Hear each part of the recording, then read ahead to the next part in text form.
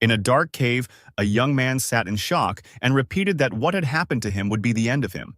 His palms were clutching his blood-red forearm, and his thoughts were spinning around death because he didn't know whether he would go to hell or heaven. He was sitting on a flat rock, and in front of him was a virtual neon yellow sign offering to see the end of this world, while the guy himself was still thinking about hell and heaven and what the creatures in hell thought about heaven. The sign that said he was going to see the end of this world continued to hang motionless in the air in front of his face. The boy looked down at her and then back again, continuing to wonder what he would see and whether he would see the end. He leaned back against the stone, exhausted, closing his eyes from fatigue and falling into memories. His name was Kyle, and he was being asked about Becca, who was his sister, and someone's adult voice was advising them to rest, since it was a long way to go home, while Kyle himself was sitting in the backseat of the car and carefully holding his little sister's head. The bright light from an oncoming car suddenly illuminated the entire interior of their car.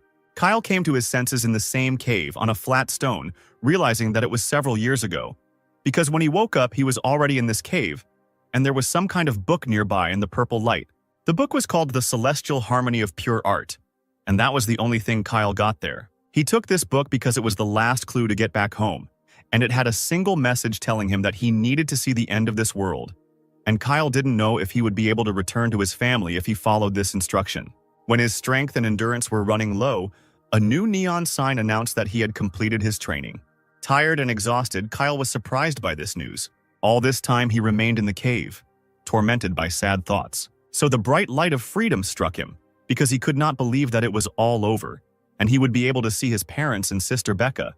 Kyle walked out of the cave towards the light and immediately fell to his knees in disappointment. He was not at home. He was not in his home world, and the place outside the cave turned out to be another world of martial arts called Murim. Kyle hit the ground with his fists in disappointment and anger because he had hoped that by leaving the cave he would get home, but he found himself only at the beginning of another long journey. The guy couldn't understand why someone he didn't know was doing this to him, since he had been in the cave for at least 10 years. Kyle stared into space in front of him, wondering what he would have to do to see the end of the world. Suddenly a stranger called out to him, saying that he had a nice outfit, and that Kyle had been making so much noise that the man had heard him. The man said that he would not have done anything to Kyle without reason, but his family was now starving. The stranger was ecstatic, looked shabby and resembled a bandit, pointing a sword and threatening with the question of whether the guy would become their food. Kyle was shocked by this situation, because he still hadn't recovered from leaving the cave. The bloody sword fell to the ground with a dull sound. Kyle backed away from the dead stranger, whose body lay lifeless on the ground. He was sure that it wasn't his fault, not understanding why everything turned out this way, and a lot of thoughts about how he killed a person for the first time, that it was the only way out, and he had no choice, as well as the fact that he couldn't do anything else, with doubts about how anyone would do it, and he didn't know what to do because a stranger attacked him, and Kyle was not sure if this was not a dream, and whether he really became a killer. A neon yellow sign suddenly appeared in front of him, informing him that Kyle's external level had increased. The guy hesitantly stood up, stopping near the corpse and thinking that apparently he really did kill someone, and this led to an increase in his level. The first nervous chuckles escaped his mouth as he came to his senses. Through laughter, nervous tension was released, and it became easier to accept the surrounding reality, because this message allowed him to intuitively understand what needed to be done. That book, The Celestial Harmony of Pure Art, taught him everything. And the levels that were written about there, increasing with each kill, they should help Kyle return to his original world, which means he needs to reach the maximum level. Therefore, in the present time, Kyle has become an invincible warrior, inviting the enemy to demonstrate his skills in another fight. He threatened the head of the demonic sect with his sword, while his assistants tried to somehow change the losing situation. Now in this world, Kyle was called the Immortal Sword Emperor, and he couldn't remember which sect leader was in front of him. The leader of the demonic sect claimed that he was also an Immortal Sword Emperor, but Kyle looked at his clothes and realized that he was the 8th head of the sect. The guy began to count on his fingers how many previous leaders of this sect had died at his hands, and it turned out that it was already 6. Kyle said out loud with a carefree smile that the guys from this cult were strange, because he met them every 10 years. However, his carelessness was deceptive, because in just an instant he was able to summon his sword and his magical power, which illuminated his face with a blue light. 1 second was enough for Kyle to cut off the head of another leader of the demonic sect with one blow of his sword, and the guy himself said that, overall, it was fun for him to meet them again. The same cult acolyte who had tried to help his leader at the very beginning, once again jumped on Kyle with a sword, shouting that he would avenge his master by killing the demon-like bastard he considered Kyle to be. Kyle easily dodged the blow, asking if the acolyte was serious and if he was really a member of the demonic sect too. The guy easily caught the stranger's face with his palm, because he had unlimited strength.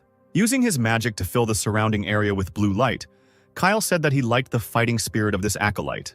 He couldn't object, because due to Kyle's magic, his body stopped obeying its owner. But Kyle didn't stop there, as his magic created an entire wall that divided the world around them into two parts with a large border. And behind this wall, the novice saw not that simple smiling guy Kyle, but an otherworldly demon with a frightening face, surrounded by blood. Just a moment later, Kyle released the boy, telling him that such fighting spirit was normal for his age, and that he should learn something new and come to Kyle again. He added that if he came back, it could cheer him up. Leaving the disciple alone in the gorge among the corpses, Kyle advised him that he should become the next head of the sect. In the evening, the guy threw his sword aside in disappointment, upset that the head of the sect he had killed during the day was a dud. He leaned against a tree, wondering out loud how he could now entertain himself in his life. He put his hands behind his head and thought about how maybe he should create a new sect himself, much stronger than the one he had defeated today, and wondered why everything had become so boring. Opening his eyes tiredly and looking at the sky, he thought about the time he had spent in this world. In the light of the full moon, he said out loud that a whole 140 years had passed since he had arrived here. 140 years since it all began. Since that car ride, the accident, and the fact that he was ready to see the end of this world for his family, but now he couldn't even remember their faces. If heaven did not exist for him, then this world became hell, and life day after day became hellish. But Kyle wasn't going to indulge in long reflections and sad thoughts about the past, because he remained alive in this strange world. Suddenly, his peace was disturbed by a new yellow board with new information. The first tablet said that his outer and inner levels were equal to 50, and this was the maximum to achieve, and therefore he was congratulated on this achievement. The second sign stated that Kyle had completed the unlock conditions, and in particular the final level, Heavenly Emergence, had been unlocked. But the most unexpected thing was the last sign, which said that Kyle would be returned to Earth. The boy had no words to express his emotions, except for the question of whether the return would happen now. More hysterical laughter was his first reaction, after which he admitted that he had already given up, and therefore, having received such permission to return, he must look pathetic. But the next thought made him come to his senses and fill with anger and madness, because such a proposal could also be an attempt to insult him. Kyle reached the maximum level, and after releasing his power, he asked the void if he could be considered a god, although it was a strange question on his part. He also believed that in order to become a god, he must cast aside all worldly desires. But when he thought about his family, his emotions were always running high, and he tried to figure out if he had ever felt like that in his life. Seeing the sign asking if he wanted to return to the original world, Kyle knew that his family had probably already died, because many years had passed, and he only wanted to return home because of them. But now he wanted only one thing: find the creature that drove him to this and take revenge on it. A huge desire for revenge and death for the one who was to blame for Kyle being here filled the guy. It didn't matter to him who was involved in this, or where he was. Kyle swore that he would definitely kill the one responsible for his presence in the alien world. All the guy's strength fell to the ground like one big avalanche. It was such a powerful release of magical energy that it could be seen from a great distance around. After all, the immortal Sword Emperor Kyle was finally ready to leave this world.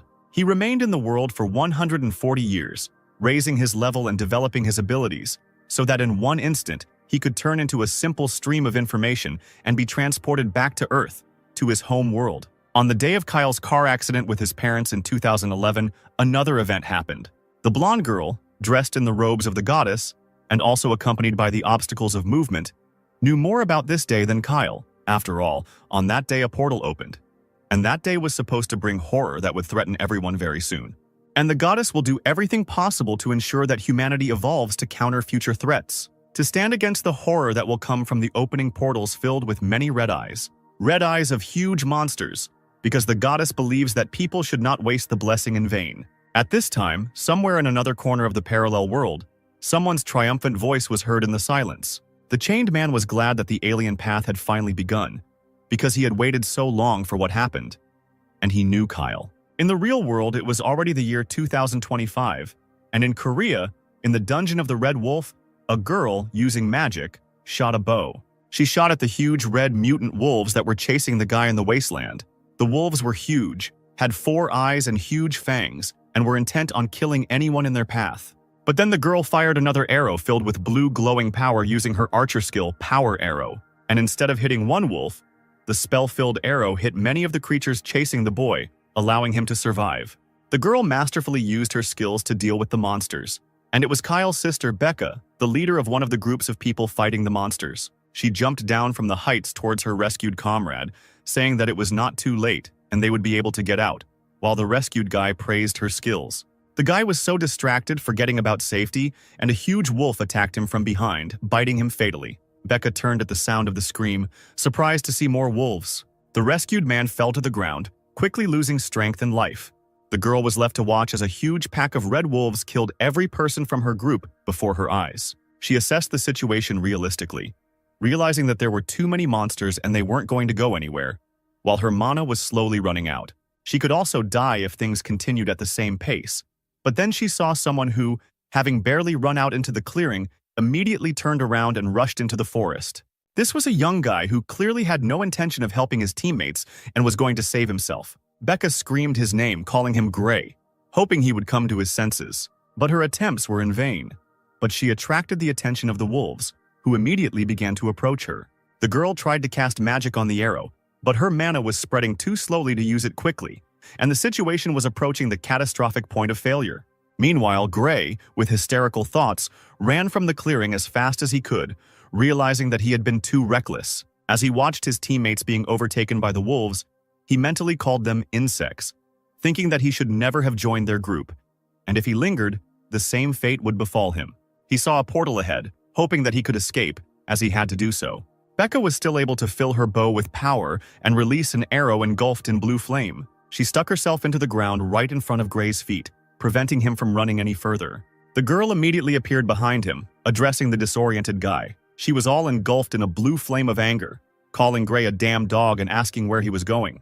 The guy tried to act surprised, saying that he was glad that she, their leader, survived, and addressed her as mistress, while he began to justify himself that she had misunderstood the situation and they should all calm down. Becca, not listening to his chatter, simply grabbed the guy by the collar of his clothes. She was angry and repeated what she had already told Gray about the dangers of the battlefield. Becca was very angry, accusing Gray of being a weak coward who ran away in the face of danger, and their entire team died because of him. Gray just gritted his teeth in anger, openly saying that this was true, but he was not going to die here. At the same time, the guy pushed away Becky's hand that was holding him back, asking what difference it makes if he is a coward, since he is not obliged to sacrifice his life. Becca, not too surprised by his confession, laughed, saying that he was right. Turning away and about to leave him alone, she told herself that she shouldn't have expected more from Gray, because the guy was trash, and now he should have gone back to his father so that he could console the whiner and pat him on the head. But she doubted whether such a handsome father could turn a blind eye to his son's escape, and suggested that they watch what would happen to the Dawn organization, of which his father was the head. Becky's blackmail worked, making Gray very angry. The girl was about to go in the other direction when the guy called out to her. Gray was not going to let her go so easily because now she could ruin his reputation with her knowledge of his meanness. He activated the Rockbreaker fighter skill, concentrating his mana into red power to strike. A bolt of magic hit Becca, who didn't expect it, right in the chest. The force of his attack was so great that it sent her flying back several meters, causing her to drop her bow. With a cry of pain, Becca flew towards the distant tree, hitting the trunk hard.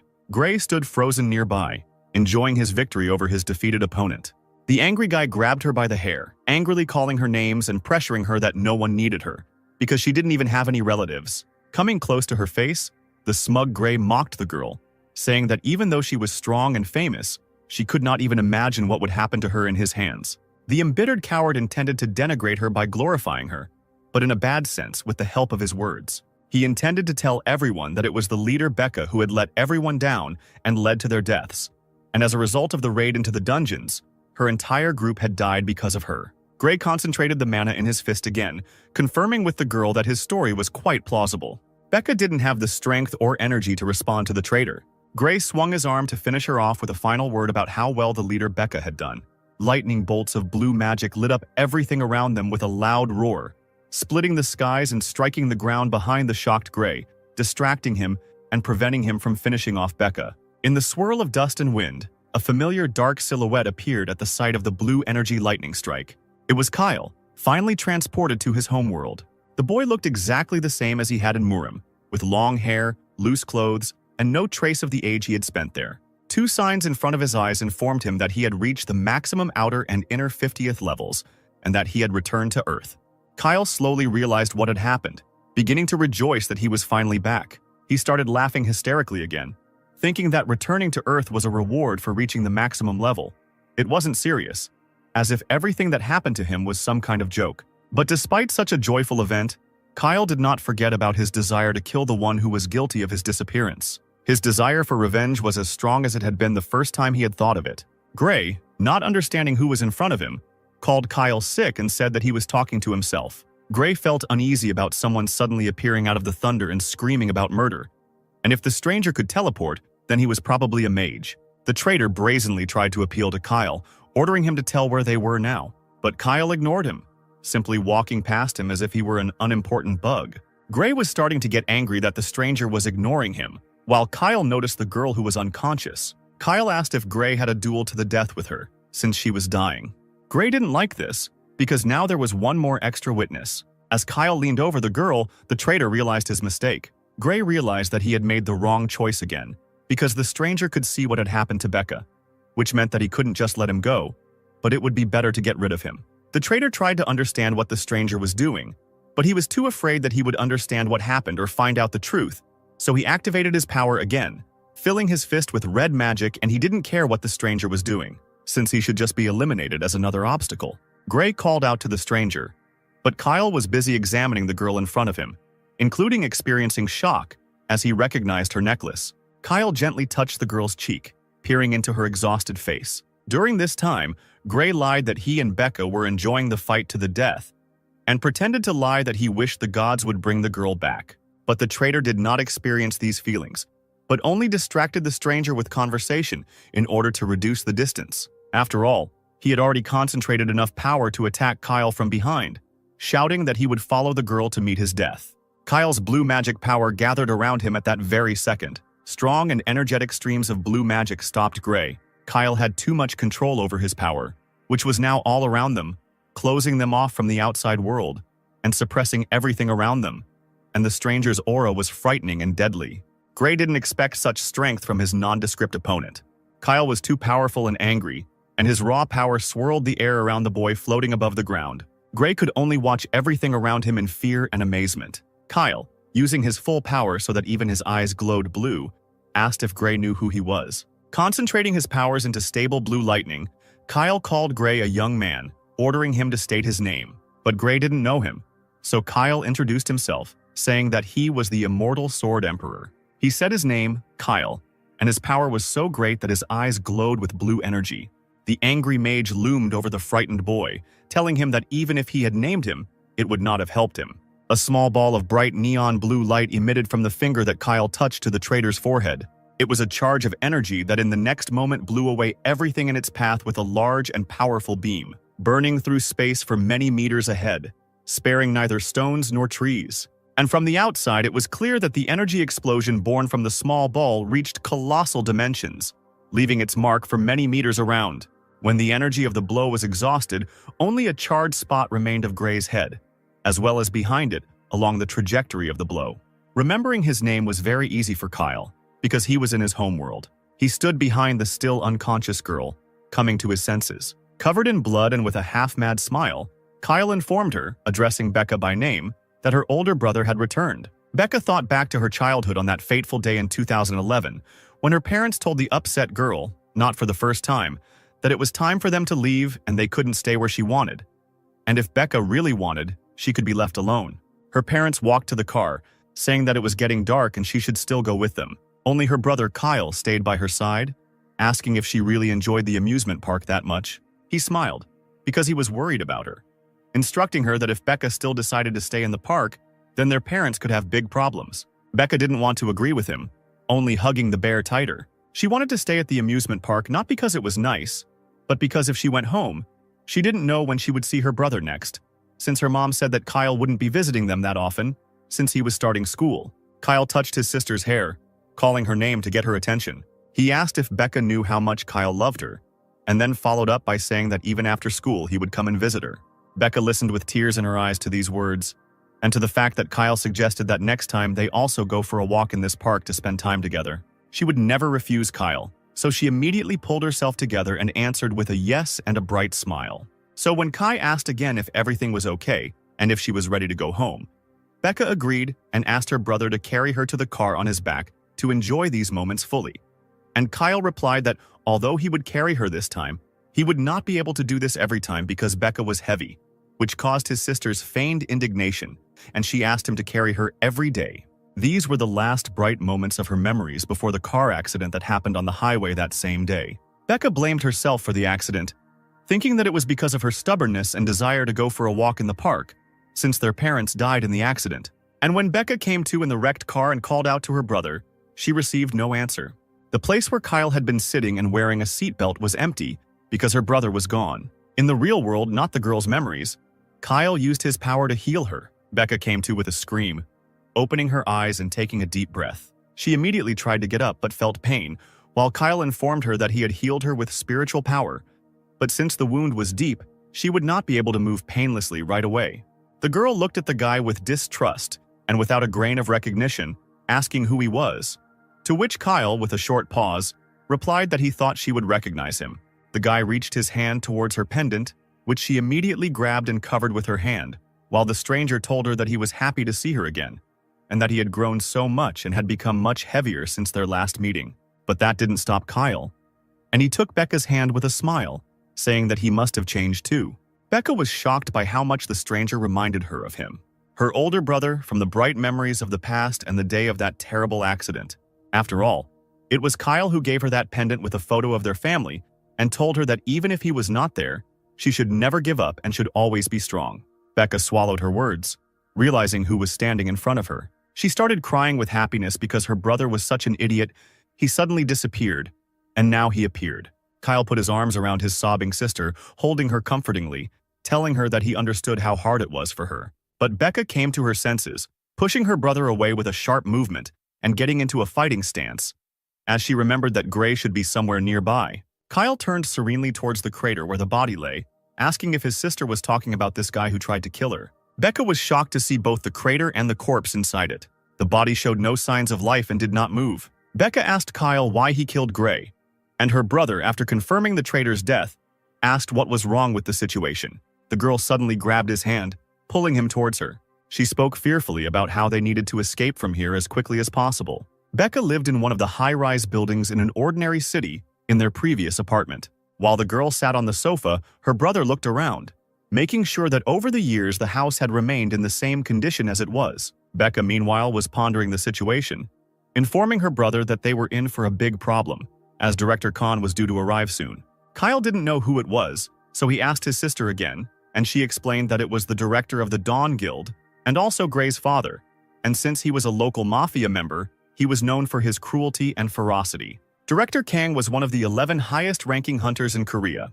Becca looked at her watch, noticing that it had been a long time since she had been unconscious, and most likely Director Khan had already been informed of her son's death. She said out loud that she was the only one who survived that raid, which meant that she would definitely be suspected of something. Kyle couldn't understand why this could cause so much trouble. The guy asked with slight arrogance that since it was causing so many problems, why couldn't it be easier for him and his sister to just get rid of this group by killing their leader? Becca immediately brought Kyle down to earth with a familial slap on the cheeks, not allowing him to pompously say that he was the immortal emperor of the sword. Although the girl agreed that her brother's words made sense, she noted that Mr. Kan's level was higher than 50th, and he also held a fairly high position. And then Becca flared up, yelling at her brother for calling himself the immortal sword emperor, wondering who even said that, what it meant, and if her brother had been gone for 14 years and now he was saying that. Was he okay? Kyle was just surprised that she said it so bluntly, while the girl was complaining that she didn't know what to do, because there was no father, mother, or brother nearby, and asked if Kyle understood how hard it was for her. She continued speaking, stopping at the fact that Kyle had appeared so unexpectedly when the guy himself froze in front of their family portrait. He upsetly clarified that her words meant that the parents had already died. Kyle asked his sister with some confusion if he had said something strange or if his tone had been too harsh, while the girl tried to understand what he was talking about.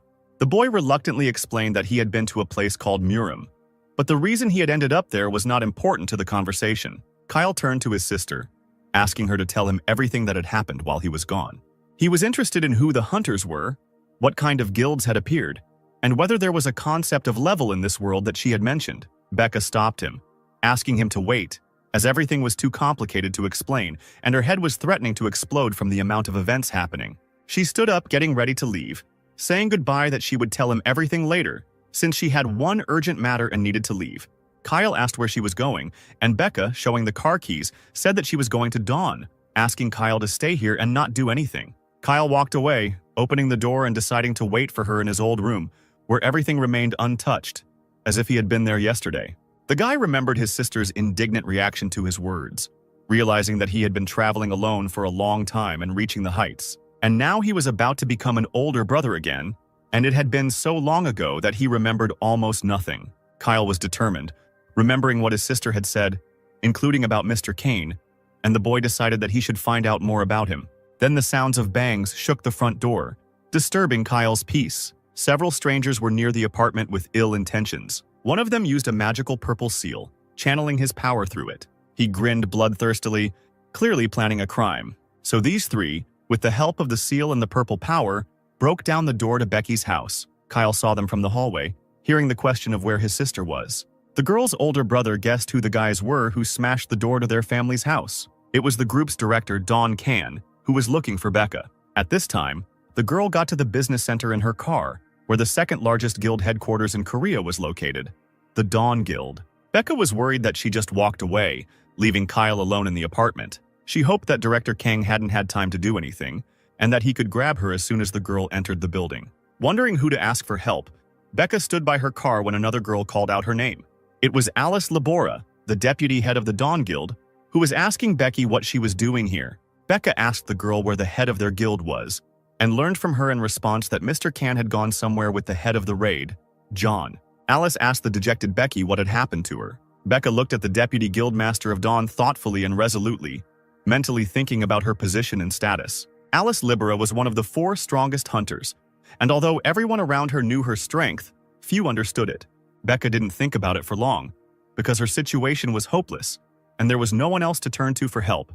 So she clenched her fists tighter, preparing to tell the girl in front of her the whole truth. At this time, 3 members of the Dawn Guild froze on the threshold of Becca and Kyle's house. Kyle was angry at the invaders for coming without warning. He asked if the most impressive thug among those who came was that very Khan, and whether his parents hadn't taught him to knock on doors instead of breaking them down, to which one of the guild mockingly clarified that maybe they should go out and then knock politely so that he would open the door, indignant that they hadn't come here for a housewarming party. The same impudent guy asked Becky's brother who he was, and Khan left the guy, pulling him up and forcing him to stop arguing. The guild leader said that nothing matters and that he only cares about where Becca is now. Kyle wasn't going to make things any easier for them by asking if they were really looking for Becca or the one who killed Gray. And if the latter, then he was the one who killed Khan's son, which left the guild leader in an angry shock. Mr. Can screamed in despair and anger, releasing his powerful red magical energy into the world around him. But Kyle was not embarrassed by this, and the guy said that since his title from Murim sounds so strange in this world, then he should be called Mr. Kyle Bennett by his family's last name, and since everyone understood everything, then they can begin, and activated his blue magical energy, concentrating it in his hands. The boy allowed Kanu to start as he wanted to see his skills, and the man concentrated all his power into the hammer to deal heavy damage to the impudent boy. They prepared for the clash, each using their accumulated energy, which in Khan's case was red and concentrated in a hammer that transformed into a sword, and in Kyle's case was blue and looked like lightning around his hand. Meanwhile, Alice, having heard from Becky the story of what happened during the raid, enthusiastically said that she wanted to see the girl's brother and that they should hurry. A fight was breaking out in the Benet house, and a sharp blast of red energy left a large, noticeable mark in the space. Khan unleashed his full force on Kyle with his blow, who was able to easily dodge the blow. The guy watched with interest that the Tao also had mysterious powers, and in this case they were similar to the spirit of the sword or its energy. Only Kyle saw that the source of these powers was different, wondering if this was the hunter power that his sister Becca had spoken of. The boy remembered how, at the moment he returned to this world, Gray, who attacked him, used the same strange power. Kyle found it funny and unusual, and he told himself that it was worth studying. Meanwhile, Lord Can, overcome with anger and despair, prepared for a new blow, concentrating all his power into the sword. He swung his sword left and right, jumping towards the enemy and using his warrior skill called sequential attack. This allowed him to quickly and presumably unexpectedly approach Kyle. The guy just stood there and didn't move, completely unafraid of what was happening and not paying attention to the red flashes of magic. Can swung his sword at him with concentrated force, intending to cut him in half. But nothing happened. The red magical energy did not cause any harm to Kyle, slowly dissipating around him. The guy told the embittered and futility-stricken Khan that it was enough, and Kyle saw everything to understand what the director of the Dawn Guild was capable of with his amazing and incomprehensible power. It turned out that the guy managed to block all of Khan's powerful attacks with his bare hands, and they didn't even push him away from his place. The guy was so strong. Kyle, with his blue eyes glowing from the magic he was using, ominously asked Mr. Can if there really were 10 more people as strong as that one in Korea. At this time, Mr. Can's assistants became active, preparing to attack Kyle from both sides, while he blocked their boss's sword with his hand. They tried to simultaneously unleash their attacks on Kyle, but were met with a blue glow that countered their attacks. The boy brushed them off like annoying flies, saying that they were just in his way, as another of the henchmen prepared fire seals to attack Kyle. The guy only had time to feel the heat from the fire directed at him. Several seals hit him directly in the back, exploding dangerously close in an attempt to damage and destroy him, because the owner of these seals, one of the minions of the guild leader, used a mage skill called fireballs. Director Khan and the others watched as the flames exploded right next to Kyle, and one of the henchmen cried out triumphantly that they had succeeded. Several more of the guild's henchmen rushed at Kyle's figure, which was blazing with magical fire, with swords, intending to pierce him through and through. Only now, Becky's brother, still engulfed in magical orange flame, once again stopped the blade aimed at him with his bare hands, in addition to reporting that the attackers had exceeded all his expectations. True, with the next phrase he doubted his words in anger, also easily breaking the attacker's sword, as if it was made of plastic. The guild's henchman's eyes widened in horror, as he had not expected this. Kyle activated his power again, which immediately engulfed his body in blue magical fire, dispelling the orange flames and throwing back the attackers. The minions couldn't understand why he was so strong and what he was doing at all. Kyle was simply shaking off his clothes, as if he was shaking off not the consequences of someone else's attack, but light dirt. He glanced briefly at the calendar, finding confirmation of his sister's words that he had only been gone 14 years, although he had been in Murim much longer. But now, when he assessed the abilities of the minions of the Dawn Guild who attacked him, he realized that their level was quite good, but their abilities were similar to innate talents that had been developed over the course of 1,000 years. And looking at the guild leader, Kyle did not understand how people were able to overtake Murim in 14 years, and such as the guild leader and his minions could only be found a couple of people in each generation, which was absurd and did not fit with reality. Kyle also remembered that he himself was a similar mismatch, as in Murim he had a low cultivation level, but he was much stronger than many. That is why he was able to defeat a huge number of opponents when he fought in Murim, and the reason was that the hierarchy of Murim's power did not affect him, and the power of those around him was just words for him. He then took advantage of the idea of rebuilding his abilities and becoming the pinnacle of power, so Kyle defeated everyone in Murim who was even the least bit interesting or dangerous to him. Alice and Becca hurried across the bridge to Benna's apartment. Becca herself, while driving, could not believe that the deputy head of a large guild wanted to see her brother. The girl glanced furtively at Alice, wondering why such an influential girl as Labora needed her unremarkable brother, and the difficult question remained whether Alice was their friend or enemy. Then, in the parking lot, Alice asked Becky for permission to meet her brother, Kyle Bennett, promising that in return she would report the incident with Gray as an accident. Libera also promised that she would talk to the guild director, and Becca thought that this was an excellent and generous offer that she shouldn't refuse. And now, when Becca is driving Mrs. Labora to her home, she thinks only about whether Alice is her brother's enemy or not, and does not understand why the girl in her car is silent. As if reading her mind, Alice Libera took up the words, reminding her that Becca had said that her brother Kyle had been missing, and asking how many years, to be exact, he had been missing. Becky's words confirming her brother's absence struck Alice with their timing, because Kyle had disappeared in 2011 and had been missing for 14 years. It seemed that Alice understood perfectly well where Becky's brother was, since she, like Kyle himself, translated 14 years into 140, which in reality passed in Murim, and Libra was even afraid to imagine in her mind how strong the guy would turn out to be. Therefore, the deputy head of the guild Dawn asked another question, asking Becky what kind of person her brother was, to which the girl hesitantly answered that he was sweet and kind, remembering his former self.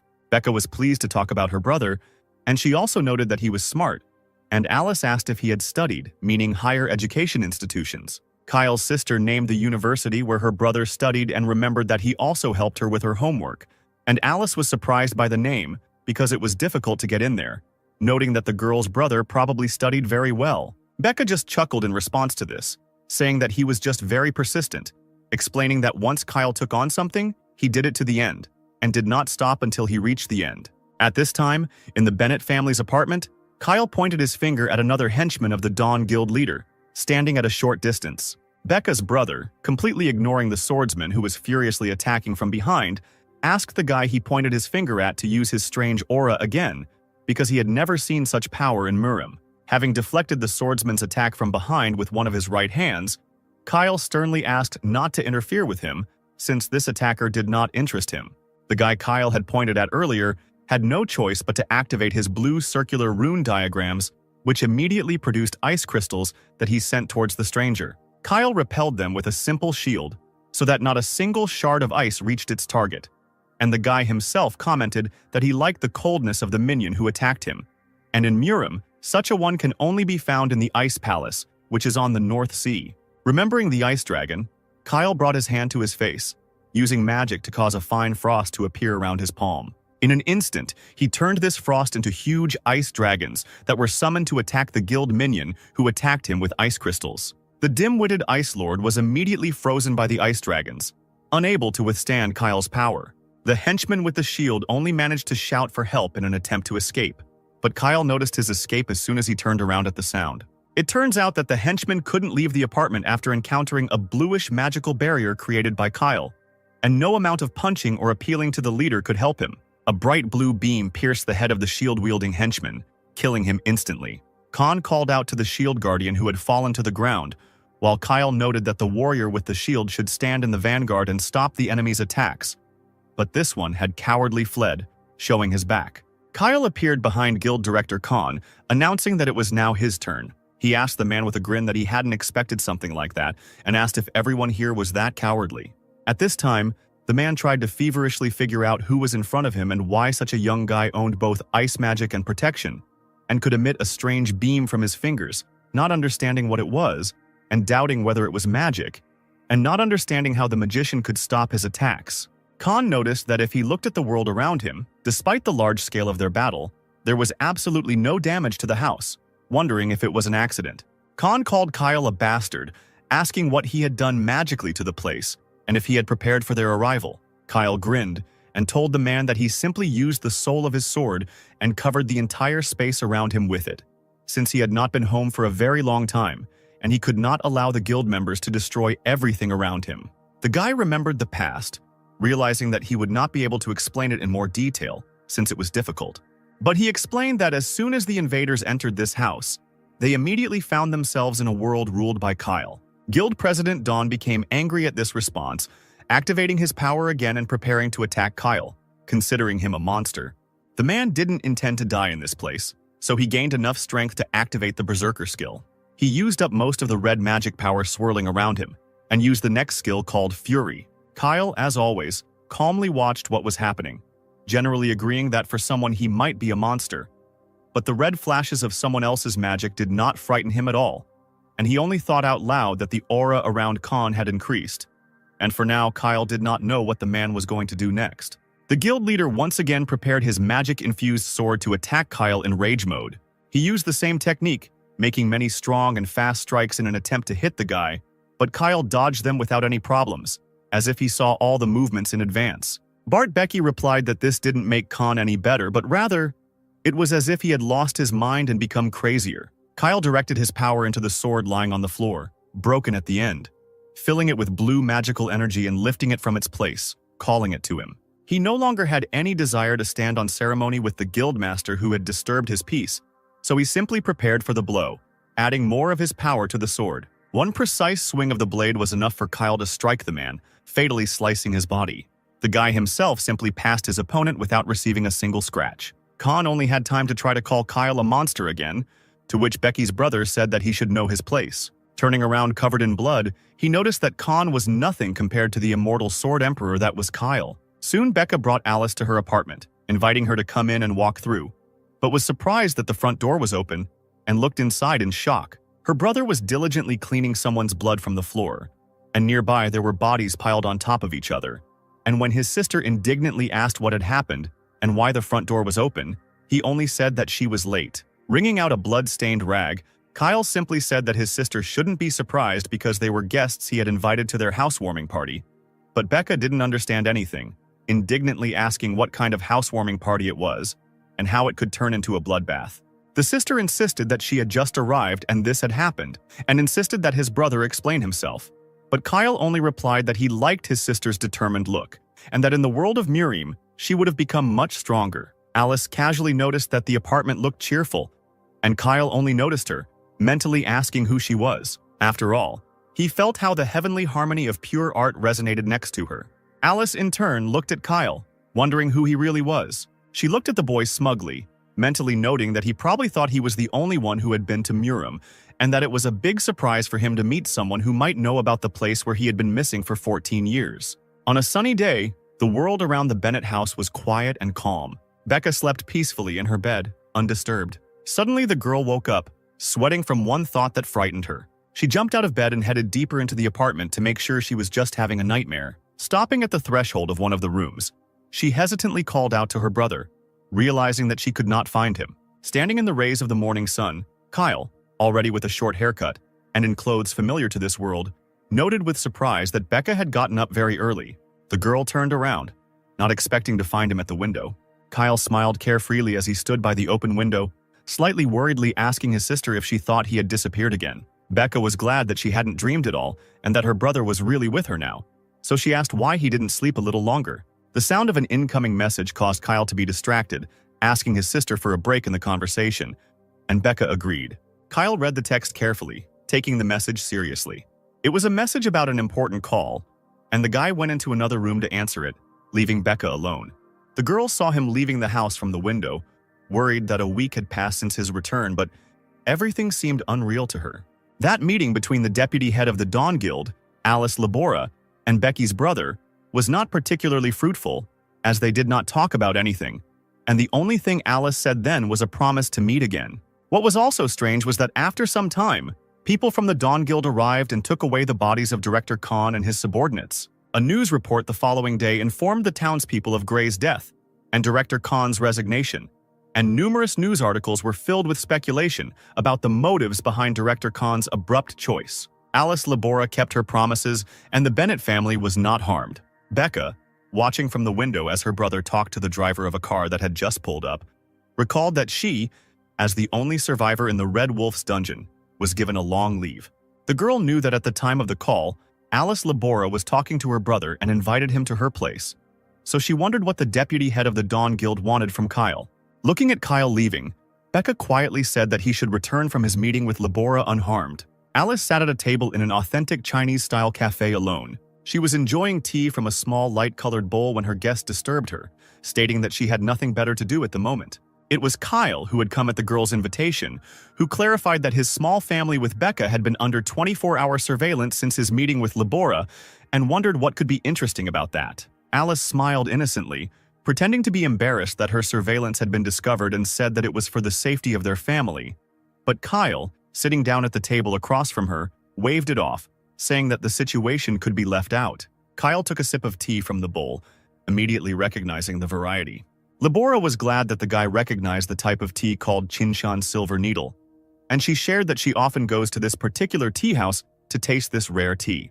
Alice didn't intend to drag out the small talk for long, getting straight to the point and asking Kyle to tell her about his arrival in Muriam. Kyle replied with a smile that meeting Muriam left him with bad memories and he didn't like it too much, so he suggested that the girl be the first to tell about her experience. She placed the cup back in the saucer, reporting that at the moment there were only 3 repatriates, those who had returned from Muriam, 2 of whom were she and Kyle himself. The third to return from Muriam was the head of the Twilight Guild, Max Paxville.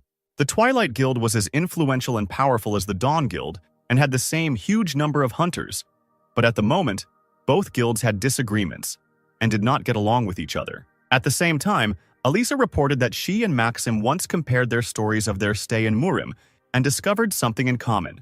They disappeared together in 2011 and both ended up in an unfamiliar cave. Each one had a mysterious treasure on one side called the Heavenly Harmony of Pure Art, which was a book engulfed in purple magical fire. And on the other side of the cave, there was an exit to a world called Murim. Alice reported that this was a similar experience with Max and asked if Kyle had the same.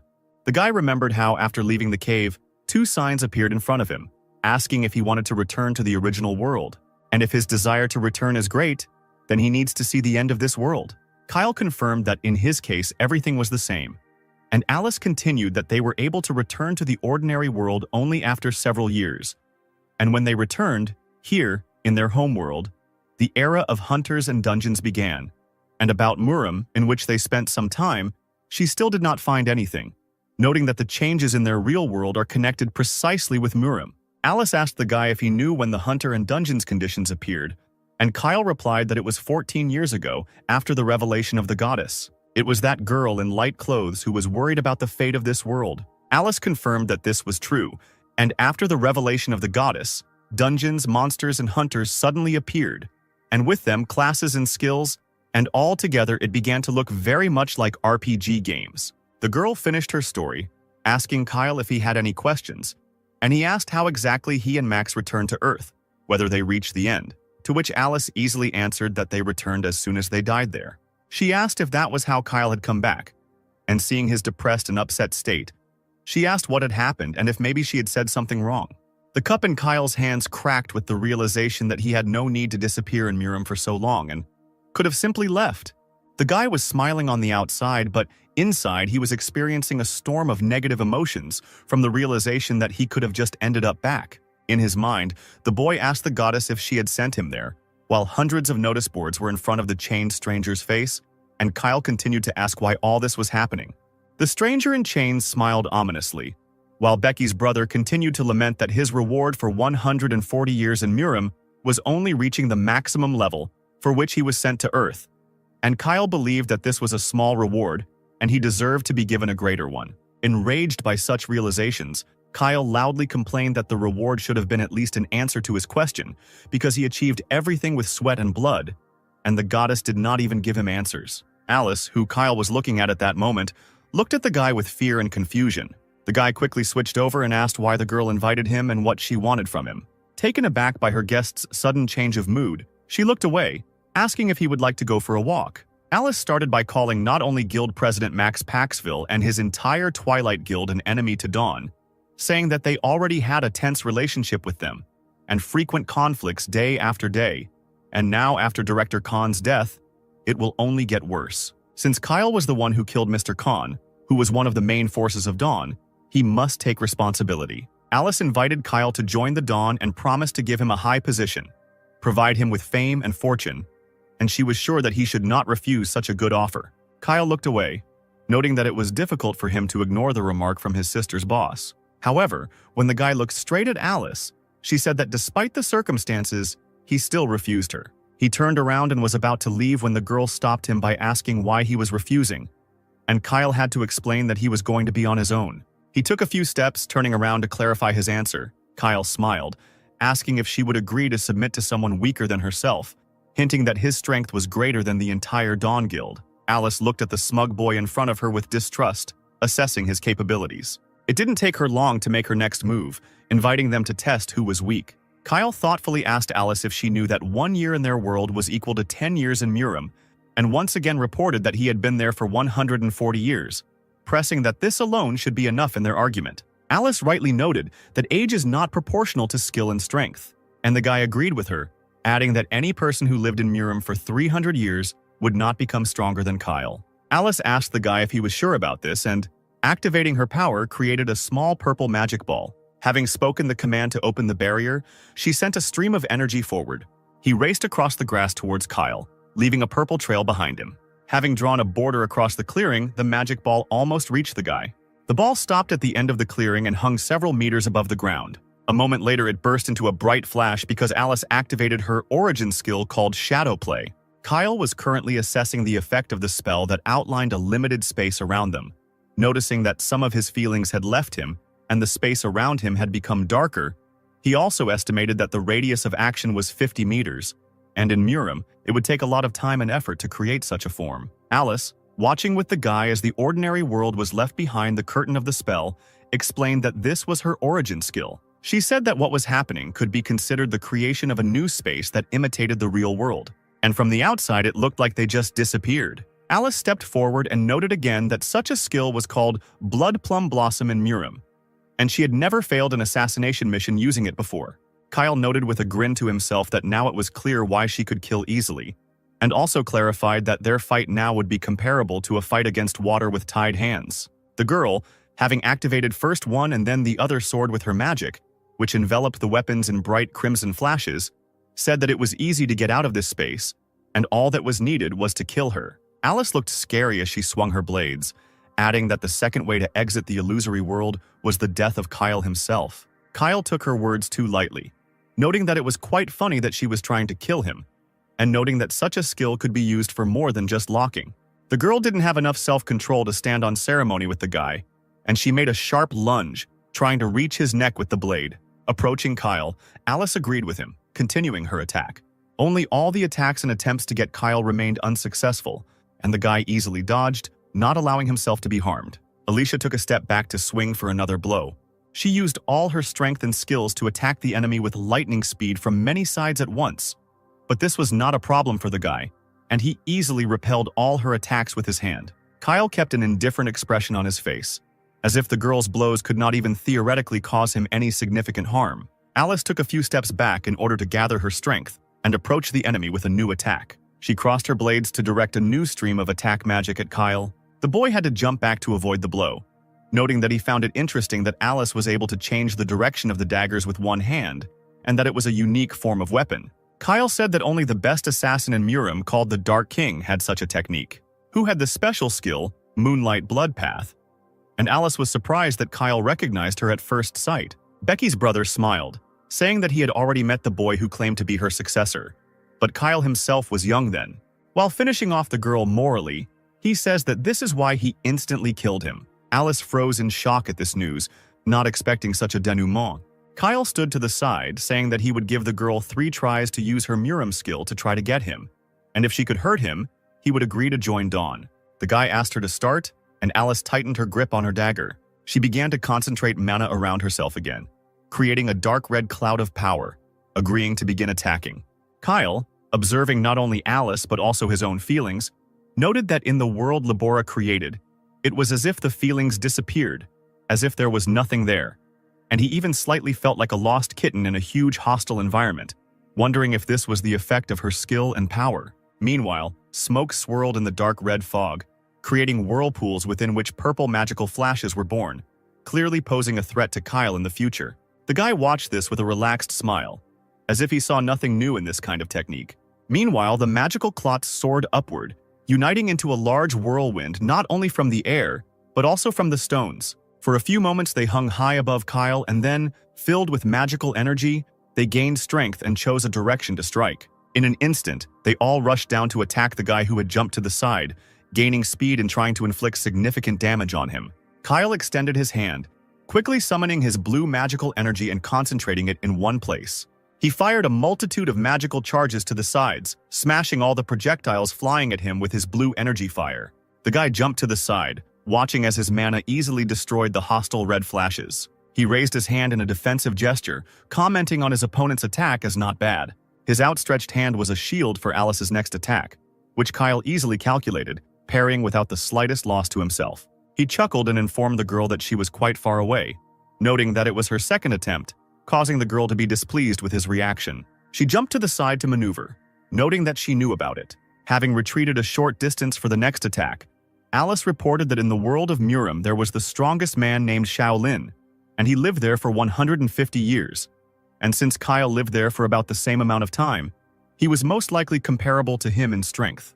Kyle, who did not attach such pathos and significance to this, and even after Alice's words that most likely in the world of Murim he was the strongest person, only nodded, disinterestedly agreeing, striking the girl with his indifference. Alice activated her energy streams, which immediately raised pillars of stones from the ground nearby, showing their power. The girl, surrounded by dark, bright streams of her energy, spoke out loud about her desire to kill Kyle, wondering what would happen next. Will she become the strongest of Murim, while surrounding her with streams of powerful dark energy mixed with Kyle's stones? The guy, who was calmly watching what was happening around him, chuckled, saying that she was most likely right. He continued to watch as Alice lifted many large rocks from the ground with the energy streams of her mana, concentrating the small streams into one large one, and wondered if she had enough strength and power to actually kill him. The girl did not listen to him, completely concentrating on using her power, which filled everything around with magical strands, lifting everything up. Alice used all her power, using an assassin skill called Shadow Daggers. The large pillar of energy and stones that formed behind her easily obeyed her when she used the skill, and the girl, with a cross-shaped swing of her arms, directed all the magical daggers towards her opponent in a deadly attack. Kyle stood in one place on purpose, watching as the magical energy wrapped around the stones turned into deadly tendrils heading straight towards him. The boy used just one skill called Sword Soul to create a small beam of energy and protect himself.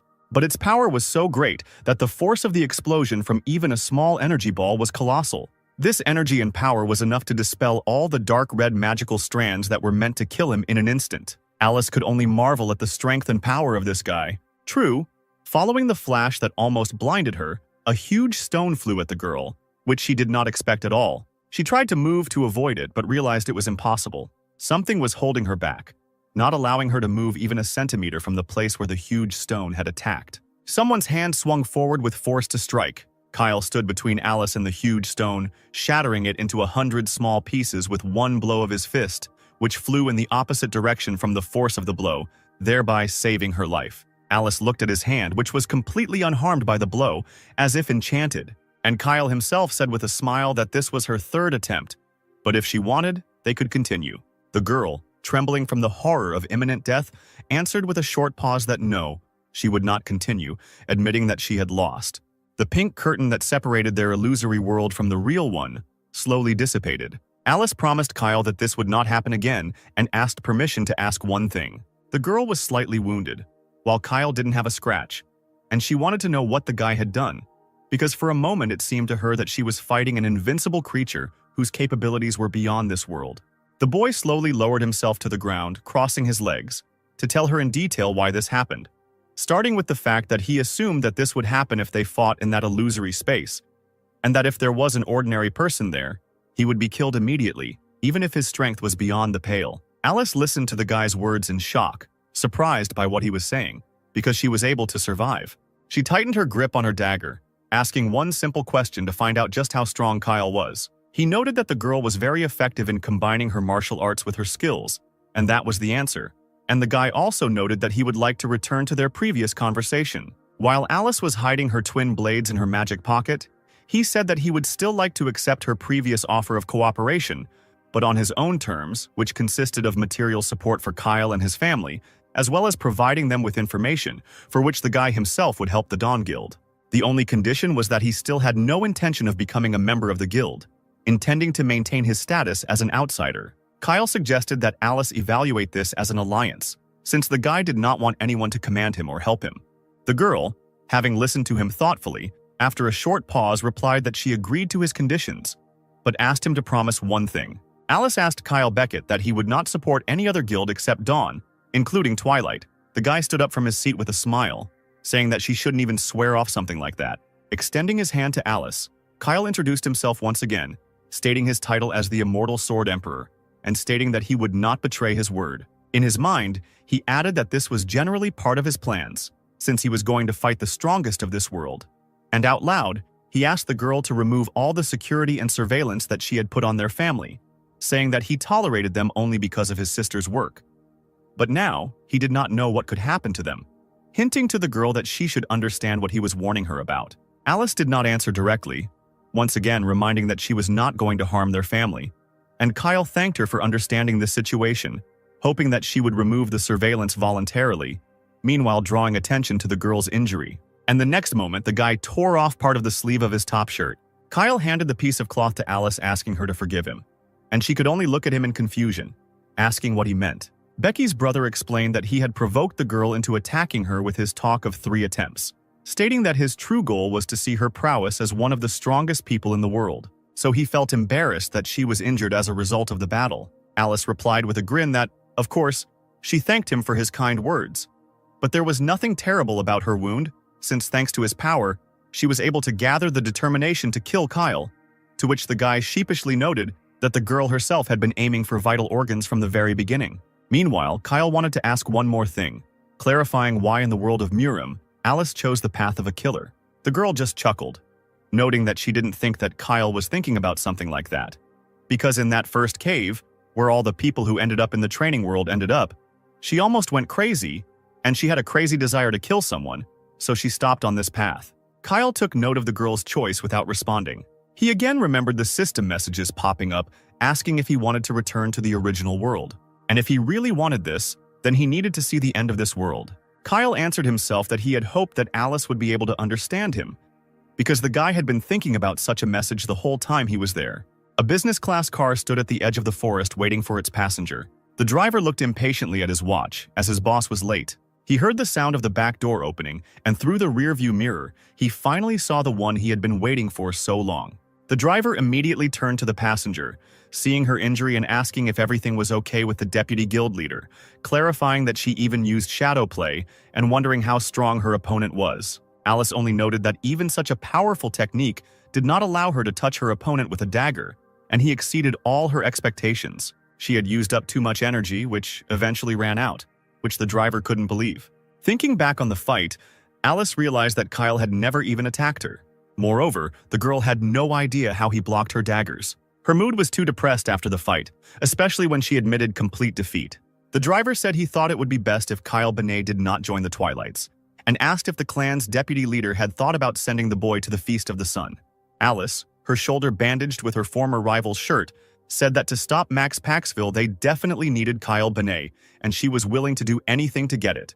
The girl remembered the frightening feeling of danger and Max's instruction that wisdom was with him and she had to follow his will. He claimed that the girl was obliged to submit to the heavenly warrior, and Alice, either following those precepts or choosing her own path, told the driver that they should do everything they could to help Kyle Benet. Kyle returned home after meeting with Alice, informing his sister of his arrival. Becca rushed excitedly into his arms as soon as she saw him. The guy didn't expect his sister to be so worried, asking what happened. But his sister was not only happy to see him back, she was also angry at Kyle. After all, she was beside herself with excitement while he was gone, asking him next time not to go anywhere, not to take risks, and just stay at home. Becca was haunted by memories of the past and shared her worries with her brother, saying that every time he left, she felt like he would never come back.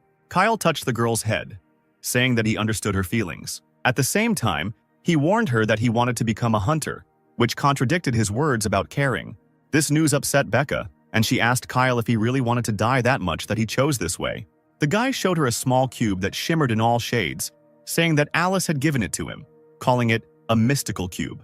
Kyle said that Libera said that only with this cube can Kyle get the hunter status window, to which Becca, skeptical, also wished her brother luck without due joy.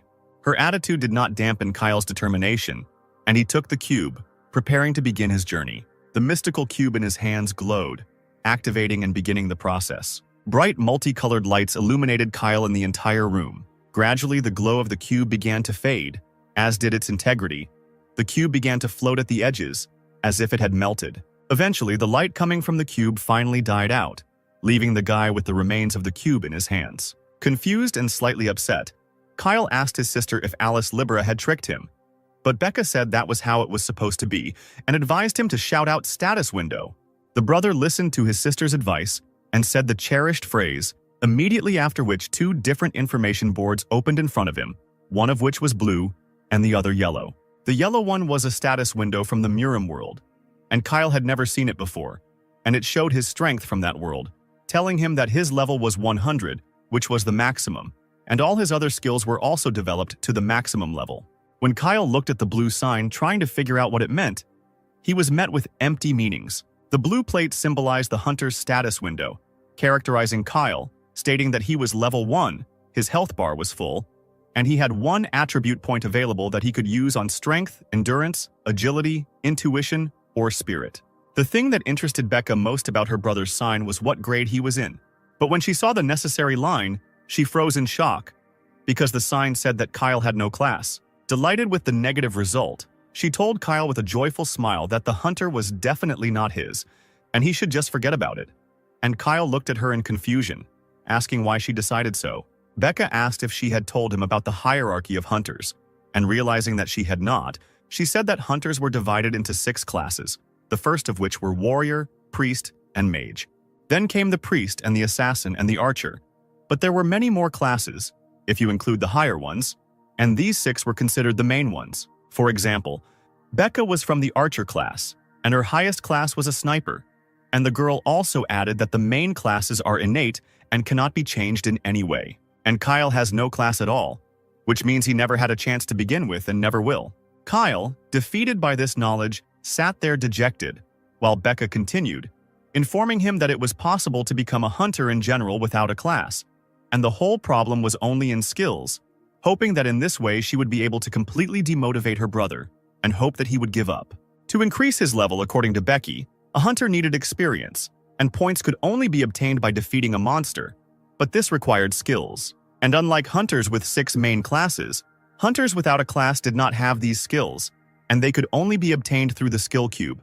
But the cheapest cube with hand-to-hand combat skill cost 20 million, and fencing cost 25 million, which were huge sums. Becca frowned, turning her gaze to Kyle. The sister asked him with a demonic smile if he had any money, causing Kyle to turn away. A sudden thought struck Kyle, keeping his spirits up. He had Alice Labora, and the deputy head of the Dawn Guild must have a lot of money. And this thought encouraged Kyle and made Becca turn away in annoyance, upset that she could not dissuade her brother. Kyle took a breath, mentally noting that he might have had problems without this alliance with the Dawn Guild, but then he remembered that it wasn't his biggest problem. Thinking back to his life in Murim, he wondered why he had no class, since he was a genius, which he thought would never be seen in Murim history. And here, he had no talent as a hunter, since such a discrepancy was impossible. Mount Chia, located in the training dungeon of the Dawn Guild, was calm, and strange rabbits were jumping around. Up close, they looked like cute little animals with red fur collars.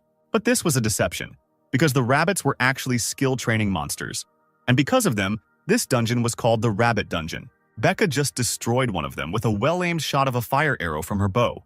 The girl turned to her brother, asking if he had seen it, and Kyle, not too impressed, stated that yes, they had caught a rabbit, without understanding what it meant.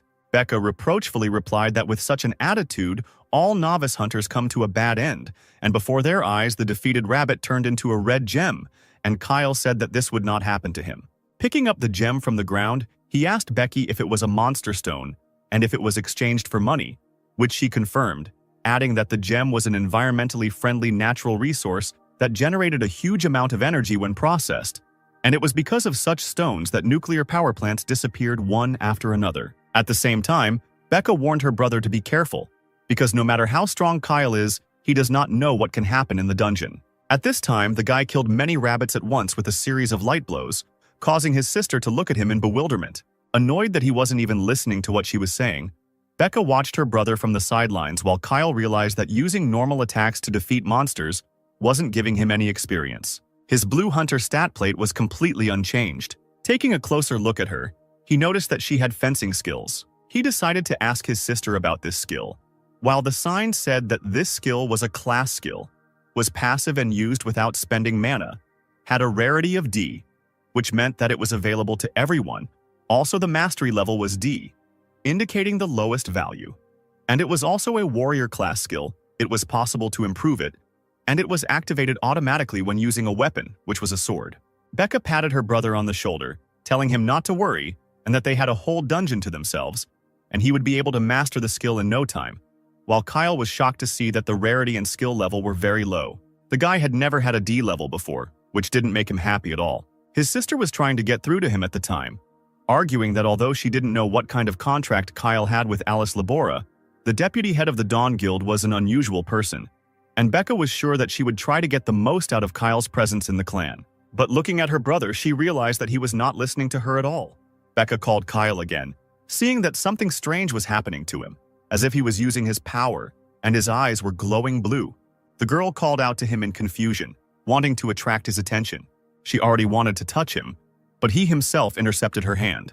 He turned around with a happy smile, announcing that he had found a better place. They moved there quite quickly. Becca froze in shock, looking around, unable to utter the question the first time, stopping only at the word, "How much?" This part of the dungeon was outwardly no different from the previous one, but there were so many rabbits here that Becca couldn't ask exactly how many there were the first time, finally asking the cherished question, to which Kyle calmly replied that there were exactly 337 of them, specifying that he counted them along the way. The siblings were standing on a raised platform, and even from here Becca could tell there were too many rabbits, so she reached for her bow, telling Kyle her thoughts and that he was still at a beginner level, but he assured his sister there was nothing to worry about. The amazed Becca only had time to call out to her brother, who was frivolous in her opinion, seeing how he, smiling serenely, jumped off the cliff. Kyle, while flying down the cliff towards the rabbits, was thinking that he had never experienced such shame. He, being an immortal sword emperor who had trained with the sword for several hundred years, ended up being a D-level swordsman here, and without a class. As he flew down, Kyle easily drew his sword from its sheath. He swung, making a circular pass and twisting in the air. He landed on the ground with great force, leaving a mark on the soil and a large energy wave spreading around. Because in fact, Kyle was very angry. He found himself down in a clearing full of rabbits. His sister, who remained on the hill, angrily called him an idiot, saying that she almost fainted from surprise. But Kyle only complained about her constant scolding. Then he turned to the angry rabbits, asking if they were ready. At that very moment, a multitude of blue signs with a warning exclamation mark appeared in front of him. They all contained a warning from the swordsmanship skill, insisting that Kyle should attack in lines. But the young man, not deciding whether they were trying to help him or harm him, simply cut them down with his sword. He didn't have time to deal with these notifications because they only got in his way. He was determined, and some incomprehensible notifications were just an unnoticeable hindrance. As soon as Kyle got rid of the signs, many rabbits immediately rushed to attack the frozen guy. They bared their powerful and sharp teeth threateningly, wanting to finish off the guy. Kyle tightened his grip on his sword, swinging it back to strike and activating his skills. His eyes glowed blue and his sword strikes were filled with the blue energy of his skill, striking down his enemies. This world didn't need to teach Kyle how to swordsmanship, because in Murim he was already a master of the skill. All his blows hit their target and the rabbits were defeated. The guy continued to reflect on the fact that skills appeared in this world 14 years ago. Only 14 years, while Kyle spent 140 years in Murim, which means this world needs at least another 100 years to teach him how to use the sword skill with its pop-up tablets. Another set of signs appeared in front of Kyle, blocking his path. He stared at them blankly, trying to figure out what they wanted from him this time.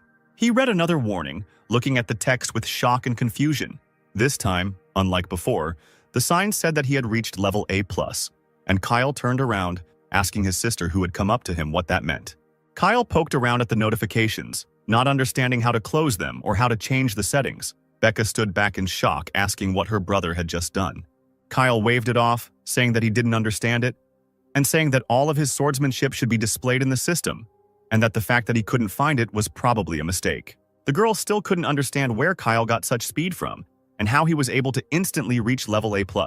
Kyle finally found what he was looking for and called out to his sister. He asked if she mentioned that you could get experience points even with a passive skill that didn't use mana, and the girl confirmed it. Kyle smiled as he looked at the divine power skill he was able to open on the tablet. A window opened up for him, informing him that he had the ability Divine Power, which granted a special origin skill. Kyle's characteristics of this skill in terms of rarity and mastery level were at A+ level, which meant that he possessed the highest ability of mysterious origin and could freely transform his cultivation. Kyle enthusiastically checked his fists, explaining that he simply wanted to make his life easier in the future. The guy picked up speed and then swung sharply. His next strike, using hand-to-hand combat techniques, had devastating power, destroying everything around the epicenter of the strike. Becky reported that he can now use his martial art to gain experience. He didn't so much ask as simply inform his sister that the other strongest hunters of their world, Alice Labora, who was the deputy head of the Dawn Guild, and Max Paxville, who was the head of the Twilight Guild, most likely received their origin skills in the same way. Becca, stunned, was again speechless. She just clutched the bow in her hands, looking at it and feeling empty, because her brother used a normal stream of air to strike. The girl called out to her brother hesitantly, attracting his attention. Becca stood at a distance behind him, but she had a serious expression, saying that she wanted to know something. She gripped her bow tighter, giving herself confidence, and spoke, saying that she had guessed about it since his victory over the head of the Dawn Guild, Mr. Khan. But today she saw his strength with her own eyes, saying that it was amazing. The girl remembered what happened in the Red Wolf's dungeon, how her friend was bitten by the Red Wolf. She remembered how she herself was in danger, realizing that something like this might not happen again in the near future. But the case of betrayal of one's own fighter can be repeated, and there is no guarantee that it will never happen. And after all, it was Becca who led the team at that time, and she blamed her own weakness for their deaths. With tears in her eyes, the girl raised her bow, unable to look anywhere else and saying that she did not want to regret this anymore. She looked up at her brother, continuing that she knew she couldn't become as strong as her brother, but she still asked if he could teach her at least something in martial arts. Kyle placed a reassuring hand on his sister's shoulder, reassuring her that she shouldn't get upset and that he would tell her everything. The guy was happy to help her, although he warned her that he had never had any students and that he would be a strict teacher. Touched by her brother's consent, Becca looked at him with delight. While Kyle thought that there was nothing wrong with his sister's request, because Becca would not always be with him, and she should learn to stand up for herself, because no one knows what might happen in the future.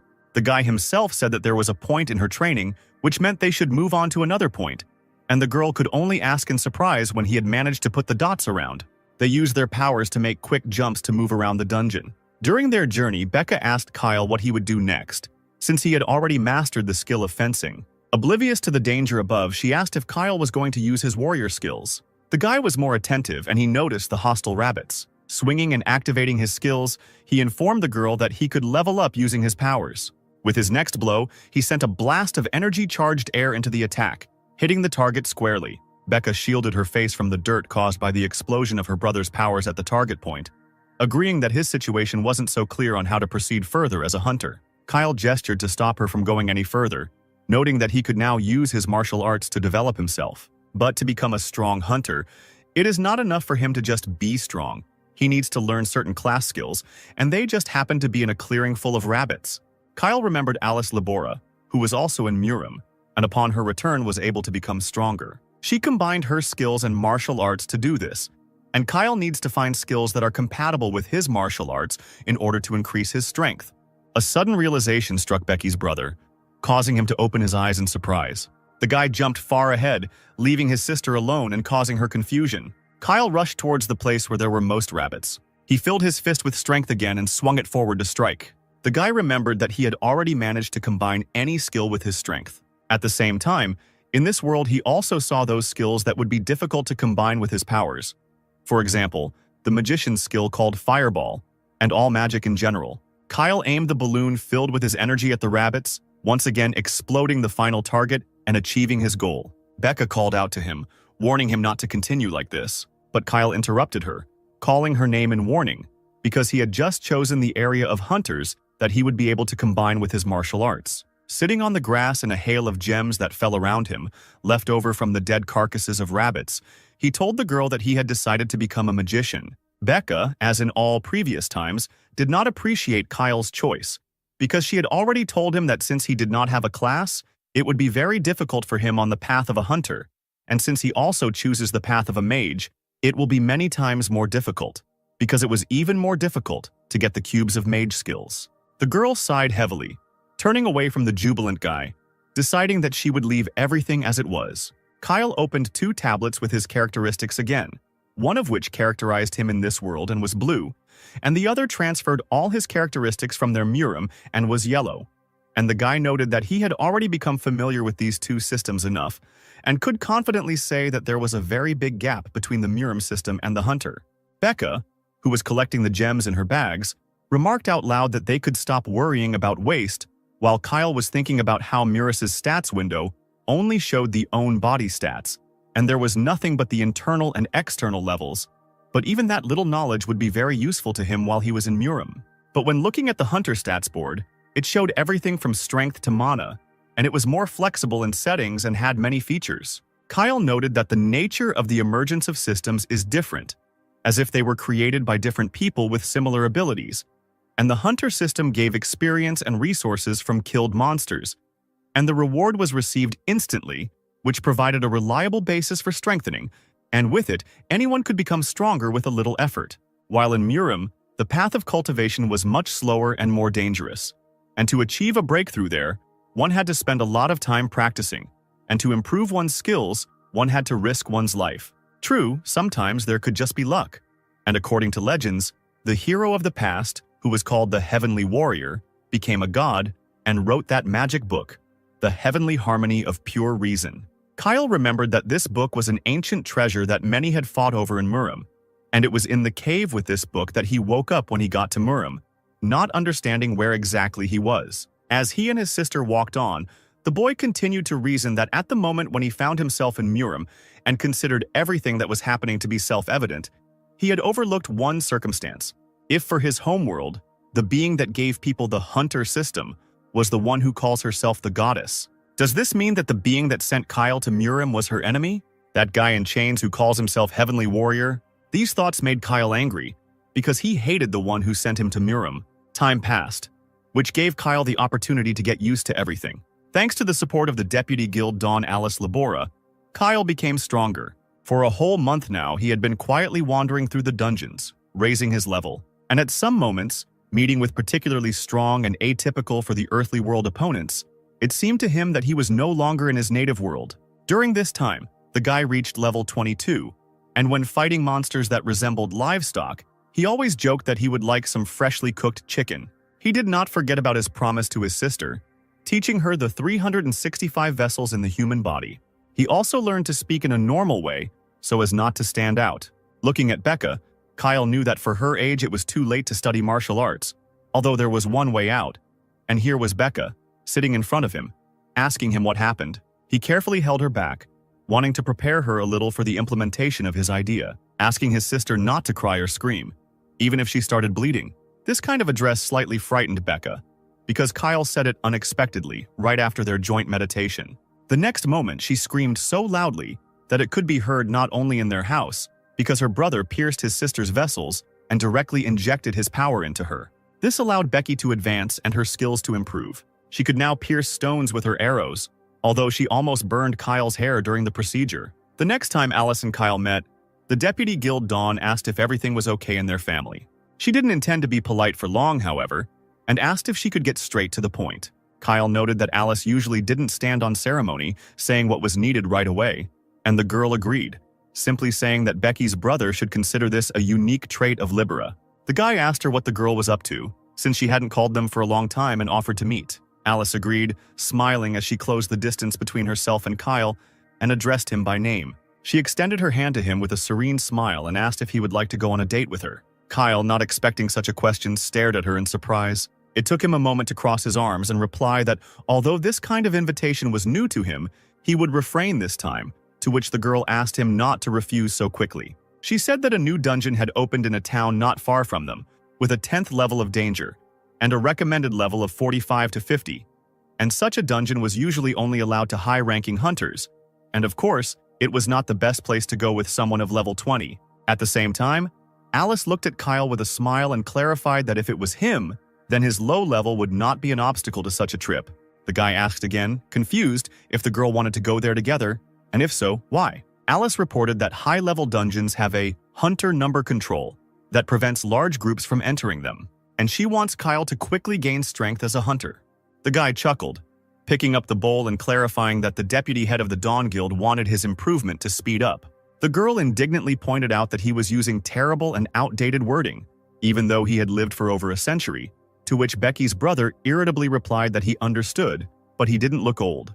Pushing his cup away, he noted that whatever their union, he only supported her, and he doesn't understand why Labora needs to make him stronger and worry about it. Alice asked if Kyle had heard about the Festival of the Sun.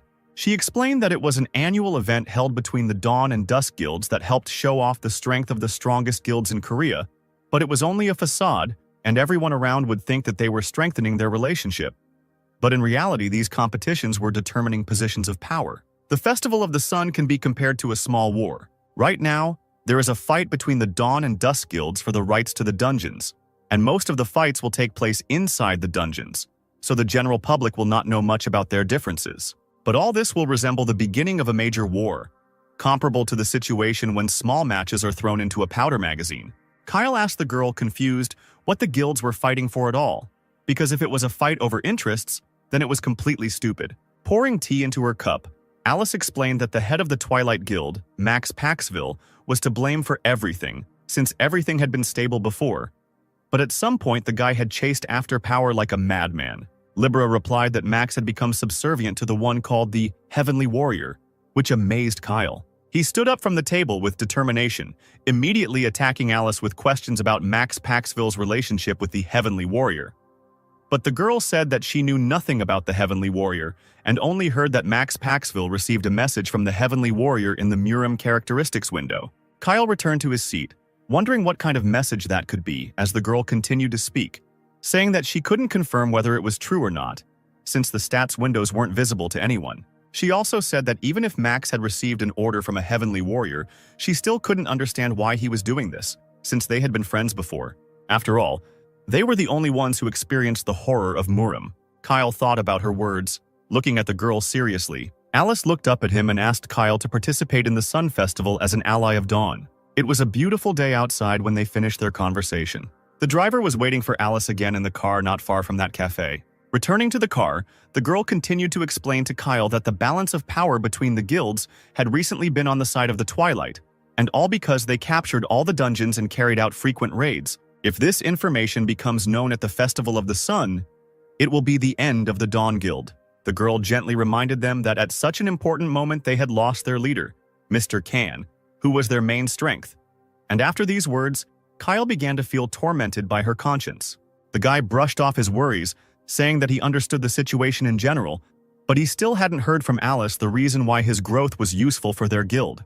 The girl closed her eyes, turning away to the window and reporting that the Sun Festival would be broadcast to the entire world, and there would be a lot of foreign press there. Pointing her finger at Kyle, she asked if the guy still planned to show martial arts around the world, and that it would be difficult to do so without public confirmation, because few would believe just by words that he came from Murim, and on the part of other hunters, it would simply cause envy. Once again, Alice asked him if he was ready to confront the World Hunters Association, to which he refused, although he added that he still planned to fight them all. Once again turning away from him, the deputy of the Dawn Guild informed him that he needed to use only the skills of hunters at the Festival of the Sun, to which he agreed, since Katzel owed Alice in general and therefore could not object.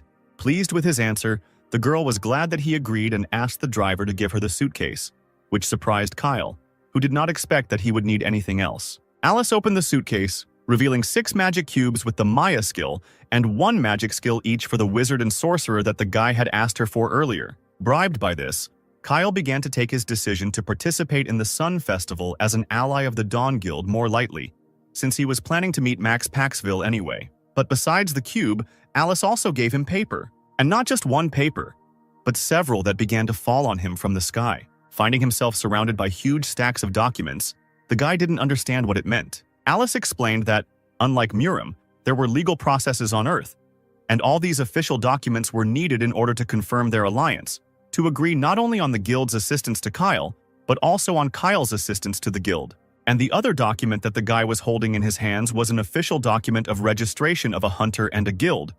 But Kyle did not understand why he needed to register a guild, and the girl explained that for mercenary hunters, the registration process for the holiday is very difficult, and because of this, there will be problems in processing the documents confirming their alliance. Waving a suitcase in front of Kyle, Alice asked if he knew how much all these cubes cost, and said that any of them were more expensive than the house, and therefore, even because of them, it was necessary to sign a contract, to which the down-to-earth Kyle said that this should have been discussed from the very beginning. While signing another paper, he whined that there were too many papers. There they were asked to come up with a name for the guild, and Alice suggested that this was just a formality and that they could write anything. Kyle, after thinking for a moment, wrote, "Guild, Martial Arts," agreeing to everything the girl offered him. So after the paperwork, he went with her to a completely different place, the Wyvern dungeon of a town not far from them. The blue light of the energy that had transported them to a dungeon full of flying dragons, wyverns, quickly dissipated, and the boy noticed that he felt like he was running between home and the dungeon every day, as if he was going to school. Alice, looking at the sky, warned the boy to be careful, as the creatures were one at a time and were not too strong. But they reported that there were an awful lot of them around. Kyle confirmed her words, reporting that he sensed more than 3,000 monsters. He activated his power while looking forward, as he acted according to a certain pattern in any dungeon. He directed the stream of electrified destructive energy at the flying wyverns with joy, because the more targets there were, the better for him. Taking a couple of steps back to gain some leverage, Kyle prepared for the next attack. He swung his air whip, filled with deadly energy, preparing to crush the targets. In one blow, he managed to hit many targets at once. As always, Alice watched in amazement as the dead wyverns fell to the ground, turning into gems, and was surprised how Kyle was able to master the skill so quickly, since she had given him the magic cubes just a couple of hours ago. The guy explained that magical energy and energy management were very similar, so he had no problems, and Alice only noted with disappointment that she would not have been able to do that. Looking at how many opponents he defeated, the girl noted that he should not overdo it, otherwise his mana points will run out. But Kyle told her not to worry, because he is a martial artist. Alice still couldn't believe the number of monsters the guy killed at once, clarifying that he wasn't acting honestly. Kyle ignored her question as he collected his gems, then asked if the monsters in the dungeons were always the same type. Alice said that he was right, but Kyle then noted that this fact was quite strange. The girl began to explain that the dungeons appeared 13 years ago and then filled the entire world.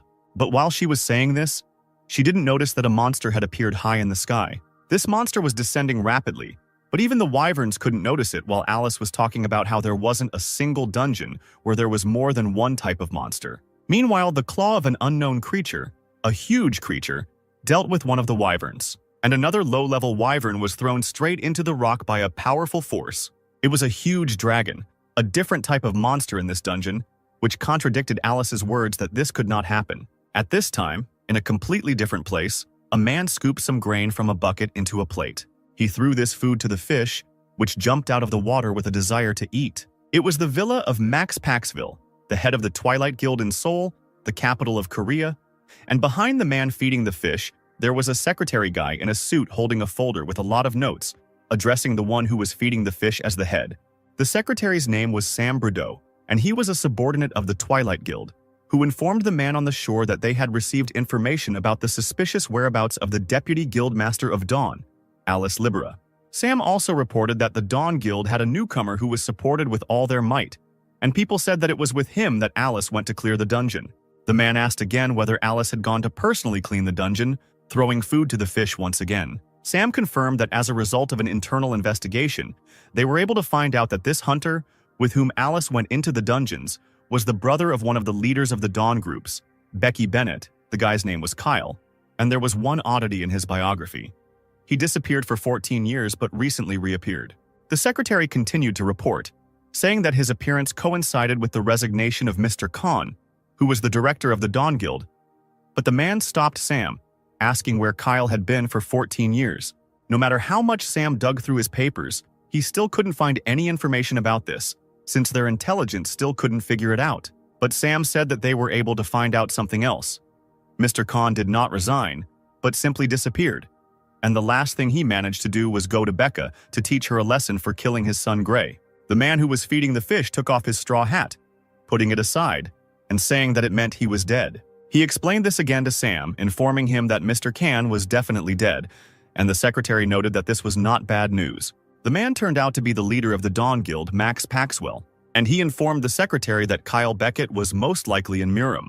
Kyle, meanwhile, used all his strength to continue fighting the monsters in the dungeon. His attack was successful, and all the monsters in his path were defeated. Kyle pumped his fist with a happy smile, noting that this was exactly the kind of pastime he considered fun. Alice, who was watching him, reminded him of herself, stopping his delight and informing him that she understood his state. She noticed, however, that a whole hour had already passed since Kyle had started testing his new skills. And having defeated such a large number of wyverns, the guy felt great, and the girl did not even notice signs of depletion of his health points. And during this time, Kyle practically cleared the entire dungeon, to which he said that he was already finishing. Kyle closed his eyes like a sage, noting out loud that he didn't know how to explain everything quickly. He asked if Libora remembered that suitcase with cubes and one of the ones inside, which was called the Life Exchange Cube, to which Alice agreed that she remembered and replied that it was an emergency skill that could exchange health points for mana points, clarifying if everything was okay with that cube. Kyle replied that in Murim, where he and Libera were, After reaching the 35th external and internal level, an ethereal body was created, which, as the energy increased, developed and strove for infinity. And after reaching the 40th level, the hero acquired immortality, and at the same time, his state was supported precisely by the energy of this ethereal body. And since this energy was infinite, then life became immortal, and therefore now, using this skill, he could draw infinite health. Alice did not expect such a complex chain, feeling empty from the excess of information. Kyle tried to simplify things again by having her focus on the concept of mana amounts. He asked her to imagine the source of infinite energy that Kyle had brought with him from Murim, and then to imagine that, thanks to the cube, he was transforming this infinite energy into an inexhaustible source of energy. And he was able to do this simply because even if these martial arts were different types, having reached the limit of one, it is much easier for him to reach the limit of another. And therefore for Kyle now, there is nothing unattainable, because he has already reached the limit in one. Alice only had time to ask how this was possible, but Kyle didn't answer, preparing to jump towards the remaining monsters to defeat them, because he wanted to destroy all the little things that were left in the area before the boss fight, leaving the girl perplexed. Deputy head of the Dawn Guild noted to herself that Kyle's strength was not his only advantage, because he had a very strong character, and now Alice considered herself an idiot, because she not only tried to use Kyle before, but also wanted to kill him. But now she realized that she did not have to worry about the Sun Festival with such an ally. Lost in her thoughts, she didn't pay attention to the remaining monsters attacking her, because she was on guard.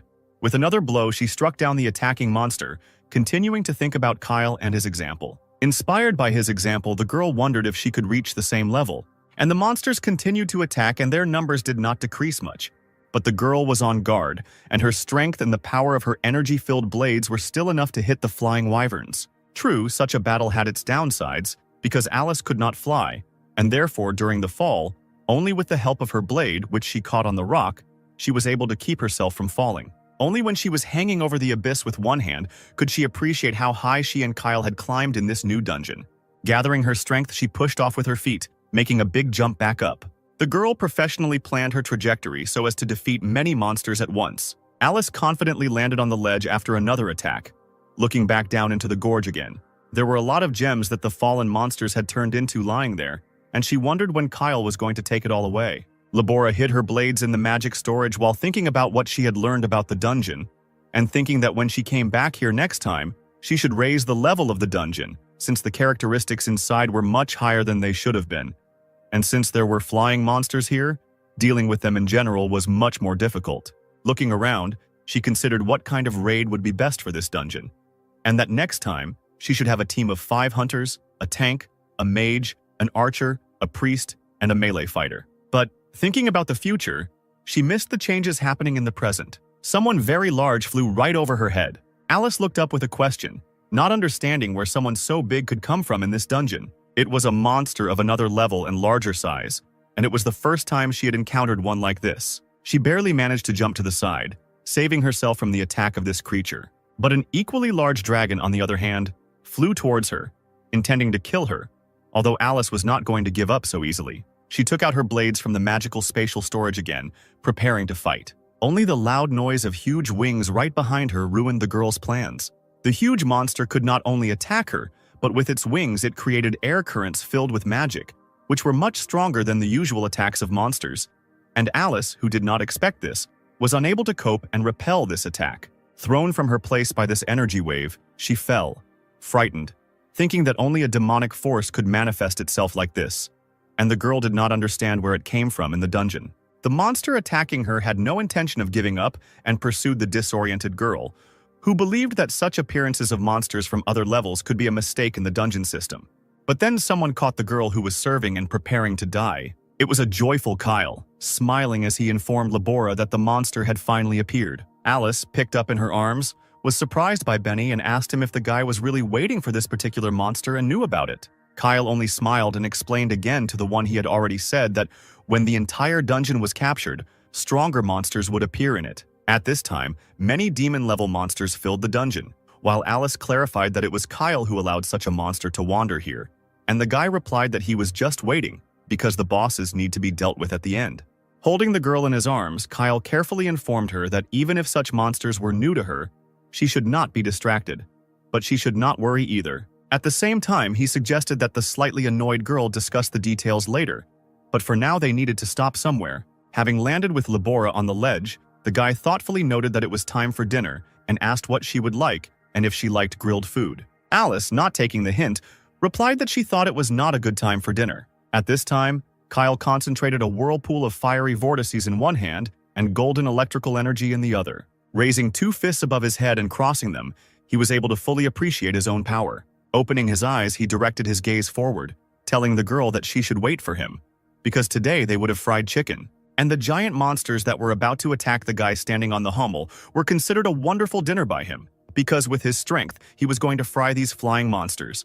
Alice could only watch in amazement as all the monsters in the sky died from the enormous power Kyle put into his strike. A moment ago, she watched as Becky's brother first used fire and then pure energy, wondering if the boy even heard what she was saying, since he said he would use magic. At the same time, she could say with certainty that his technique was more reminiscent of regular strikes. Alice immediately pulled herself up, because these were not simple blows, since each of them was imbued with pure power, and it was incredible.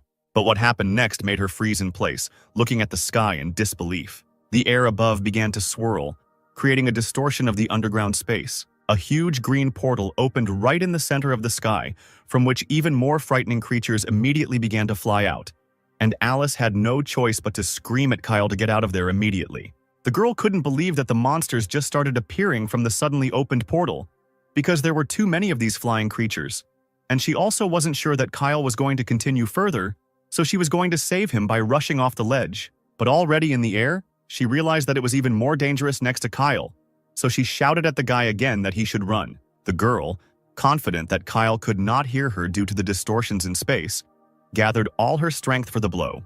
She needed to save the boy, even if it meant destroying everything in her path. But monsters endowed with demonic power also did not fly in the sky just like that. It was they who took the brunt of the girl's blow. Alice was shocked, because it turned out that the monsters in the dungeon were smart, and now the small ones were taking the hit, that Alice could not help Kyle. Shocked by this news, she could only continue to call out for Beckett and watch as the dungeon monsters formed a sphere. All the small and large monsters in the dungeon actually flew in a circle, creating a ball in the air. Alice, observing their behavior, realized that she was right, and judging by their movements, the small monsters moved involuntarily, and the big ones, who appeared later, commanded the smaller ones. And so when she tried to attack the big ones, they ordered the small ones to shield themselves. It was the death of some for the life of others, and now, in order to win, they would first have to defeat the big ones, although she had no idea how to do that.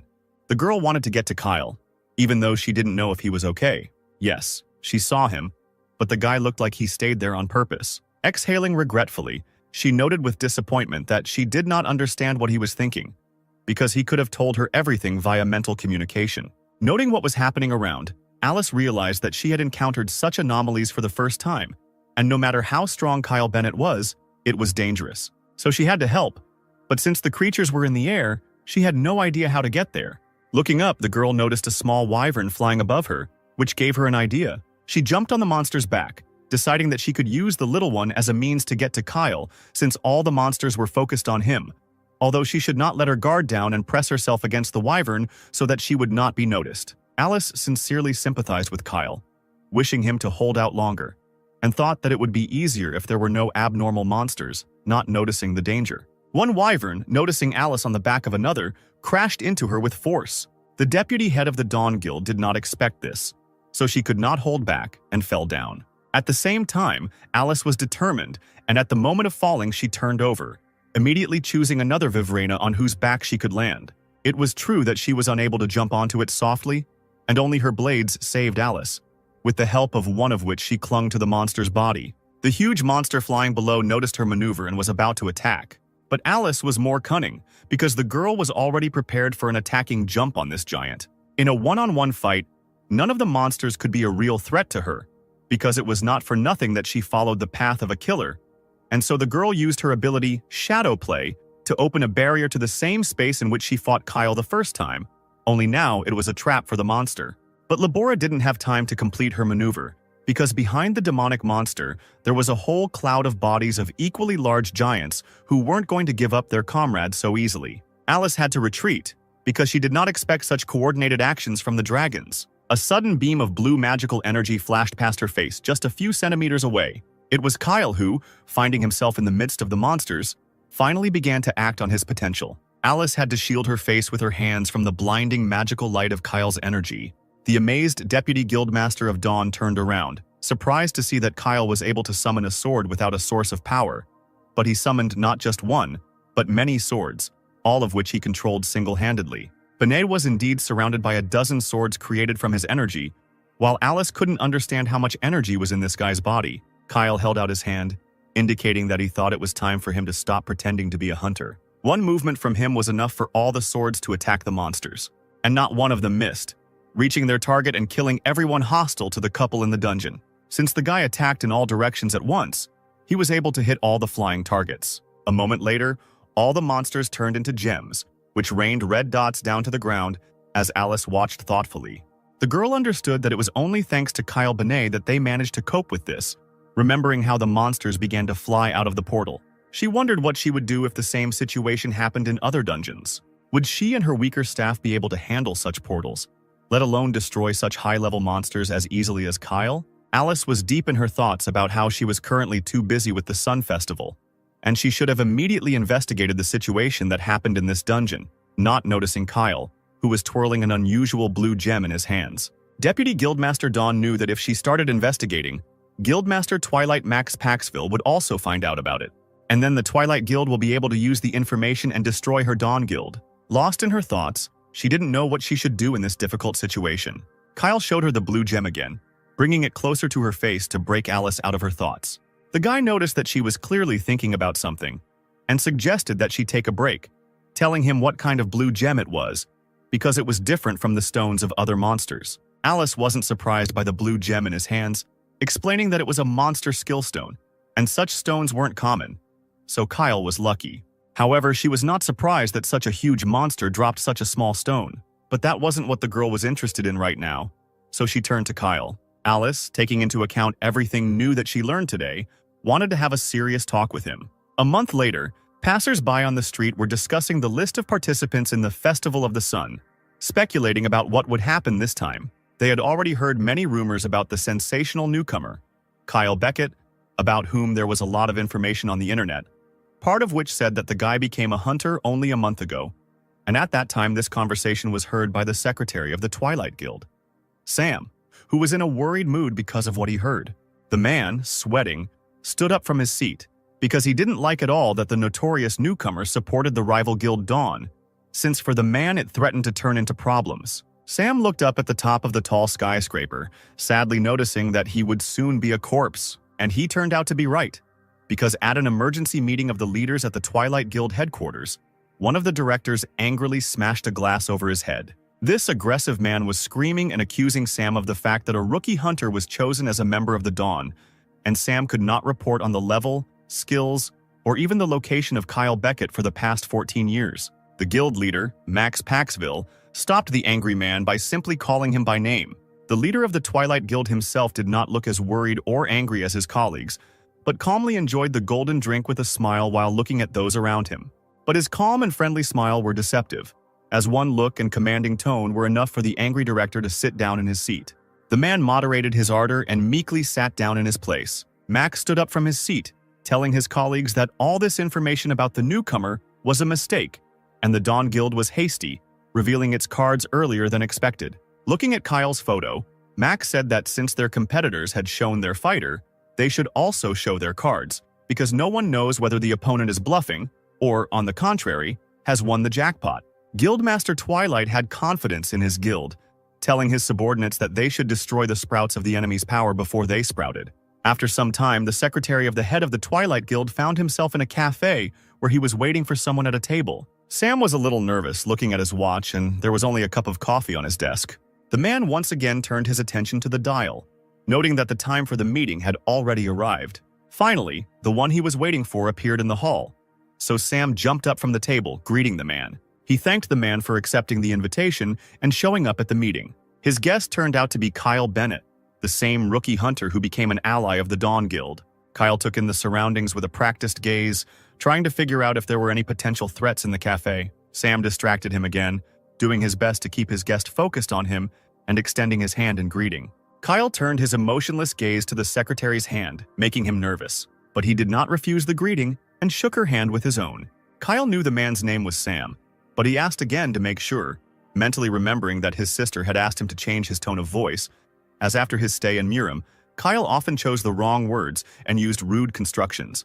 Sam confirmed that he was indeed a representative of the Twilight Guild and said that it was an honor to meet Kyle, mentally noting that Kyle's address sounded rude. Sam's thoughts made it clear that he was not so much offended by Kyle's rude formulations, but on the contrary, they would help him not to forget about the purpose of this meeting, because he had to find out as much information as possible, and the secretary of the Twilight Guild suggested that they move on to the purpose of this meeting. But first, Sam said he wanted to use a device, frantically rummaging through his bag, which Kyle watched with an emotionless face, mentally noting that if everyone in the Twilight Guild was as slobs as Sam looked, then should Dawn even bother with them? The secretary, meanwhile, placed a small device on the table, and when Kyle asked what it was, he said that it was a magical instrument called a soundproofing barrier. And when Sam pressed the button, a barrier formed around him and Kyle, blocking out outside sounds, and the Twilight representative noted that their voices would not leak out either, and such a device was ideal for private conversations. Kyle chuckled at the last definition of their meeting, and the secretary asked if the guy had any idea what they were going to talk about. Sam, in a serious mood, informed Bennett that the Twilight Guild wanted to form an alliance with the Boys Guild. Kyle asked if Twilight hadn't seen the Sun Festival participants, saying that he already had a partner in the Dawn Guild. The secretary confirmed that he knew this and said that he was aware of the fact that the guild was putting all its efforts into developing Kyle Bennett. Sam's next argument was that the Twilights also knew about the incident with Director Khan's disappearance, and they also knew about the joint raid of the Deputy Guildmaster Dawn into the dungeons. At the same time, the man noted that Kyle never joined Dawn, and according to the Twilight Guild, Kyle created the Martial Arts Guild only in order to enter into an alliance with the Dawn Guild. Sam, who had rhetorically asked whether Kyle was interested in how Twilight had figured this out, adjusted his glasses pathetically and answered himself, saying that it was all about the guy's close relationship with Dawn. Sam directly offered Kyle to join the Twilight, saying that he would promise him much better conditions than in Dawn, causing only a smile from Bennett, who thought that the representatives of the Twilight Guild were much braver than he thought, and it would be hard to ignore something like that. And Benny also liked the secretary's insight, and the offer was generally not bad, except for one but. Sam pulled out some papers, intending to discuss the specific terms of Bennett's support from the Twilight Guild, but Kyle rose from the table, saying that he had had enough of this conversation, and the secretary could continue no further. Kyle turned around and left, throwing a last word to the man that he only came to find out why the Twilight Guild invited him.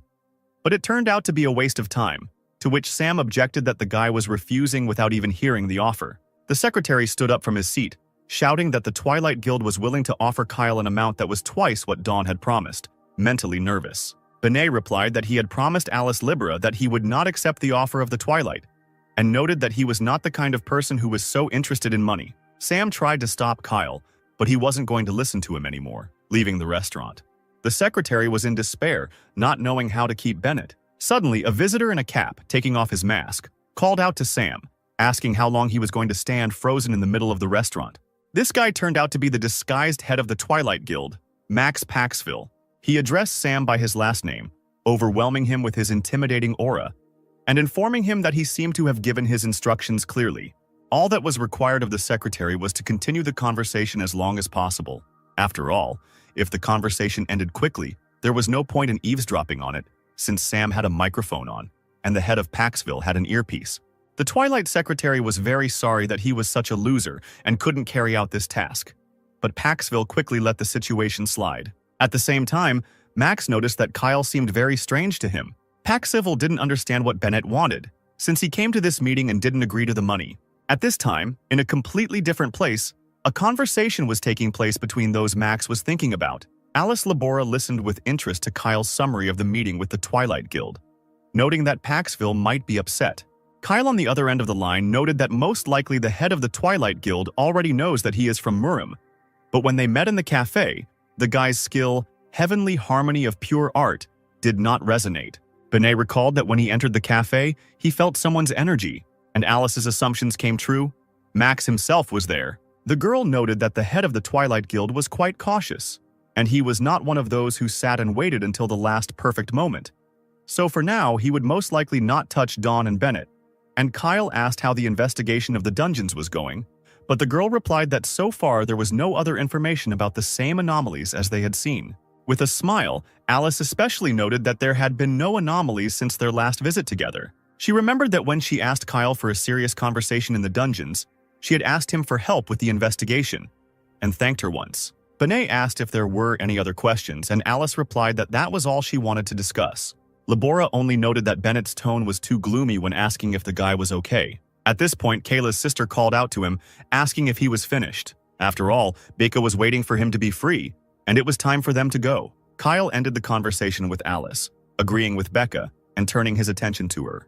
And the reason for his gloomy mood was that they were standing in front of the cemetery they had come to.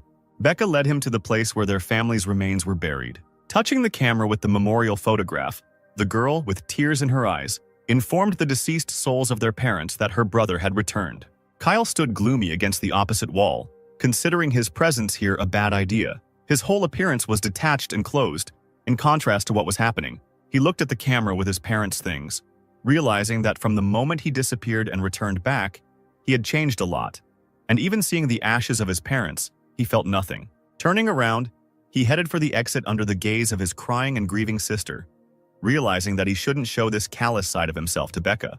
After all, she had not forgotten how to experience emotions and sincerely grieved over the loss of her loved ones. Turning away from the ashes of her loved ones, Becca called out to Kyle, hesitantly asking if he was okay. After all, the girl noticed that he didn't look sad or upset. But Kyle had nothing to answer her, because he didn't want to upset her. Becca turned to Kyle, who had moved a short distance away with a fake smile, asking why he was silent. She was insightful in asking if he really didn't feel anything in that place.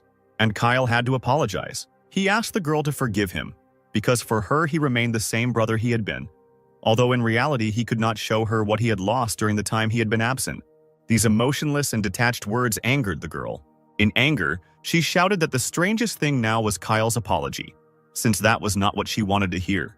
Having caught her breath, Becca turned to him more calmly. Remembering their past, she asked him for not so much, as it might have seemed to the guy.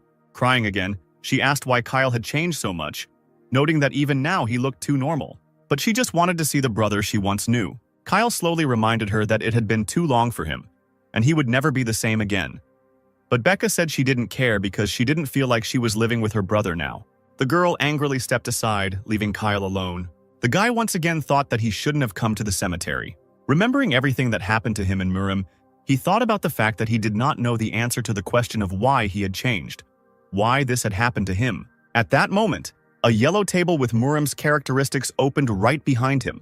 It was a status window with a slowly appearing question, the first word of which was why. The one trying to contact Kyle was the celestial warrior who was now imprisoned in multiple chains. The next line in the status window asked if Kyle still considered himself human, shocking the guy. It was this question of why he still considered himself human that was unexpected at the moment. Kyle stood frozen in front of the status window, unable to understand why this window had appeared. He reread the question, emphasizing that someone doubted that he was human. The guy clenched his fist out of anger at the nonsense written in the status window. The next bulletin board called on him to stop his senseless resistance, and the new one said that if Kyle needed help, he could contact the sender of the messages. Benet noticed that the unknown person continued to talk to him one-sidedly and asked who he was. The thought that struck him made him smile, and Kyle asked if the one called the Heavenly Warrior had spoken to him. Then his interlocutor got angry, saying that he would take everything from the guy again and that he should just wait. But Bennett called him crazy. The guy said he didn't know who he was or why he needed it, but he suggested that if the Heavenly Warrior really had enough strength, he should try to do it, just as he had already taken away his parents. Only Kyle said that if he couldn't, then Bennett himself would tear him to pieces. The last sign from Murim's window said that the guy should just wait. After that, the information window in front of him closed as if nothing had happened, leaving him alone. Only small yellow sparks of residual magic were carried by the wind around the guy. Only Benet was not frightened by this, because he was determined not to give up his own anymore. The sounds of Beck's footsteps could be heard in the silence as she went to look for her brother. The girl, her eyes full of tears, looked back uncertainly, certain that he must have been nearby. But there was absolutely no one around, and the place where she expected to find her brother was empty. She noted with disappointment that Kyle did not follow her or look for him, and she resentfully called him an idiot.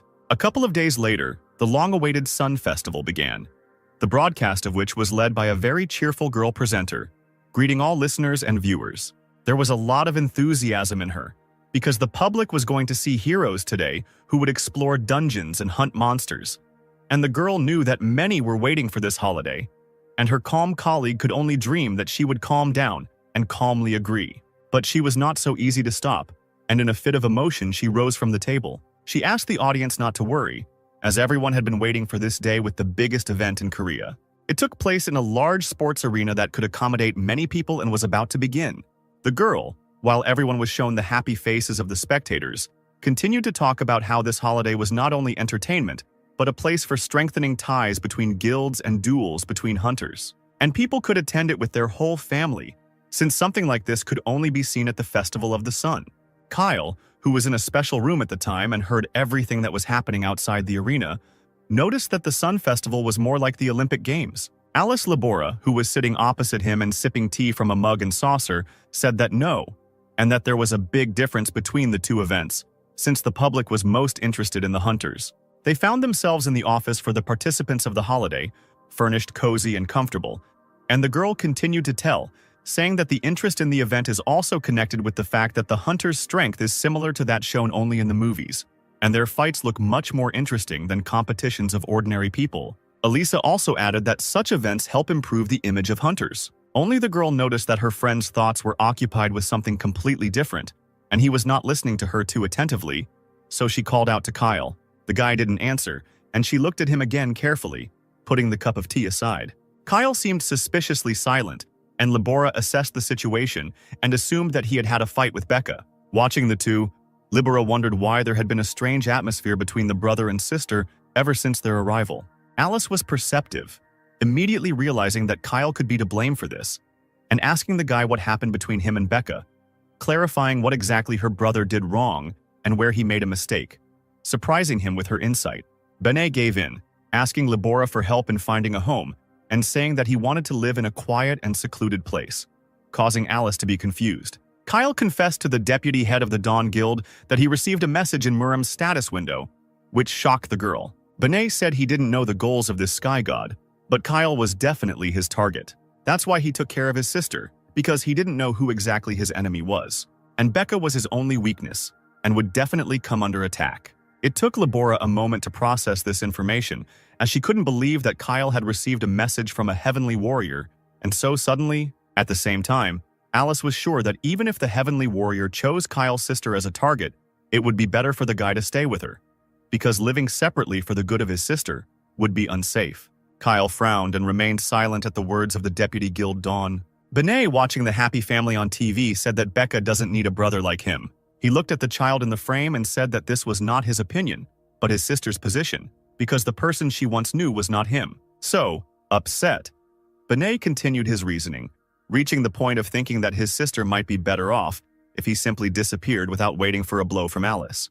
And Labora, without warning, hit him right in the chest with her fist, silencing him. Without looking the guy in the eye, she said that she didn't like to interfere in other people's affairs. But if her brother had said that to her, she would have been offended by him and would never have forgiven him. So she turned to the shocked Kyle, who knew more about his sister Becca than Labora, and was about to say something about his sister. But the door to the room opened and Alice's assistant appeared, asking for the deputy head of Dawn. The man caught Alice and Kyle in a strange, threatening pose, and awkwardly announced that the party was about to begin, cautiously apologizing. Labora pretended nothing had happened, asking if her assistant had been trained to be in the door, and telling Kayla that they would talk about it later, and asking the guy not to go anywhere until she returned for him. So Kyle Benet was left alone in the room, able to process what had happened. The guy certainly didn't expect Alice Labora to be so angry with him, and now he had something to think about. At this time, before the start of the fights, an opening ceremony was to take place at the stadium, which the host announced to everyone. She announced the event's organizers, first introducing the Dawn Guild and its leader Richard Fraz, whose hunter class was Crusader. And then she announced the representatives of the Twilight Guild, on whose behalf the ceremony was to be opened by the deputy head of the guild, Sylvester Driggle, whose class as a hunter was an assassin. The presenter at this time asked her colleague if he thought it was true that Alice Labora and Max Paxwell were from the same guild, and he answered that it was true, wondering how the friends who started life as hunters together felt now that they met at the very top. An old acquaintance extended his hand to Alice Libera, who was standing on the stadium platform surrounded by a crowd, saying that they had not seen each other for a long time. It was a peacefully smiling and well-dressed Max Paxville, and the girl had to make a lot of effort to contain her negative emotions. She smiled sweetly back at him, asking him how he was doing. She noted that the guy standing behind Max, his second-in-command Sylvester, now working for Twilight, had risen quite a bit. True, such words of hers offended Driegel, and he immediately grabbed his sword, but was stopped by the leader's gesture. Paxville, without changing his expression, responded by reminding him that he knew that Alice was working on raising the level of the newbie, and Max especially noticed that she must have been doing this since she loved helping the weak so much. Alice was mentally angry, remembering the past and seeing Max as a terrible monster. The girl wanted with all her might to get rid of him with her own hands, since in the past he had brought a lot of pain to her and her loved ones. And Alice was determined, confident that no one could stop her from such a massacre. But that was in her thoughts. And in the real world, she had to maintain decency. So she answered with a confident smile that she would take Max's words as a compliment. And Paxville was pleased that his challenge had been accepted by a worthy opponent. Former friends and now enemies, they shook hands as the hosts announced that the Festival of the Sun was beginning. A guy in a dark uniform attacked his opponent in the ring with a scream. His magic formed dark red strands, which he used to use a warrior skill called sequential attack to fight the blonde girl who was using a shield. The blonde couldn't handle the force of his blow, and her shield couldn't withstand the power of someone else's magic. The brunette filled the spear with his dark red power, swinging it for the finishing blow. He easily defeated his opponent, crushing her defense. The girl lost this brutal fight, which was part of the competition. The hosts announced that this was the 5th duel, and with the girl's defeat it was over, because the winner was Gideon from the Twilight Guild, using his incredible strength, which he was able to show even with a weapon specially blunted for the competition, causing such enormous damage to the girl. The heads of the guilds, Dusk and Dawn, who were sitting in a special box, watched the fight, and Max Paxville, the head of Dusk, happily reported that he expected Dawn to be defeated, since their fighter had not lasted long against his Gideon.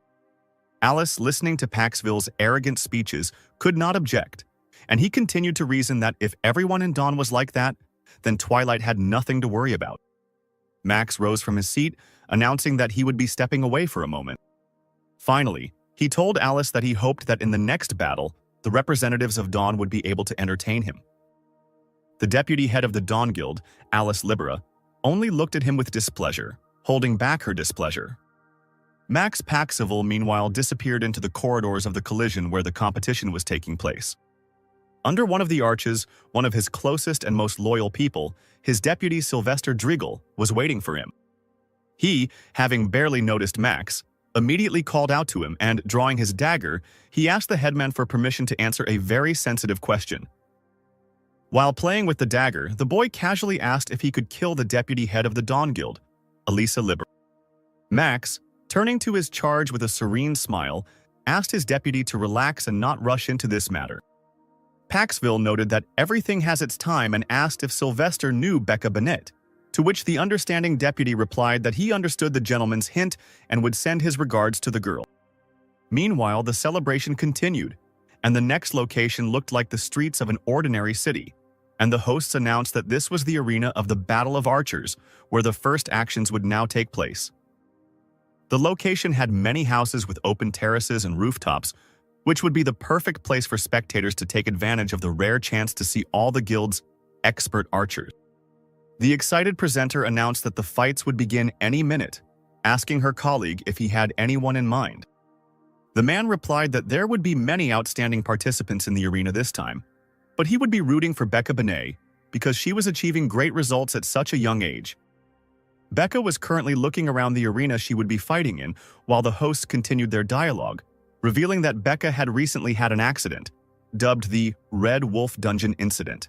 The girl herself recalled the conversation that she had heard before in the locker room when her guild colleagues were discussing her participation, because in the Red Wolf's dungeon the girl had destroyed the entire group, fearing that if they were with her, a catastrophe would also befall them. Becca wasn't going to tolerate that, so she asked her teammates not to whisper about it, and if they had any questions to speak up and discuss it directly. This statement made the gossips embarrassed and hushed up the topic of conversation. And then he would leave altogether, leaving the angry Becca alone in the locker room. The annoyed girl crossed her arms over her chest in displeasure. She sighed heavily, but it wasn't the gossip she was worried about. Since the day of their quarrel with her brother, she has not spoken to him. And she was still angry about their conflict because it was Kyle's fault that she was sad. But the girl was interrupted by an assistant who said that she should look into the waiting room because there was someone there who was waiting for her. Becca looked at her assistant in surprise, not immediately understanding what she meant. And then she was glad because she thought that it was her brother who had come to talk to her. But it wasn't him, but Alice Libera, who came to see if Becky was okay. Benet didn't believe that Libera had come just like that, immediately asking what Alice wanted, but the deputy head of the Dawn Guild said that she had come simply to support the guild's promising recruit. Alice also said that she was looking for Kyle, but couldn't find him. This news did not please Becca, because she did not want to talk about her brother. Alice was unaware of what had happened between Kyle and Becca, but she sincerely advised them to resolve it all and clear up the situation between them. Becca got angry, asking, "Since when does the vice leader of the guild interfere in family matters?" Alice immediately raised her hands in a surrendering gesture, asking the girl not to get excited, and said that she should just worry about both of them. Becca laughed insincerely, clearly not believing Libera's intentions. Kyle's sister looked straight at Libera, honestly telling her that she didn't like Alice because Becca felt that she was increasingly influencing her brother. Benet voiced her thoughts that Kyle decided to become a hunter precisely after meeting Alice, and it had been very little time since his return, but he was again moving away from his normal life. Becca was annoyed because she didn't want her brother to become a hunter. She didn't understand what he wanted by becoming even stronger, and she didn't know what he was aiming for because Kyle didn't tell her. Alice didn't expect such frankness from Becky. Shocked, she looked at the girl who was getting more and more upset. Becca burst into tears as she was very worried about her brother because he was now completely different from the one she knew before and seemed so unfamiliar and distant from her. At this time, the voice of the festival administrator came from the speakers in the corridor, announcing that the Battle of Archers would soon begin and the participants needed to go to the arena. Becca tried to calm down, telling Alice that she had not intended to show herself to her like that and asking for forgiveness. Alice tried to cheer the girl up, noting that she thought her brother didn't want to change so much. However, Libera understood Kyle, which she told his sister, because the deputy head of the Dawn Guild herself experienced the same suffering. After all, Kyle returned from hell where he could die at any second. And after such an experience, no one would remain the same. But for Becky's sake, according to Alice, Kyle tried to be his old self, and he hid from Becky exactly what he didn't want to show. Benet noted with surprise that it was very strange to hear about her brother from her boss. At the same time, Becky's mood noticeably improved, although she noted that Kai could only behave like this because he considered her unreliable. While with the deputy guild leader Dawn, Kyle clearly feels on equal terms. Alice watched the calmed-down Becca leave for the arena with a neutral gaze. Then she looked back as she felt that she was not alone in the corridor. She noted out loud that she kept thinking about the disappearance of the one who had now overheard their conversation. It was Kyle, and he had told Alice before that he was going to distance himself from his sister. But now he was there, and he never left his sister alone, and Libera asked if Bennett was really that worried about his little sister, to which Kyle pretended that he was there by chance and was just passing by. Alice said understandingly, pretending to accept his lie. Libera noted that the guy now looked very much like the head of Twilight, Max Paxville. Alice, without any bows, closed the distance between them, grabbing the guy by the collar. The girl was outraged. Why couldn't Kyle just tell his sister the truth because not only he had changed, but Becca too, and she was no longer the same as before, and Bennett only managed to ask in shock what happened to the calm Libera. Alice asked if Kyle thought it was better for him to hide his intentions from his sister, and then she answered that no, because if he wanted to say something to Becca, he should say it directly. Libera's fit of anger passed suddenly, and the girl, leaving the guy alone, simply called him to follow her so that he could see the side of his sister that he had never even suspected. The shot marked the beginning of a new competition in the arena. A large, bright flare signaled to the participants that their competition had begun. A multitude of fast-flying objects swooped down into the Archer location.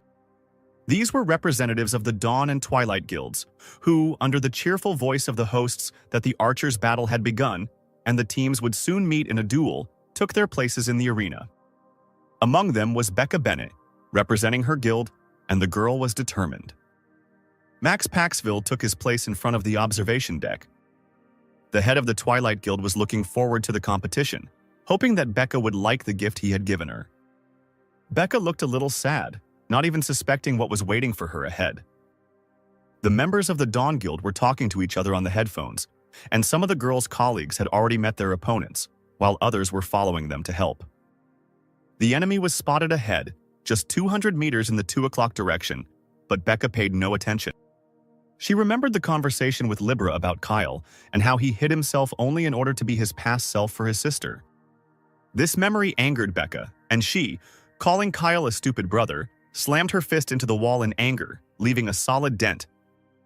Talking to herself, the girl thought angrily that her brother had decided that if he didn't talk to her, he would hide a part of himself, and she believed that he should be honest with her and tell her everything, like Elisa Labora does.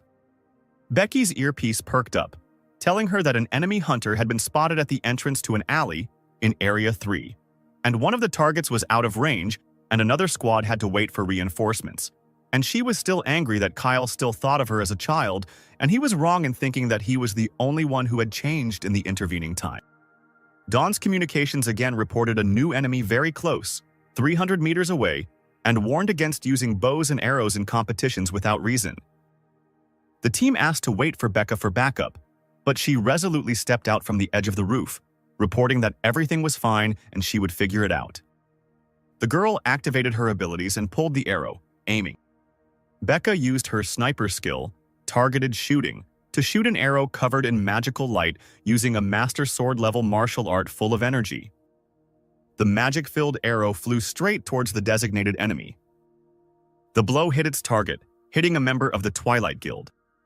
The player table showed that the Twilight Ranger had been defeated and would no longer be able to continue the fight. Becca, looking down from her perch at her fallen enemy, reported over the radio that the shot had been successful and was praised in return.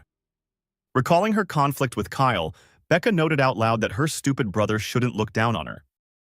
The girl remembered her childhood, when her parents died, and how she was forced to hear the sympathy of relatives who did not know what to think about her, and thought that the heavens did not care about her, because she lost her entire family in one day, and now there was no one to look after her. Little Becca clenched her little hands into fists, hearing about how her brother's body had never been found. She was already sure then that her brother had not died, and that he was alive somewhere and would soon come for her. Around the same time, changes occurred in their world. The goddess contacted people, warning them of impending danger. This bright woman called on all of humanity to evolve so that they could survive. The revelation of the goddess, monsters, dungeons, hunters, all this in one moment turned the world of ordinary people upside down. Then, Becky's belief that her brother would return did not become empty, but on the contrary, it became stronger, and the girl passed the test to determine the abilities of a hunter, immediately after which she was assigned the class Archer. She herself grew up on state welfare and continued her studies at a hunting academy, where she was bullied by her classmates. After all, she was an orphan, and there was no one to stand up for her, which gave those around her the opportunity to make fun of her. But Becca wasn't weak, so in one of those incidents she was ready to fight back. While those around her laughed, considering her harmless and worthless, Becca remained herself. Even then she was a fighter, and therefore the offender received a strong blow to the face with a tray. Becca suggested to all those who envied her that she was an orphan and was on government support that they go and become orphans themselves, which lessened the ardor of the offenders. Benet would not tolerate insults, inviting anyone who was capable of simply wagging their tongue to follow her to sort this story out. But the offenders didn't have the courage, and Becca, meanwhile, graduated from the academy as the best student and got into the Dawn Guild, which she had dreamed of so much. And every time she encountered obstacles, even those as scary as the blue, red-eyed wolf monster, the girl did not give up. During one of the missions, such a creature cornered her against a tree with the intention of killing her, and was serious about it. But Becca was not going to give up, always finding a way out of difficult and impossible situations. After all, She had not gone through all the suffering in her life so that some little dog could defeat her. Her strength of spirit and intentions were strong, which gave her additional strength. And she defeated all opponents, be it a huge monster or someone else. This is how Becca met Alice Libra personally, who came to her aid on one of the missions with Sylvester, who was then still in Dawn. But they found only Becca, covered in blood, who had already defeated the monster, making sure that the girl did not need help. Alice then asked the name of the persistent newcomer, and Kyle's sister introduced herself, realizing that this could be a turning point for her. Libra then noted that Becky's gaze looked like she was chasing someone, and remarked that Bennett would become stronger and Alice would remember her name. This is how Sister Kayla caught Libora's attention and became the youngest leader of the Dawn Guild group, which greatly annoyed Libora's assistant at the time, Sylvester, but he was not the only one who felt annoyed. Becca actually enjoyed being a group leader for a guild like Dawn, because she just wanted to become as strong as possible. She trained hard, improving herself to last until her brother returned, and did not allow even the slightest weak thought. She brought herself to perfection, spending a lot of time in the training halls. And now, standing on the roof of one of the buildings of the archery arena, she felt a little sad. She remembered her family, looking at the medallion, thinking about how her life had turned out. And then she resolutely closed it, realizing that she wouldn't get a compliment from her brother, because people like her always remain behind the scenes. She understood that from the perspective of her older brother, who studied martial arts, it might seem like she was still lacking a lot. But she couldn't forgive Kyle for treating her like a child, which is why the girl screamed angrily into space. True, she later realized what she had done and felt embarrassed. And then she noted that it had become too quiet around her, and the communications could no longer be heard. Becca activated her earpiece, indicating that she wanted to change the location to a new one, and repeated that she was waiting for a response. And then a premonition made her realize that danger was approaching. A hail of arrows hit the roof, and where Becca stood, pursuing her escape step by step, forcing her to move even faster and change her position. But no matter how she ran and tried to hide from the attack, one of the arrows, filled with red magic, wounded her in the left shoulder. The command to cease fire was immediately given, and the strangers who had appeared on the edge of the roof where Becca had just been relayed to someone that the target had been found. Becca looked at their faces, a little relieved that the arrow that hit her arm hadn't hit the muscle, but the fact that it had pierced the skin indicated that the rules had been broken. All arrows for the competition had to have a blunt tip, and this could not happen, which meant that her opponents had combat arrows. The first enemy jumped down onto the platform in front of the girl, thinking that she was scared and discouraged, telling her that she shouldn't expect anyone to come to her aid, saying that they had taken care not only to block the radio waves, but also to ensure that the broadcast cameras wouldn't illuminate the area. Becca just laughed, surprised that her rivals thought she would need help. She easily pulled the arrow out of her hand, stating that she couldn't remember ever hoping for something like this in her life. Becca tossed the bloody arrow aside, noting that she had no idea why the guys who had attacked her were making such a fuss just to catch her. And then she drew her bow again, preparing to attack 3 arrows at once and filling them with her blue magical power. Becca firmly stated that all her rivals would come to an end today, inviting these scum to attack her. The leader of the attackers wasn't going to wait for her to shoot them before giving the order to kill Becca. A hail of arrows instantly headed straight for the girl, as if this was the only order the enemy was waiting for. And they immediately sank into the ground, leaving no room for thought.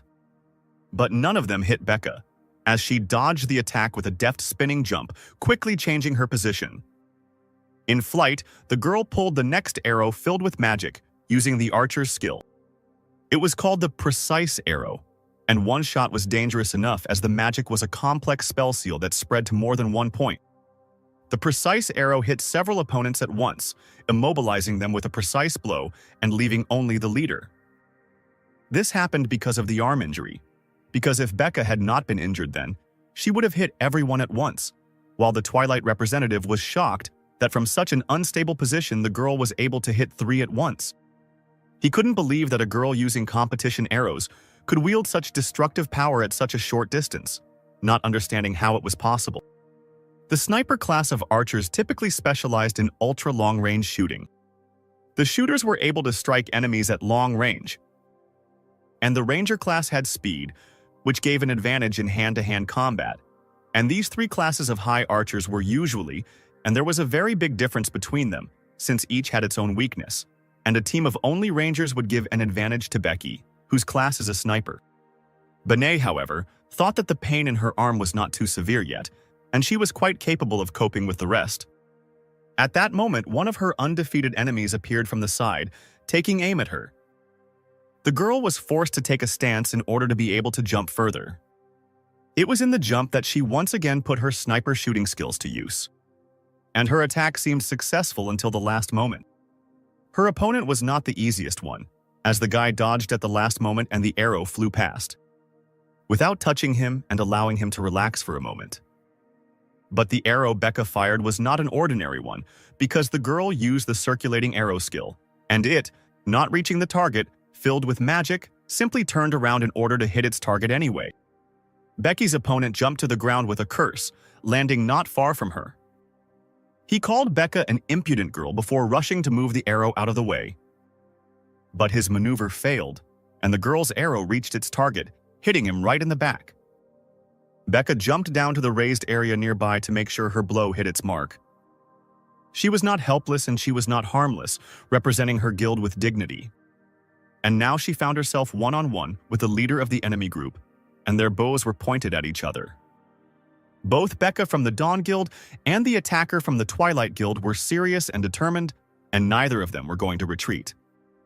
Suddenly, one of the already defeated, the very first Twilight fighters, whose body glowed with red magic, stood up on his feet. He took aim with lightning speed and released an arrow filled with red magic. She, not encountering any obstacles on her way, quickly rushed forward. And she aimed straight at the unsuspecting Becca, who was aiming at a completely different opponent. Becca managed to notice this sneak attack at the last moment and froze in shock. It was at that moment that the image of her brother appeared in her head, advising her to use the power of martial arts. And this mental support brought her to her senses, allowing her to calm down and feel her strength. She followed her brother's advice and used the martial art he had taught her, filling her healthy arm with golden energy. The next moment, she caught the enemy's unaccounted red magic-filled arrow, surprising him with unprecedented technology because no one had ever shown such results. At this time, Becca closed the distance between herself and the attacker, gathering blue magical flame into her fist. With one precise blow, she hit the head of her barely recovered enemy. Having knocked him out completely, the girl turned to the last enemy. Pointing to the fallen Twilight comrades, she asked him what he would do now that he was alone. She even generously offered him to say his last words, if he had any, and to do it as quickly as possible. After all, she was going to finish him off, and he asked her to stop because he was going to give up. The girl's earpiece was finally restored, and her colleagues from Dawn said they could help her. A blue magic-infused arrow killed Becky's final opponent. 3 of the Dawn appeared on the building next door, and Becca was commended over the comms for doing a great job. The girl confirmed the re-establishment of contact, asking if it was too late for reinforcements, and her colleagues had to apologize, saying that they had no excuse. At that moment, the live broadcast was restored in Becky's sector, and the hosts began animatedly discussing what had happened, while simultaneously reporting that the Dawn Archers had won the 6th survival competition. On the general broadcast screen, Becca's colleagues were seen approaching her. The presenters noted that in the blind spot where there were problems with the broadcast, 4 members of the Twilight Guild were lying in front of Becca. And those 2 gossips who were discussing the girl in the locker room now changed their opinion, saying that her skills were wonderful and she did an excellent job. At this time, Benet was mentally having a dialogue with her brother, noting that she would very much like to cope without his help. She used her sniper skill, vigilance, and looked up at the sky above her with a smile, noting that it was thanks to her brother that she survived. In the sky where she was looking, an ambulance helicopter was circling, and in it sat a smiling Kyle who had seen everything that happened in the arena live. Alice Labora, sitting in the seat next to him, asked with a smile whether he had seen everything that had happened. Kylie had no choice but to admit that yes, he had seen everything. But Benet wasn't going to give up, pretending that he saw how his sister avoided defeat with the help of the martial arts that he taught her. But Libera interrupted him, shouting that she didn't mean that. Kyle chuckled, reassuring the girl and saying that he was joking, and admitting that Alice was right, and there was a lot he didn't know about his sister. He thought back to their childhood, wondering when Becca had become so strong. He had to accept that his sister was no longer the child from their shared past that he remembered her as. The guy didn't lose his smug look, telling Alice that he shouldn't have expected less from his sister, and Libera had to agree that this was certainly true. But Kyle himself had suggested Becca to use martial arts. Alice could only be glad that it wasn't broadcast, because if the head of the Twilight Guild had seen it, they would have been in trouble. Unaware that Max Paxville had his own broadcast channels and a special Twilight drone was filming everything that happened to Becca. At this time, a shocked Max froze in front of the screen with a glass of drink, trying to comprehend what had just happened in the archery arena. It turned out that he recognized Becky's moves, and now he was amazed to wonder if this was really martial art. The ceremonial event dedicated to the Festival of the Sun continued. In the park not far from the arena where the fights took place, Becca, glowing with joy and pride for her victory, settled down in the company of her brother, asking how he liked her strength. Kyle didn't want to acknowledge her victory and merits, so she pretended that everything was within the usual framework, sipping coffee, to which his sister noted that he should have taken the lid off the cup since he was pretending to drink something. Becca couldn't help but mention that in the eyes of her brother, as the strongest immortal in the universe, she probably lacked a lot, and admitted that she used the power of martial arts to win, noting that her internal energy was also running out. But Kyle interrupted her monologue, saying that she was wrong. The guy returned the glass to the table, continuing to talk about how his sister was strong, and that she had all of this thanks to her hard work, which allowed her to master both martial arts and gain high skills as a hunter. Kyle looked down, asking his sister to forgive him for hiding so much from her, because he wanted to be her brother like before he came to Murim. Before this fight, the boy did not realize that he considered her the same little and innocent sister as in their childhood. But now he finally saw how she had grown up and become much more mature. Kyle and Becca were sitting at a table surrounded by other families with children, and the girl shared with her brother that lately she wanted to find the person who caused the disaster that destroyed their family, and admitted that this was the reason she became a hunter. The girl thought that if she reached the highest level, the one where the goddess was located, she would be able to get at least some kind of hint. But during this time, she herself did not notice how she plunged into the games of hunters and dungeons with her head, forgetting about the primary goal. Becca admitted that everything that happened to her did not seem particularly difficult to her, and that is why she got to this point. But she had no desire to remember the past, so she told her brother that everything was in the past, and holding out her little finger to her brother, as in childhood, she asked him to promise only one thing: never to leave her again. Kyle replied that it was obvious that he was not going to leave her again, but Becca disagreed. Continuing to extend her little finger, she shared that in the last month she felt as if he was hiding something from her, and therefore the girl felt very lonely. So now she asked him not to hide anything from her in the future. Kyle looked at his grown-up sister with a smile and warmth. Extending his little finger and sealing their vows, he confirmed that he was never going to leave her alone again. After the vows, Kyle turned to his slightly confused sister, saying that there was something else Becca needed to know. With a slightly condescending smile, Kyle corrected his sister on how she called him, repeating once again that his title sounded like Immortal Sword Emperor, and she should remember that well. Becca looked at her brother at first, confused, thinking he was talking about something serious. But when she realized that that was all, and he didn't want to tell her anything else, she felt annoyed.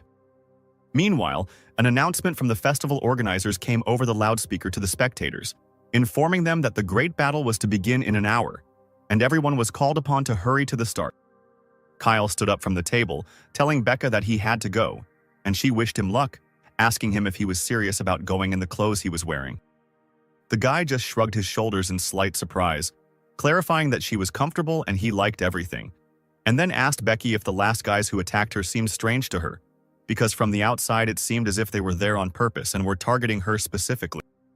Becca wasn't surprised by her brother's question, nor by the idiots who were going to set a trap for her, explaining that if both the Twilight and Dawn guilds were in the dungeons at the same time, then such skirmishes happened often, and although this time everything looked like a normal skirmish, what was strange was that they attacked her openly. But the girl didn't feel particularly worried about this. On the contrary, she proudly replied that it happened because she was considered a pro from the Dawn Guild, and that was why they wanted to get rid of her faster. To which Kyle cautiously and mentally noted that his sister was definitely a pro at kicking her interlocutor's ears. But Becky's answer didn't give him confidence, nor did it reassure him, so he continued to think about it. He remembered the sign warning that a chained heavenly warrior was going to take everything from him, and hoped that these events were not connected. Kyle made it to his third locker room, where they were already waiting for him. Richard Fraza greeted Kyle with Alice Libra standing behind him, saying that he had heard a lot about Kyle from the latter. He shook Kyle's hand vigorously, declaring that he would be taking the lead in the great battle and he looked forward to it, also mentioning that it was a pleasure to meet the hunter. But his attention didn't stay on Kyle for long, and the head of the Dawn Guild turned to the other hunters, asking how they were doing, leaving Kyle and Alice puzzled by his behavior. Benet mentally asked Alice if this was really the chapter she told him about, and Libra asked him not to look down on him, since Richard was level 60. The head of the Dawn Guild himself was talking to other hunters at this time, encouraging everyone, although Kyle mentally noted that even if he was level 60, he was still weaker than Libra, and she had nothing to say. Richard, meanwhile, managed to talk with the other participants and said goodbye, leaving the locker room, and wishing all the hunters good luck in preparing for the competition, while Alice continued to conduct a mental dialogue with Kyle, who said that he would not use martial arts during the battle, and the girl should have understood this herself. The other hunters at this time bowed respectfully to thank the guild leader for his support, and Kyle reminded the deputy leader of Dawn to forget that highly advanced martial arts were indistinguishable from magic. But Kyle had one more message for Alice, thanking her for pushing him to talk to his sister and making peace with Becca. Alice smiled, happily accepting this news and saying that she was glad about this development of events. The girl sincerely wished good luck to a pleased Kyle. The other hunters from the locker room called out to Kyle, asking if he was an ally of the Dawn Guild, saying that they had already heard a lot about him from the deputy guild leader and asked him to take care of them as the vanguard. But these hunters were not interesting to Kyle, nor was their admiration, so the guy quickly lost interest in them, thinking about what happened to his sister. He came to the conclusion that no matter how hard he tried to explain the actions of the Twilight group, he could not give up the idea that the attackers did not act by chance, but followed someone's instructions. And just when Kyle decided that there was only one person who could give such an order, he appeared in their locker room. A guest came to the hunters of the Dawn Guild. It was the head of the Twilight Guild, Max Paxville, along with his secretary Sam, who brazenly asked if he had disturbed the boys. Kyle wasn't surprised by this, although he remained wary, thinking that if that threatening message had been sent to him by a heavenly warrior, then he couldn't rule out the possibility that Max Paxville, who was under the heavenly warrior's command, might have been involved. Meanwhile, Max explained that he came because the fight between Dawn was friendly, which meant he could just drop in to say hello. The other hunters generally agreed that it was possible, although they recalled that the relationship between the two guilds was not friendly. Max Paxville merely chuckled at the remark, not intending to pretend any further. With his arms outstretched, he asked as if he was the master of the situation if he was really pretending so badly, and agreed that the Dawn Hunters were right, and he came here because he heard that a great man would be with them, and Max came to spy, which made the boys feel uncomfortable. Max, meanwhile, approached Kyle, extending his hand and saying that he had heard a lot about Beckett, and it would be nice to meet him.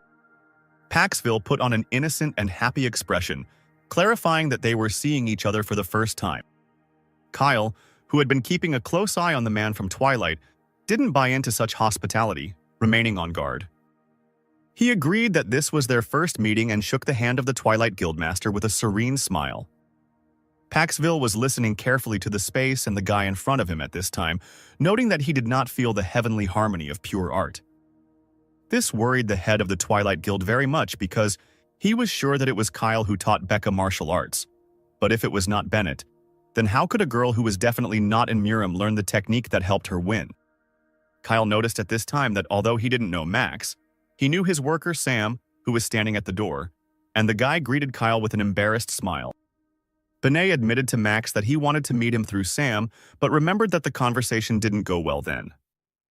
Also, Kyle was not going to keep silent about what happened to his sister, mentioning that Becca had caused enough trouble for the Twilight Hunters in the Archer battle. But this did not affect Max, and he, on the contrary, mentioned that he himself wanted to say this, summing up that Bennett's sister had, as expected, excellent skills. Kyle went into an open threat, telling Max that Paxville should remember that Bennett would not forget what happened, and the head of Twilight would pay for what happened. But he was not at all afraid of this threat, saying that he would look forward to their meeting. Bennett had no intention of continuing the conversation any further, as it was time for him to go, so the boy turned to leave, leaving a final comment that Paxville really should wait. In his mind, Kyle was prioritizing, deciding for himself that whether the attack on his sister was related to the Celestial Warrior or not was only the second most important fact, while the first was the incident of the attack itself. So Kyle promised that he would give Max an interesting show that would definitely not disappoint him, because Bennett was going to erase the Twilight Guild from this world. In the central arena, everything was just ready for the beginning of the next stage of the Sun Festival. The presenter turned to the audience with anticipation, announcing that the moment they had been waiting for was approaching, while her colleague was again less emotional and skeptical about her. They announced that the main event of the Sun Festival, which does not require words, should begin right now. It was the Great Guild Battle of Dawn and Dusk that was finally about to begin. In the center of the large stadium, where all the events of the holiday took place, a special arena was prepared, and hundreds of thousands of spectators eagerly awaited the representatives of the guilds. The first one to appear on the field was Kyle, and the hosts announced that he was the hunter who would represent the Dawn side, and he was a super rookie who had attracted a lot of attention due to the personal offer of partnership from the Dawn Vice Guildmaster Alice Labora. He was announced as the leader of the Martial Arts Guild, Hunter Kyle Bennett. The first emotional host told the audience that the appearance of a hunter from outside the guild in the Great Battle was the first time at the Festival of the Sun, and she, like other viewers, wondered who he was and why he was invited to Dawn. The second calm host responded that the level, class, achievements, and all information about this hunter was hidden, mentally thinking that he wanted to file a complaint against his colleague, and out loud continuing to say that since nothing is known about Kyle Benny, this could psychologically affect the enemy. Meanwhile, Kyle's enemy was also announced. It turned out to be the leader of the Twilight Advance Squad, who, upon Kyle's approach, immediately informed him that the rumors about the hunter were true, and that he really did have an impudent face. It was a genius mage of the Twilight Guild, named Flame Charisma and Flame of the Fire Dragon, a young guy whose name was Stephen Gore, who immediately informed Kyle that he was going to incinerate him to a crisp. Kyle looked at his opponent with a sneer, mentally wondering if he was ashamed to use such a strange name as Fiery Charisma, and out loud noting that all of his names, including the Flame of the Fire Dragon, could sound absolutely normal in Miram, but looked strange here. The hosts announced once again that it was Kyle Bennett who would fight Stephen Gore, and the first match of the Great Battle would begin right now. Max Paxville, who was watching the hunters, smirked smugly. The head of the Twilight Guild was mentally glad that his protege Stephen knew exactly what he needed to do, namely to never leave his opponent alive, while trying to reveal all of his abilities as much as possible. As if sensing the attention of the guild leader, Stephen turned to the podium, remembering what the leader had told him. But turning to his opponent, he noticed that Kyle had already soared into the air, and the fire mage was surprised at what kind of show was happening in front of him, just as the presenters were surprised by Kyle's behavior, because Bennett immediately revealed his class, flying quite high. Levitation was a skill of sorcerers, and the Dawn Guild Hunter openly revealed his top class, which was unexpected by everyone. The hosts noted that Hunter Bennett also demonstrated his high control over magic by maintaining such a height, wondering if this was his strategy, and Richard asked Labora the same question, asking if Bennett had any plan at all. Alice, who was looking at the arena with concentration, was not happy with this turn of events, answering the guild leader that she did not know if Kyle had a plan, assuming that he just wanted to do it, and that was all. Kyle, meanwhile, assessed the opponent in front of him with a careful gaze. He had already realized that Stephen's level was 50th, which meant that he was approximately the same as the previous head of the Dawn Guild, Mr. Khan. Therefore, if he immediately uses martial arts, then the mage will not make a normal opponent, but if he only uses hunter skills for battle, then the fire mage will be good for something. Kyle realized that he was currently at level 53, And although he was rapidly increasing his power level, he had no real experience as a hunter. Kyle also turned his gaze to the podium with the guild leaders, realizing that not everything was so simple. And he was right. Max Paxville was watching him closely, and now Kyle had to take that into account when choosing his actions. But overall, this did not upset the hunter, and he was amused that Max so much wanted to know more about Benet. Well, Kyle was ready to give this opportunity to the head of the Twilight Guild, saying out loud that he could watch for at least 100 years until his eyes dried out, while he concentrated blue magical power around himself. Sending this magical flow towards his opponent, Bennett finished his thought by saying that he still wouldn't show the head of the Twilight Guild what he wanted to see, meaning the power of martial arts. The hosts continued to comment on what was happening in the arena, noting that a large number of energy spheres created by Kyle were literally raining down on the enemy, but he was trying to protect himself from them with a fire barrier. They also note that this kind of technique, using mana spheres without attacking, is a base-class mage skill, and Steven is surprised by this, and he assumes that such an attack from the opponent is an attempt to test the waters. Steven gathers his magic, and under the comments of the hosts, he transforms it into a flaming whip, waving which he tries to reach his opponent. The Twilight Guild hunter was not overconfident, and he understood that since Kyle was a mage, he definitely had to come up with something to win. He remembered that mages were divided into 3 classes, and those who were engaged in non-combat activities, making skill cubes and items, were called craftsmen. Mages who specialized in combat and endowed mana with special attributes were wizards.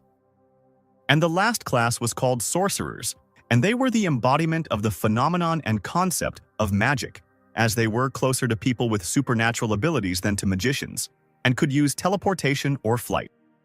In combat, these usually took up positions in the rear rather than the front lines, and were responsible for supporting roles and also had some kind of secret weapon. Steven jerked forward, deciding to attack. After all, it was not in his nature to stand and wait for the enemy to attack him. The Twilight Mage used his power to gather a lot of hot flames into a huge sphere in a short time.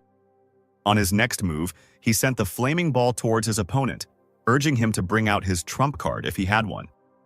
Or Kyle would have to experience the hellish flames of his magic, which was approaching with terrible force. Kyle only had time to cross his arms in front of him in a defensive gesture. A huge fireball caught up with him, immediately exploding into a bright flash of fire in the arena, with the hosts commenting that this was exactly what was expected from the flame of a fire dragon. It was not just a fireball, but a magnificent connection between the fire flame magic and Steven's physical strength, and the explosion made the head of the Dawn Guild worry about the condition of the hunter who represented them, while the hosts added that Steven was the kind of hunter who was known for his fighting style, which was so pronounced in close combat, completely untypical for the mage class.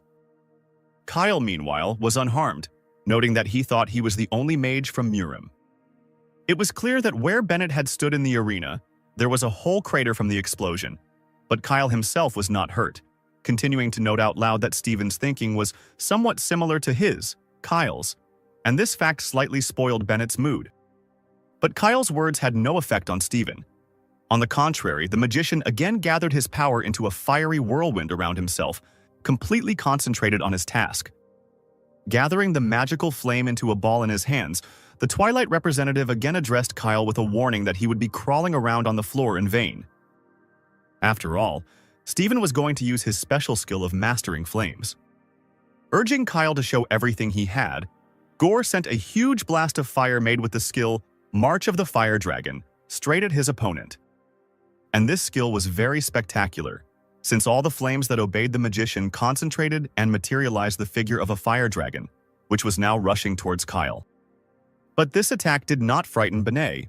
On the contrary, he smiled contentedly, saying that Steven had surprised him, and since he had asked for a trump card, he would get it.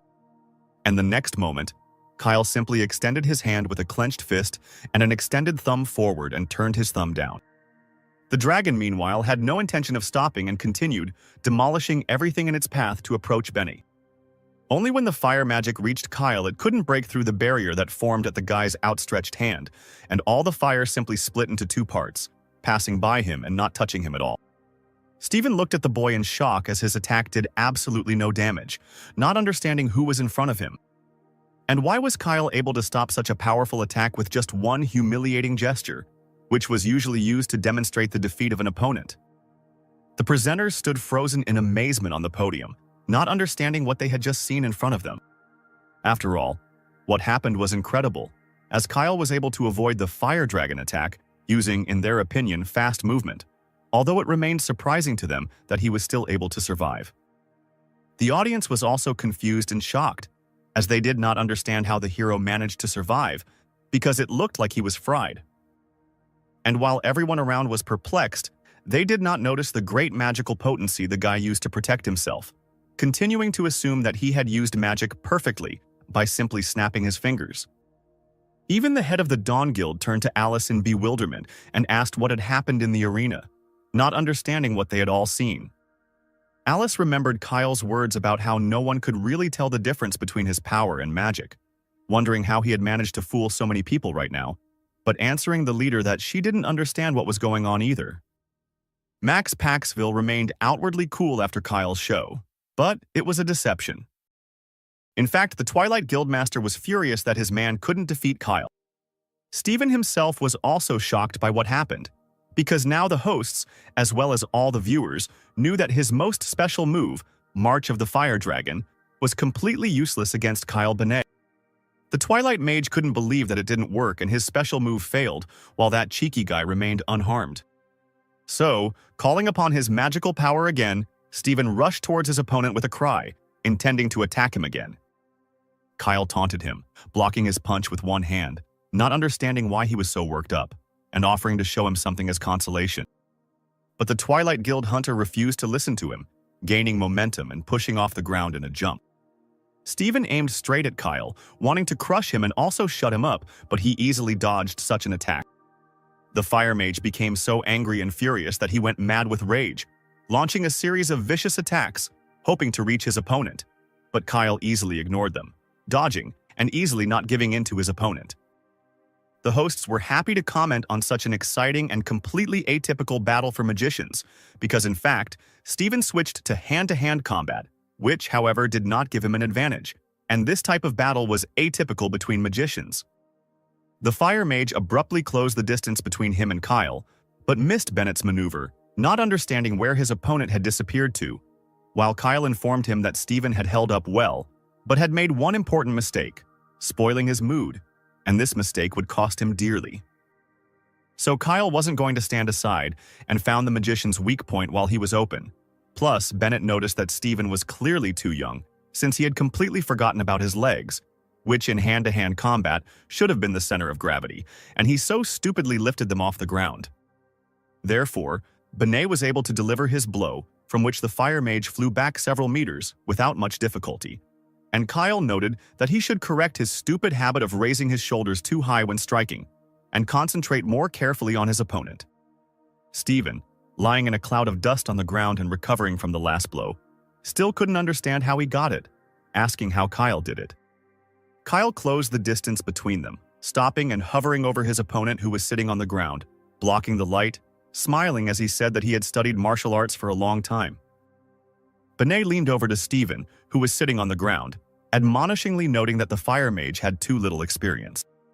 In an instant, Bennett's smiling and good-natured face turned sinister, and he threateningly asked if the Fire Mage had understood everything from his words, also asking if he still thought that abilities alone were enough to win.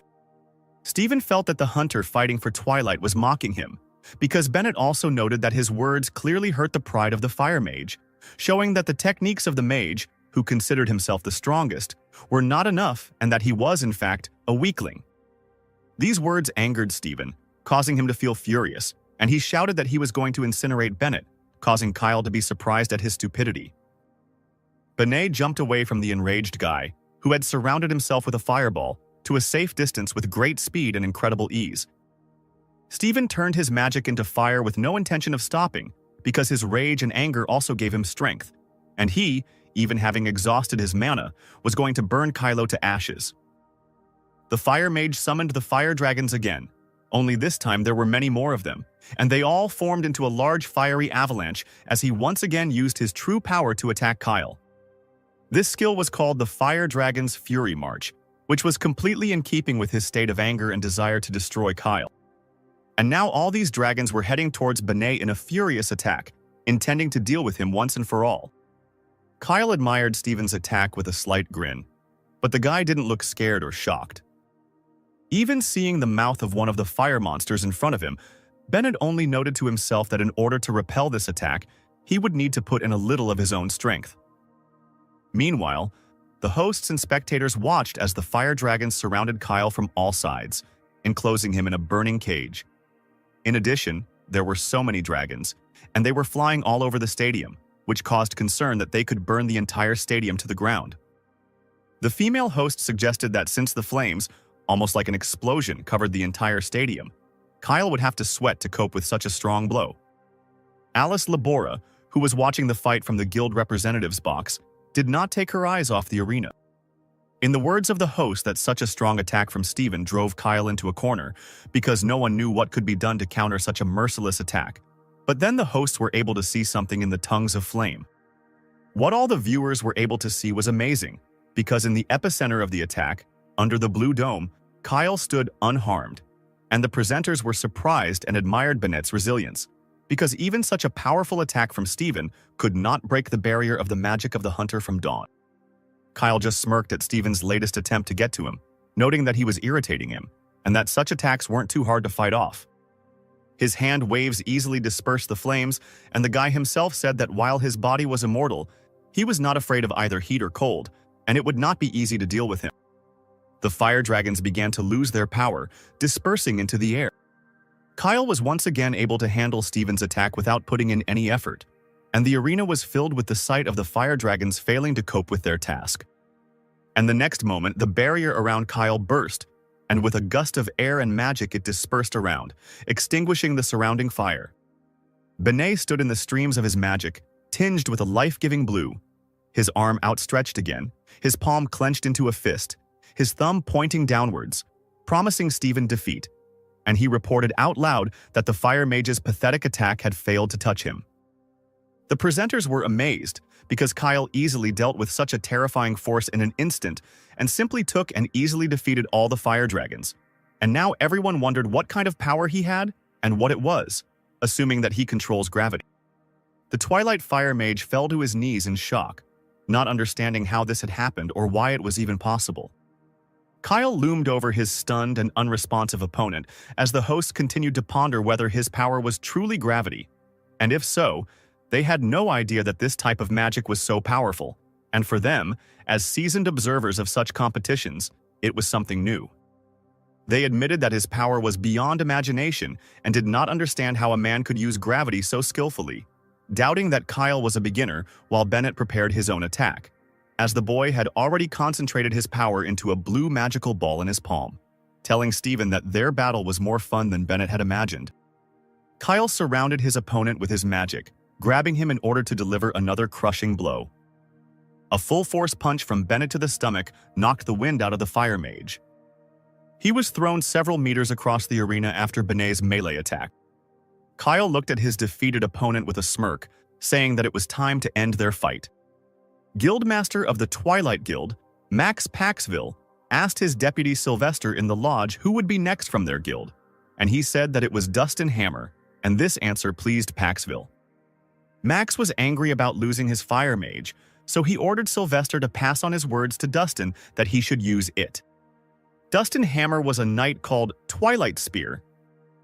This knight was practically invincible, and his weapon, which was a spear, always struck down everyone from the Dawn Guild.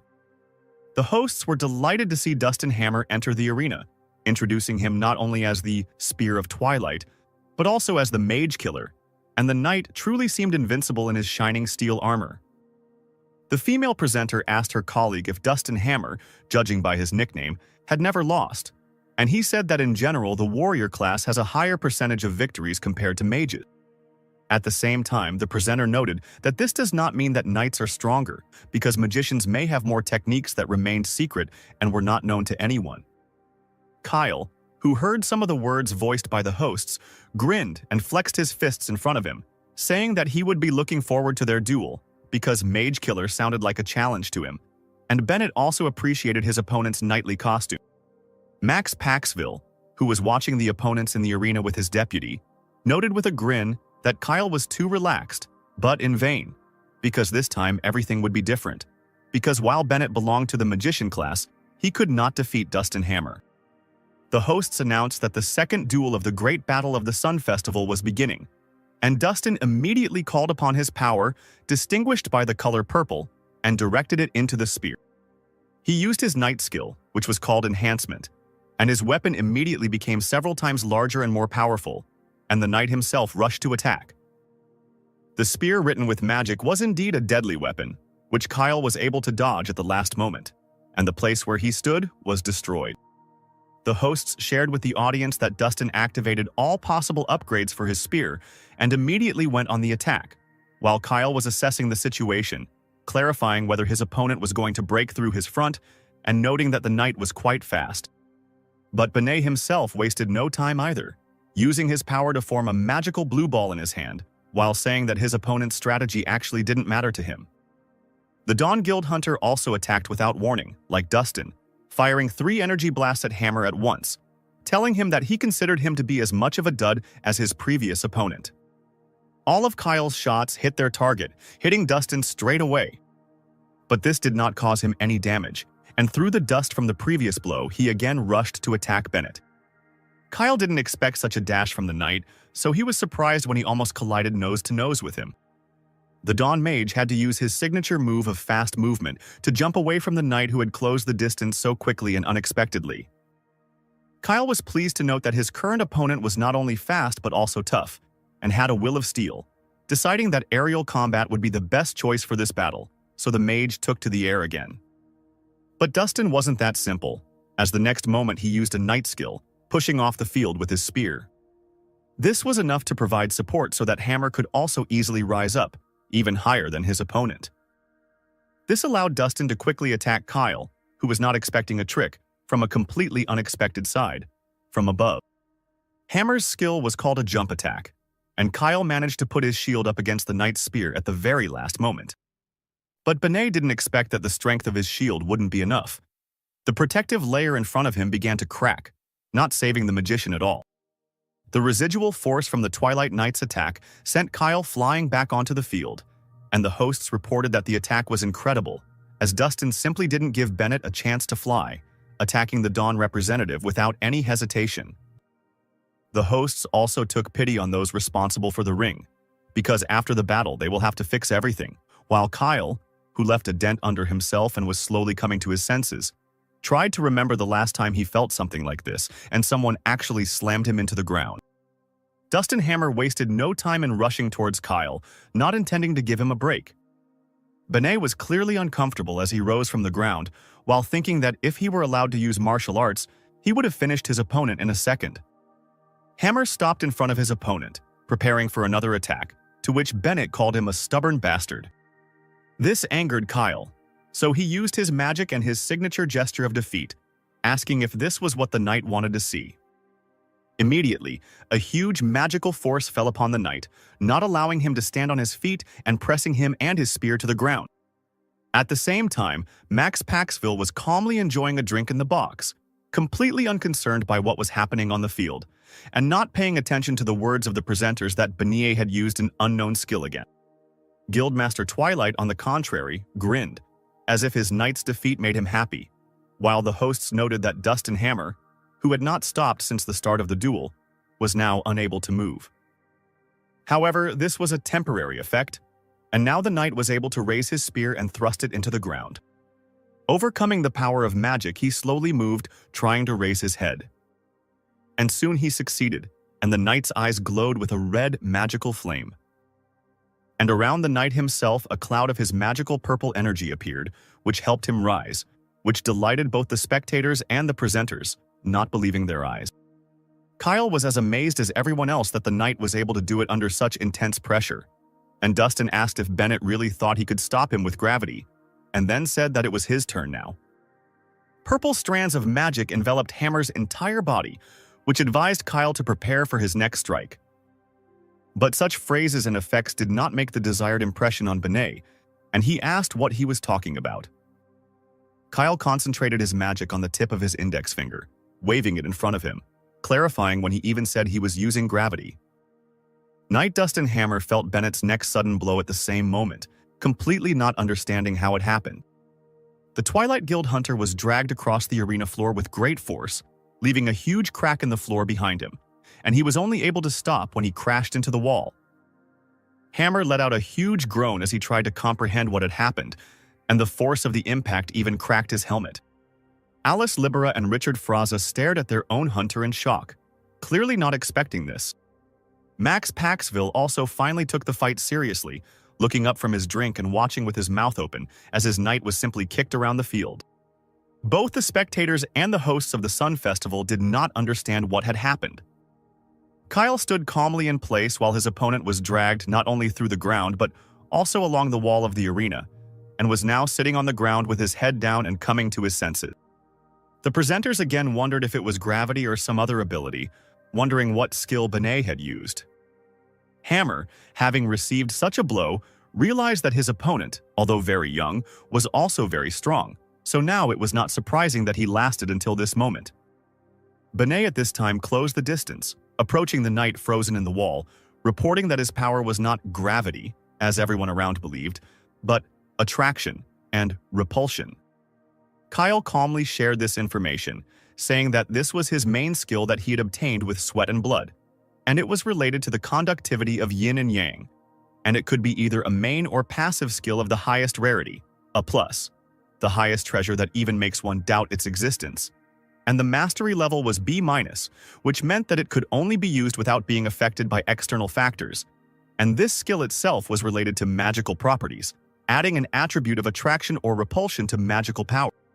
So Benet pulled a small stone that had rolled away from the wall towards himself, saying that if his opponent knew the basics of physics, he should know that gravity is the force that attracts an object to something, and repulsion is the repulsive force. Kyle threw a pebble with just a small movement of his finger right into the knight's crumpled helmet, saying that it was difficult to explain in detail and that he should understand the essence. The guy continued to explain to the knight that he used force in the direction he wanted, and that's why the enemy flew there.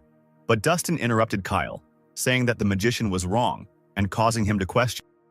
With some effort, the knight climbed out of the crack in the wall and rose to his feet, filling himself with the purple power of his magic once again.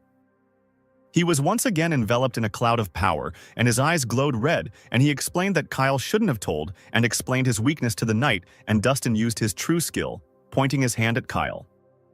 Max Paxville, sitting in the box and knowing about Libera's abilities, mentally addressed Alice, asking if she knew why Dustin Hammer was called the Magician Killer.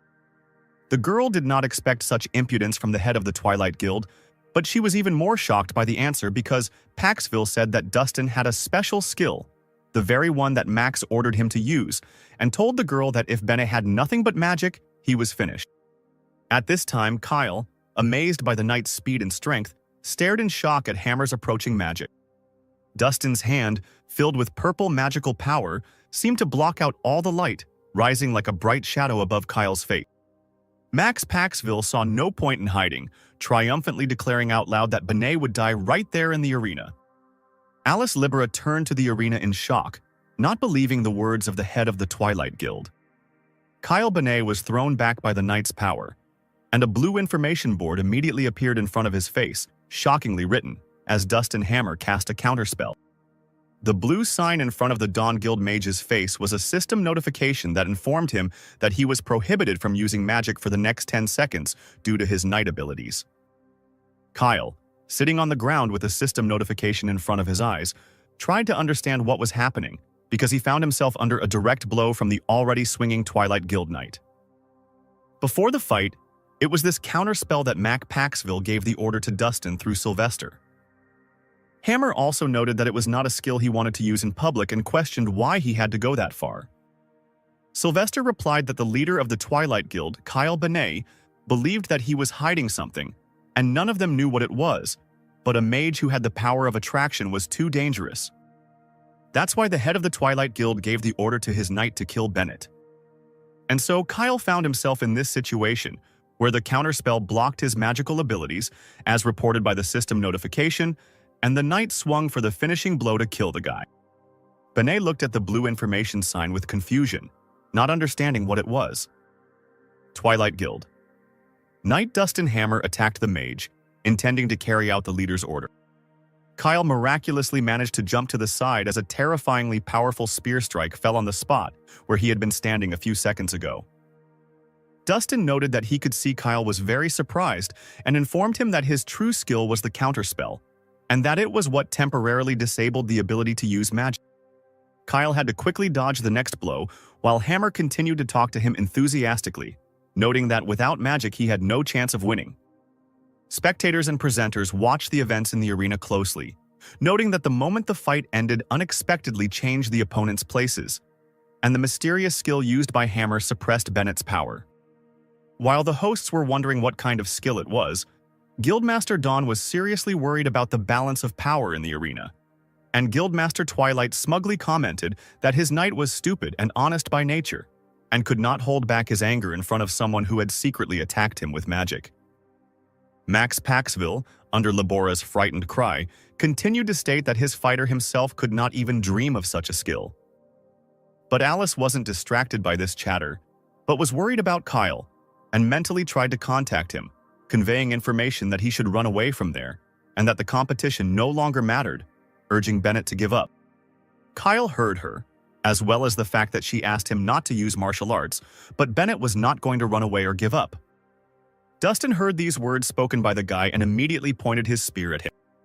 Hammer informed him that he would neither be able to escape nor surrender, and activated his skill, increasing his attack power first to 2, then 3, and then 4. He concentrated a huge amount of power on the tip of his spear, which could destroy an entire house, increasing it to 5 points, and this was a full charge of magic, and then Hammer asked if Kyle could withstand such a blow without magical power. And without giving Bennett a chance to think, the knight jumped up. He accompanied his attack with a cry of death for Benet, attacking the motionless guy. Kyle only calmly and rhetorically asked whether he could really die. The knight's spear, filled with purple magical power, was unstoppably directed towards the magician.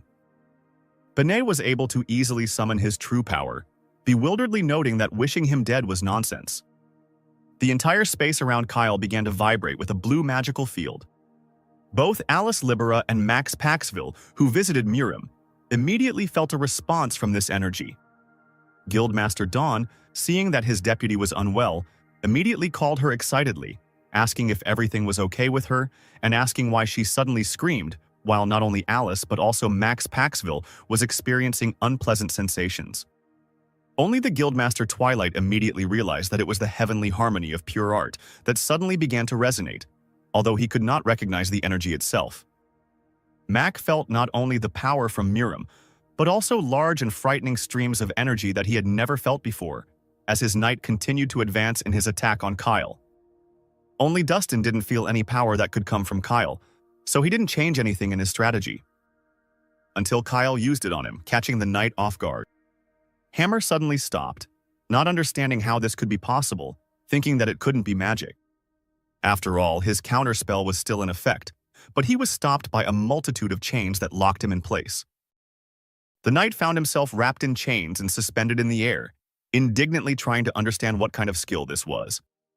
Kyle, who had risen into the air again and was hovering in front of Hammer, explained that this was not a skill, but martial arts, and if Dustin was interested in what it was, he should just ask the head of his guild later.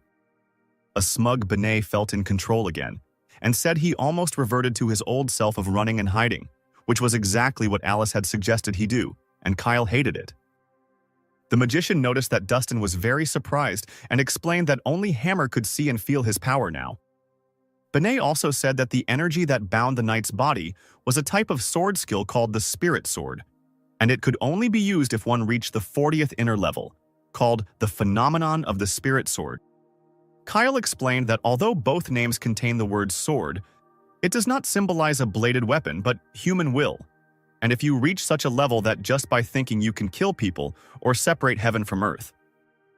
The mage waved his finger again, as he had done the previous times he attacked Hammer, and noted that the sword use he had described was too boring.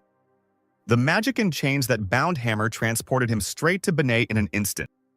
He just swung his sword, about to make the next blow, informing the knight that he must teach the younger ones a lesson. Kyle put in enough magic power, hitting the knight right in the chest. Dustin Hammer was defeated because Benet's powers were not comparable to the knight's capabilities. The body of the Twilight Guild's defender flew into the sky from Bennett's blow, and Kyle himself rejoiced, wondering if Paxville was watching this, because the head of the Twilight Guild had been watching him the entire fight. But Kyle didn't care, and Max could watch as much as he wanted, because what the magician had just shown was true martial arts. Benet then activated his power for a new swing, since he had not yet defeated his opponent, and now used a whirlwind strike. The magician soared into the air and dealt another blow to the knight, slamming him into the ground of the arena. It was a complete victory of the magician over the knight. The leader of the Twilight Guild was shocked by what had just happened before his eyes. The hosts, as well as the viewers, were also perplexed because everyone was sure that Kyle's magical skills were stopped. But literally in a second the situation changed, and Dustin Hammer was now unable to resist, and everyone wondered if this was related to the power that they could feel. The hosts also announced that the duel was over and that the medical team should hurry to the defeated Twilight Knight. And Kyle felt inspired and happy, as he had not used martial arts for a long time and missed the power he felt from them. The hosts announced that Dustin Hammer was out and Kyle Bennett was the winner of the second match of the Great Battle of the Sun Festival. Later, the news report said that after the fight, Kyle Bennett refused to continue participating, saying that his mana was depleted, and in the continuing battles, the Twilight Guild lost 3-2, and the Sun Festival came to an end, and reporters reported that this time, neither Twilight nor Dawn could capture the Sun Festival, but the Martial Arts Guild unexpectedly took first place. Kyle Bennett became a star among the hunters, and the discussion about his level continued on social media, and people assumed that his level was above 60 and wondered where he came from, how strong he was if he was a newbie, and considered him a secret weapon of Dawn, assuming that he was stronger than both the head of Twilight and the head of Dawn, and the prestige of the Twilight Guild dropped significantly. Paxville's secretary stood frozen in front of his office, fearing him and at the same time worrying about him. Sam plucked up the courage to ask if Max was okay, but only strange sounds from behind the closed door of the office were his answer. The head of Twilight himself sat in the middle of the office, destroyed in rage and laughter. He experienced a whole storm of feelings, noting that what happened was funny. He remembered what he had experienced at the Sun Festival, when he had felt Bennett's enormous power. But in addition to the fear he had experienced then, his guild had also been ridiculed. Yes, Paxville had felt Kyle's power for just a moment, but it wasn't at a level Max could handle, assuming Bennett was implying that the head of Twilight was no match for him. Guildmaster Twilight put on his jacket, agreeing and acknowledging the fact that Kyle was stronger and that it was not Paxville who would be able to defeat Bennett now. But this state of affairs, on the contrary, gave the head of the Twilight Guild the opportunity not to hide his means and methods. Paxville left the office and was immediately met in the foyer by Sam. When the secretary asked where he was going, Paxville chuckled, saying that he was going to see the Heavenly Warrior. A week had passed since the Festival of the Sun, and the headquarters of the Dawn Guild was besieged by hundreds of phone calls, which the workers, exhausted by the constant siege, were forced to answer. Representatives of the Dawn Guild answered the callers time and again, informing them that the head of the Martial Arts Guild was not on the territory of Dawn, repeating this to the callers time and again. But not everyone could cope with such a load, because many were already tired of this and were ready to go crazy from the number of calls. Many employees were on edge, and those who had been working for a long time were dying of exhaustion, while some were holding on by the last of their strength and were one step away from falling into hysterics. At this time, in the office of the deputy head of the Dawn Guild, Alice Libera, there was a small meeting with Kyle Bennett and the secretary of Dawn, and the silence against the background of the continuing phone calls in the room was oppressive. The secretary read out general information regarding what had happened since the Sun Festival. Kyle and Alice listened quietly to the fact that the Dawn Guild had received a total of 328 calls and 800 emails addressed to the Martial Arts Guild, or more precisely to Kyle Bennett, and the recipients were mostly reporters and those who wanted to join the Martial Arts Guild, not counting 8 requests for cooperation, 43 requests for advertising, and 29 filming proposals. The chief secretary also reported that, as Ms. Libera had requested, all but one of the proposals had been rejected. At that moment, there was a knock on the other side of the office door and requests from the staff to the chief secretary that he needed to come out and help them, as something had happened again that required his attention, and he quickly finished his report. The man, depressed and frightened, clearly having no idea what else could have happened, slowly left the office. Alice Labora placed her cup of tea on the coffee table in front of her, smiling as she noted that this was exactly how things were, and asking Kyle what it was like to be a superstar. The head of the martial arts guild did not look depressed or smug, as he was not against fame, but he was against the hype that was unpleasant to him, and he only clarified whether the head secretary's name was Chris, and he should be thanked for the work he had done. Alice Labora did not react to this in any way, being lost in her thoughts. The girl raised her head, saying that she was a little late, but was asking Kyle for forgiveness, and when he asked why, she explained. This was the situation when Alice asked Kyle to surrender and revealed his identity, because she didn't take his opinion into account then. Deputy Guildmaster Dawn bowed her head in an apologetic bow, acknowledging that the situation she had put Kyle in could have been dangerous if she had done something wrong. The head of the martial arts guild stood up from his seat, drawing Alice's attention to himself, and confidently telling her that she was just winding herself up, immediately asking if she really thought he would suffer because of such a trifle. Kyle admitted that, of course, such an incident was unfortunate, and he himself did not want to use martial arts, but it was not a problem. And what could Max Paxville do with this information? Benet believed that Paxville's limit was to realize Kyle's superiority over him, and for the foreseeable future, the head of the Twilight Guild would clearly be inactive. However, the mere thought that Max might target his sister Becca made Kyle feel angry and wanted to strangle him. Alice Libera, who had been listening to him attentively, only smiled at his last words. Rising from her seat, she noted that the external activity of Twilight after the holiday had indeed decreased, and she assumed that after the holiday, Paxville would put pressure on Dawn. But apparently he was too shocked, since according to current information, Max locked himself in his house and did not go anywhere, and the veteran hunters who had previously maintained neutrality were now knocking on the doors of the Dawn Guild. Alice pointed her hand at Kyle. They say that it was his victory that gave their guild an advantage, and everything that happened thanks to him. So now she would like to officially, on behalf of the Deputy Guildmaster of Dawn, say thank you to the Martial Arts Guildmaster Kyle. Kyle listened to her words with a smile, feeling a little smug. He shook the girl's hand, telling her that she had finally become normal and that he would now rely on her in the future. The guy noticed that enough time had passed and it was time for him to go, as Becca was waiting for him. Alice couldn't help but ask why Kyle only accepted one invitation to cooperate with the Hold Island Guild, and why he rejected the rest. Kyle headed out of the office, reporting that he was simply tired of the capital's dungeons, and their level was not rising either. But the main reason that Kyle told her was that Hold Island was a popular vacation spot, meaning it would be an ideal place for family travel. Kyle said with a smile that he would return back to the capital in about a month, and then he and Libera would see each other. Alice Libera saw him off with a gentle smile, but Kyle from the future, assessing the situation after everything that was about to happen to them, understood that he believed in the deputy head of the Dawn Guild, or rather, he believed in himself too much, and if he had known in advance what would happen then, he would not have gone to the Hold Islands. Meanwhile, in the current, Kyle and his sister Becca had already arrived at Hold International Airport, and she was very happy to be there. She walked ahead with her yellow suitcase, turning to look at her brother and not believing that they had actually arrived here. Becca admitted that it was her first time on the island, immediately asking what they would eat, saying that local delicacies included black pig meat and macaw grouper.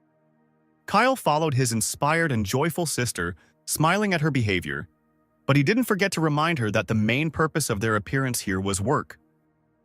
They were walking carefree through the airport when someone called out to Kyle very loudly, so the brother and sister turned around in surprise. It was the Tamra Guild Representative Office, the representative office of the very same Hold Island Guild with which Kyle had signed a cooperation agreement, which was waiting for Kyle's arrival with a joyful banner, balloons, and hearts. The young red-haired man smiled sweetly and said that they were very happy to see Bennett, and Becca was shocked and amazed by this. The guy, as soon as he realized that he had attracted Bennett's attention, immediately took a welcoming pose, folding his hands into a heart. The Benet family ignored the boy, turning away with impassive faces, and and Kyle remarked that it would be nice to rest. Only the red-haired guy wasn't going to give up so easily, and he blocked the couple's path, thereby slightly scaring Becca. He grabbed Kyle's hand in his own, trying to hold it while greeting him. The guy pushed Becca aside and started waving Kyle's clenched hand confidently in a welcoming handshake, saying that he was the head of the Tamra Guild and his name was Johnny Ugas, and he was glad that Kyle accepted their invitation, while Becca was thinking that Johnny looked too young. Johnny, meanwhile, said that he really enjoyed Kyle's fight at the Sun Festival, and although it may be embarrassing, Ugas said that he had become a fan of Beniet, and at these words his eyes lit up with a fanatical gleam, and the guy himself continued, asking for Kyle's autograph, saying that he bought merch with his image on it and asking him to sign it, and this behavior made Kyle think about whether they should go back. When Johnny left him alone, Ugas turned to Becca, clarifying that she was the leader of one of the Dawn groups, immediately asking if she was on Hold Island as an escort, and immediately answering that she was Bennett's sister and saying that he was pleased to meet her. One of the guild members called out to Johnny, saying that they were running out of time, to which Ugas replied that he had completely forgotten about it. Guildmaster Tamra immediately took both Bennett's and, directing them in the right direction, replied that they all needed to go somewhere first, explaining that he would tell them the details along the way. Kyle and Becca were not too happy about this state of affairs, and Bennett even said that they understood everything, and Johnny could already let them go, but he continued to insist on a tight schedule.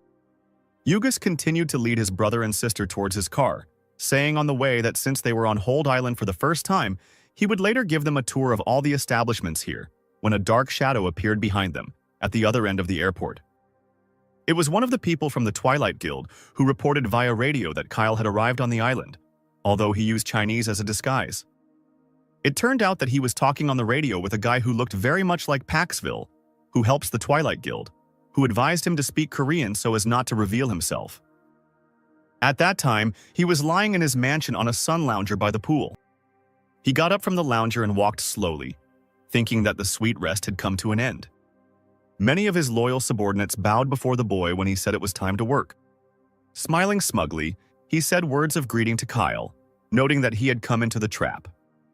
Meanwhile, on Hold Island in the Rivoli district, another meeting was taking place in one of the mansions. In front of the Benet sister and brother stood a tall, athletic man in the uniform of the Tamra Guild, introducing himself as its leader, Klaus Ugas.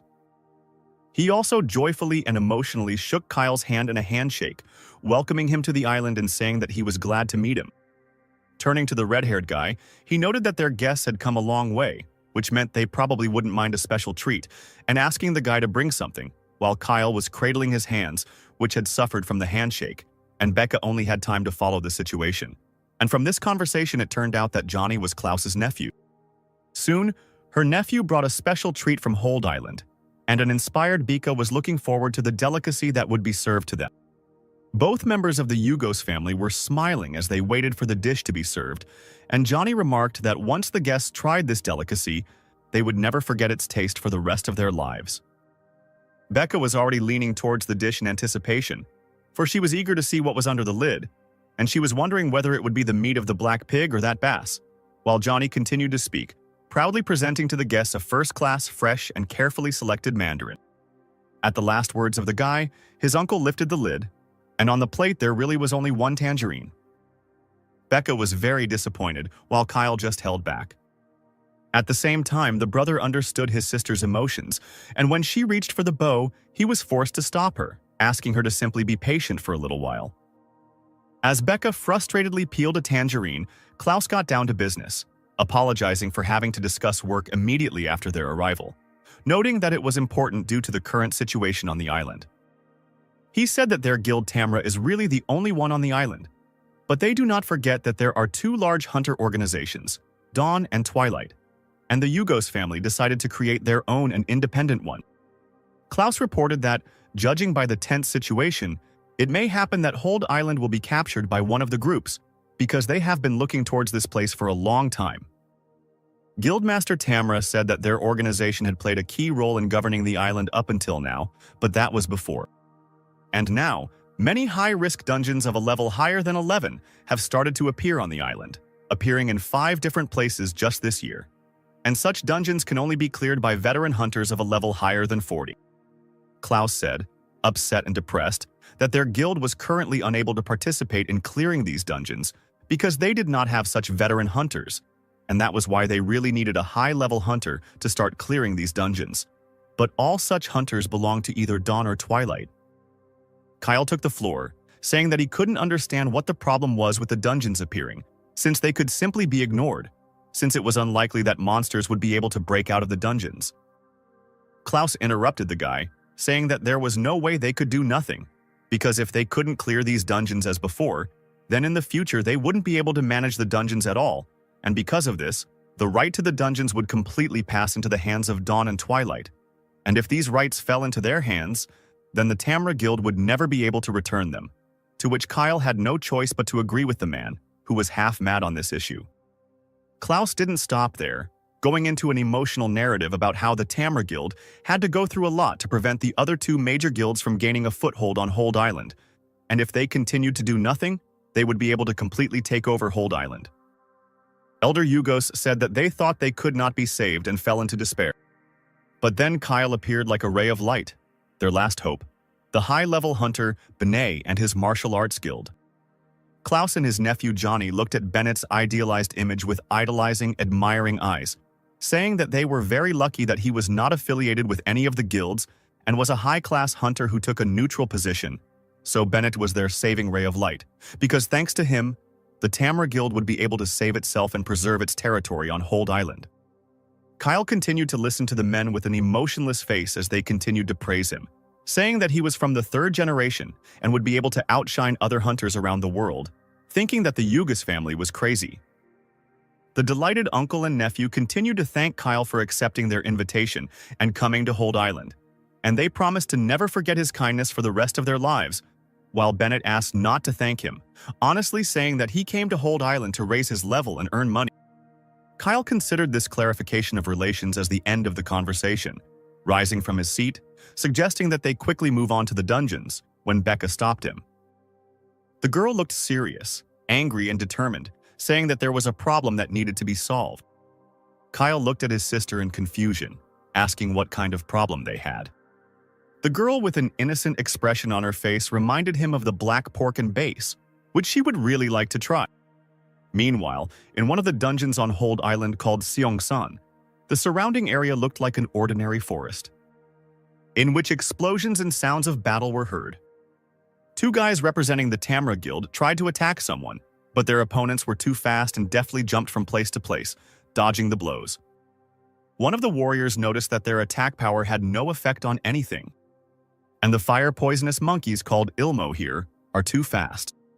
One of the Ilmo monsters opened its mouth, in which a purple ball quickly formed. One volley of such a magic ball could have been enough to kill the guys, but they managed to put up a fire shield, which barely held up under the onslaught of the attack. The Tamro Guild fighters diligently held the shield, but the onslaught was stronger, so the wise choice was to retreat. But as soon as they took a couple of steps back, they stepped into a green bubbling liquid. It was the poison of these Ilmos, for they did not wait for the boys to give up, but slowly poisoned the soil behind them. Although the Ilmo were called poisonous, no one had ever encountered them in real life before, and the guys did not expect these monsters to be so strong. Their power in reality turned out to be much more dangerous, and it was unknown how long the fire shield could hold out under the pressure of the flame, not to mention the fact that the poison interfered with the fighters on the other side. The situation was getting worse with each passing moment, because the monkeys were not sitting idle, but continued to attack the guys. Both representatives of the Tamra Guild understood that if the attack did not stop or help did not come, they would definitely be killed by poison or flame. The situation continued to deteriorate, and they no longer hoped that they would survive when a yellow lightning bolt appeared very close, somewhere in the space above them. It turned out to be Kyle, who used his powers and struck all the monsters around the Tamra Guild representatives with lightning, thereby saving them. He was again disappointed that the monsters in front of him were not strong enough for him. They were just ordinary. The warriors of the Tamra Guild were surprised to thank Kyle for jumping down from a nearby tree to them. Becca and Johnny immediately came to Kyle, who started shouting from afar that Kyle, as expected of him, was able to deal with the monsters in an instant, and began to thank the guy for saving their guys. And Bennett's sister wondered why she had to drag Yugos around at all. Johnny immediately apologized to the girl and thanked her, explaining that if he had gotten there himself, then he would not have been able to save his power, and he would not have been able to ask Kyle about it. But if he had used magic, he would have completely spent his power. Guild leader Tamara's nephew activated his powers, once again thanking the Bene family, and saying that thanks to them, he did not waste a single drop of his power, meaning he would have enough to complete his work. And at that time, the red magic seals he created united all the affected Ilmo. Johnny earnestly asked the two remaining fighters to be ready, and they nodded in confirmation that they heard his word. As Yugos used his seals to lower all the monsters to the ground, both fighters rushed to attack the upper seal, allowing the two seals' restrictive planes to connect and all the monsters to be destroyed.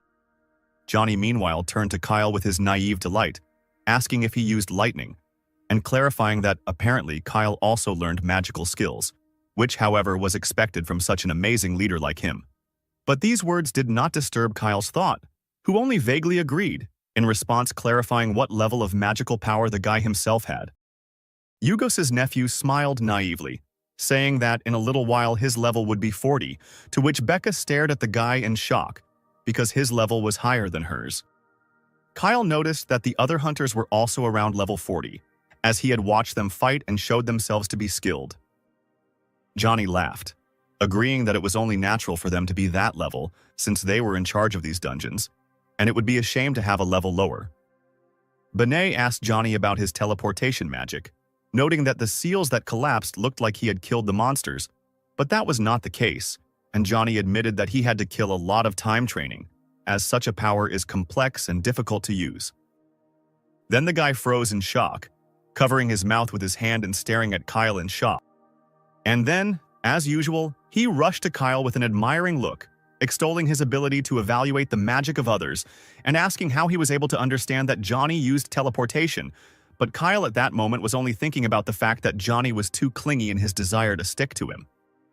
Kyle, meanwhile, noted that he had received an answer to his question about what to invest points in. He mentally recalled his stats chart in this world, because the names there gave little idea of how to use them, and the skill of intuition was characterized by the fact that it allowed you to see things as they are. And now in Kyle's chart, it was indicated that his level was 53, the class was absent, health was equal to 100%, and mana was equal to 106 out of 106 available, while the stat point remained 0, and all 53 available were invested in intuition, leaving parameters such as strength, endurance, agility, and defense equal to 0. Kyle understood that thanks to his martial arts skills, he didn't need to invest in other characteristics except intuition. And no matter how talented he was in martial arts, he couldn't do without intuition, because it was very important to see the essence of things. Benet said out loud that he thought it was time to shake up the local monsters even more, but he didn't mention that after he was able to understand all the intricacies of using teleportation magic just by watching, he could confidently say that he could master it. To the shocked look of his sister and the admiring Johnny, Kyle announced that he would now be able to demonstrate the magic of teleportation. Benet asked them not to be too surprised, holding out his hand with his index and middle fingers extended. Only a moment later, absolutely nothing happened, and the three of them remained standing in the middle of the clearing, surrounded by forest. Johnny sincerely asked again if Kyle really still hadn't used teleportation, and then asked his comrades to pretend that he had succeeded, so as not to embarrass him, because he was just a person who didn't understand how the world works. Kyle opened his eyes in surprise, asking how Johnny activated the teleportation magic. Several Ilmos were sitting and going about their business somewhere in the dungeon. Suddenly, Johnny appeared behind them in a flash of red light, asking what the fire poison monkeys were doing there. Yugos waved his hand at the animals, greeting them and provoking them to attack, which failed because he used his magic and applied it to the Ilmo. They found themselves between two seals, and Johnny said goodbye to them as he used his magic again. The Ilmo moved high into the sky, found themselves without support, and began to fall into the forest. Kyle, who had been watching from the sidelines, admired Yugos' skills as he materialized next to him, explaining that this was how he used his magic. Johnny explained that he simply directs a stream of magic at the monsters one by one, and then makes them fly up, and in the same way throws them from a height. And another important addition was to use his powers on the object, and then everything should work out. Yugos admitted that there are also limitations to strength, and he can lift objects up to a height of 150 meters, but monsters without wings, falling from such a height, will definitely die. To which Becca thought that this guy is a creepy guy. Johnny continued to tell, reporting that the range of teleportation can be adjusted in empty space within the line of sight, and within that range, the magician can move the desired object in any direction. After that, Yugos asked why Kyle asked him to show and tell about his skill, asking if it could be useful to him. And at that time, Kyle disappeared in a blue flash of magic, and even Becca did not have time to notice where he went. Kyle appeared high above the couple, and Johnny was surprised to note that the mage had managed to use the teleport, again admiring Bennett's abilities, and Kyle said that after examining the use of magic in detail twice, and then listening to the explanation, he understood how to activate it, for which he immediately thanked Johnny. Admitting that this wasn't enough for him yet, as he got stuck in a tree during his teleportation, admitting that it would clearly take him some time to learn how to use magic properly, to which Johnny stared in shock at the stuck mage. After the experience, they had the opportunity to walk around the dungeon and take a break, during which they could have a snack. Kyle and Bika just landed in the clearing next to the Tamra Guild boys, and Johnny thanked them, because they wouldn't have been able to find a moment for a break without Bennett's help, and the boys confirmed that it was very difficult for them. Bika condemned their carelessness because there were dangerous monkeys around, and they decided to eat so carelessly, even knowing that the Ilmo could attack. But Johnny admitted that they didn't have much of a choice, since Kyle and Becca had given them some time to eat. Yugos offered the girl a treat, instructing her that it was very important to eat, because without food, they would not be able to replenish their energy. But the girl only became more angry, since the food turned out to be absolutely ordinary without those delicacies that she so badly wanted to try. Johnny turned back to Kyle, noting that his skill in using teleportation was getting better and better with each attempt, and noting that Bennett was at a different level than other people. Benet chuckled smugly, saying that if you mastered at least one skill to the limit, then learning another would be much easier, noting that if Johnny continued to train hard, he would one day be able to reach Kyle's level, keeping silent about the fact that it would take several hundred years. Johnny immediately took out a notebook, writing down every word of the smug Kyle. And looking at their interaction, Becca understood that even though Bennett was her brother, looking at his behavior, she felt only disgust and a desire to give him a kick in the ass so that he wouldn't get cocky. The girl joined the conversation, saying that if people around her decided to blindly follow her brother around in the hopes that they could learn something, then they should give up on this idea, since Kyle mastered his skills in a special way that only he could use. Johnny continued for her, agreeing that it was unlikely that they would learn anything that way, but he was the leader of his guild, and these words struck Becca as a shock. Yugos continued that he believed that it would be wrong if, with his status, he stopped there and did not continue to develop his skills, especially since the guy recently felt that he had reached his limit. His notebook had the steps for using teleportation written down, and the guy continued to say that he understood everything, but he sincerely wanted to learn something new from Kyle. Looking at his people, Johnny agreed that, of course, it cannot be ignored that the team members believe in him and follow him, but he understands perfectly well that he needs to become even stronger and not let them down, since they trusted him. While Johnny was talking about how he thought that if he could become stronger, he could protect his comrades himself, Becca recalls her failed dungeon expedition when her entire group died. Yugos returned to his carefree demeanor, putting a piece of food into his mouth and apologizing for bringing up such a sad topic. Becca intercepted his food, sending it into her mouth and saying that Johnny won, and she would eat some local food, since it would not hurt her, and noting that the food of Hold Island was also quite tasty. Johnny was touched by the girl's words and stars of adoration appeared in his eyes. Becca had to push him away with her hand to prevent him from hugging her, while the guy was whining about how happy he was to hear that she liked the food, and he could bring a whole truck. And Becca was saying that was unnecessary, while Kyle turned away from them, noticing that they were very noisy and asking how much time they had to catch these animals. Yugos said that the Ilmo are very fast and their number is very large, so it is difficult to calculate the time. Besides, the guy has a limit on how many times he can use the teleport, and if they on the island knew that such a situation with the dungeons would happen, he would try to properly develop the duration of using magic.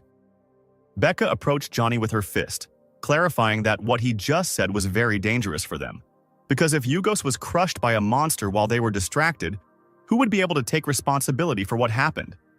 But Johnny only raised his Urki in a surrendering gesture, asking her to calm down and slow down, while Kyle thought about the situation. Benet decided to look at what skills and abilities he had to see what could help him. While Becca continued to raise Yugos, she did not immediately realize that Kyle was studying something again and called out to him, asking what he was doing, to which the older brother replied that he was trying to find a way out of the current situation, sorting through the tabs of the information plates. Finally, he settled on one of them called Sovereignty, noting that he never thought he would need this skill, while the characteristics said that this skill is a monster type and does not consume mana points. The skill is very rare, and only a few can master it, and the level of mastery was as if Kyle had recently obtained it. The description itself said that whenever he uses this skill, other monsters will naturally sense the aura of a high-level monster in him, and there they will show him respect and trust, which can turn into worship or blind obedience, but the effect will be different depending on the target. It was the skill of that monster skill stone that he had obtained in the dungeon while fighting alongside Libera, and he then decided to use it, thinking that he could learn the monster's skills. When Kyle used the stone, all the monsters, which at that moment were mad squirrels, bowed before him in fear, and it turned out that the stone worked differently, and as the description said, it was a powerful skill. What was interesting was that he was able to control the target's mind using his own will. And the guy got to experience this when another mad squirrel decided to attack him. And instead of aggressive monsters, using this skill and modifying it by merging with the control sword, he was subsequently able to force controlled monsters to perform certain actions. Kyle now understood that even though he had only used this skill a few times for fun, he didn't know if this effect would be effective against larger monsters, assuming that it should be more difficult to take over their minds. Kyle closed his eyes and decided that he could test this out right now. Opening his eyes, the guy could only hope that everything would work well since he had used this skill. Now this skill was called telepathic submission, and it looked like in the darkness of the world, one figure of Kyle, surrounded by yellow flashes of magic, in complete darkness sent scanning, subjugating waves around the guy. The magical hands with chains of subjugation made their way through the dungeon world, finding victims to subjugate, and Kyle was just getting used to the new feelings, because it was the first time he used this skill at a long distance. When he was able to select a target, he used his magic and skill to reach out to his monster victim and use mind control to give the order. His order sounded like a wish for all the monsters to immediately appear before him. At that moment, the guy opened his eyes in the real world, trying to understand if something had changed in the dungeon. Bennett grabbed his head, and a worried Johnny and Becca immediately began to bombard him with questions, asking if everything was okay and where it hurt. Kyle just waved it off, asking Yugos if he had any mana left for teleportation, and he replied that it should be enough for about another 5 minutes. Kyle removed his hand from his head, saying that was great. After all, a huge crowd of monsters are rushing towards them from all over the dungeon. The clearing shook as if an earthquake was happening, and no one could understand how this was possible, because no one had ever heard of natural disasters in the dungeons before. A terrible thought occurred to one of the fighters of the Tamra Guild. After all, only monsters could cause something like this in the dungeons back then, and he turned out to be right. The first poison fire monkey fell from the tree next to them, and everyone was surprised not only by its presence but also by the fact that there was only one. But that was just the beginning, and when everyone relaxed, sharing their thoughts that the earthquake was quite strong, and they only came across one elm. One of the guys turned around, saying that they expected to see a whole horde of monsters, which was actually true, as all the other Ilmo hid in the trees and surrounded the group of people, flashing their devilish red eyes from the darkness. Johnny jumped in surprise, wondering where so many of them came from, and Becca also didn't understand why everything happened so suddenly, while Kyle called out to Yugos. He gestured behind him, saying that they had left the rest to him, and asking them to take the rest of the group of comrades and leave the dungeon immediately. Johnny was able to read his gesture, realizing that the boy was showing that he was going to use his abilities, answering that he understood him. While Yugos was dealing with his comrades, Becca didn't understand what her brother was saying, asking in a panic if he was really going to leave everything to himself and fight all the monsters on his own. After all, there was a huge number of elm trees and they all froze dangerously close to them. She had no intention of leaving Benny alone, despite Johnny asking her to leave with them. But Yugos didn't leave her a chance, using his spell with a red magic seal, and the teleportation worked, taking the girl away from the dangerous place. So Kyle was left alone in the clearing, surrounded by monsters, while the pattern of the magic seal behind him slowly disappeared. But this didn't frighten Kyle, and he only hesitantly replied that everything had worked out fine. He turned around on the spot to get a better look at everything around him. Now he was satisfied and activated his blue magic, preparing to calmly fight all the monsters in the area.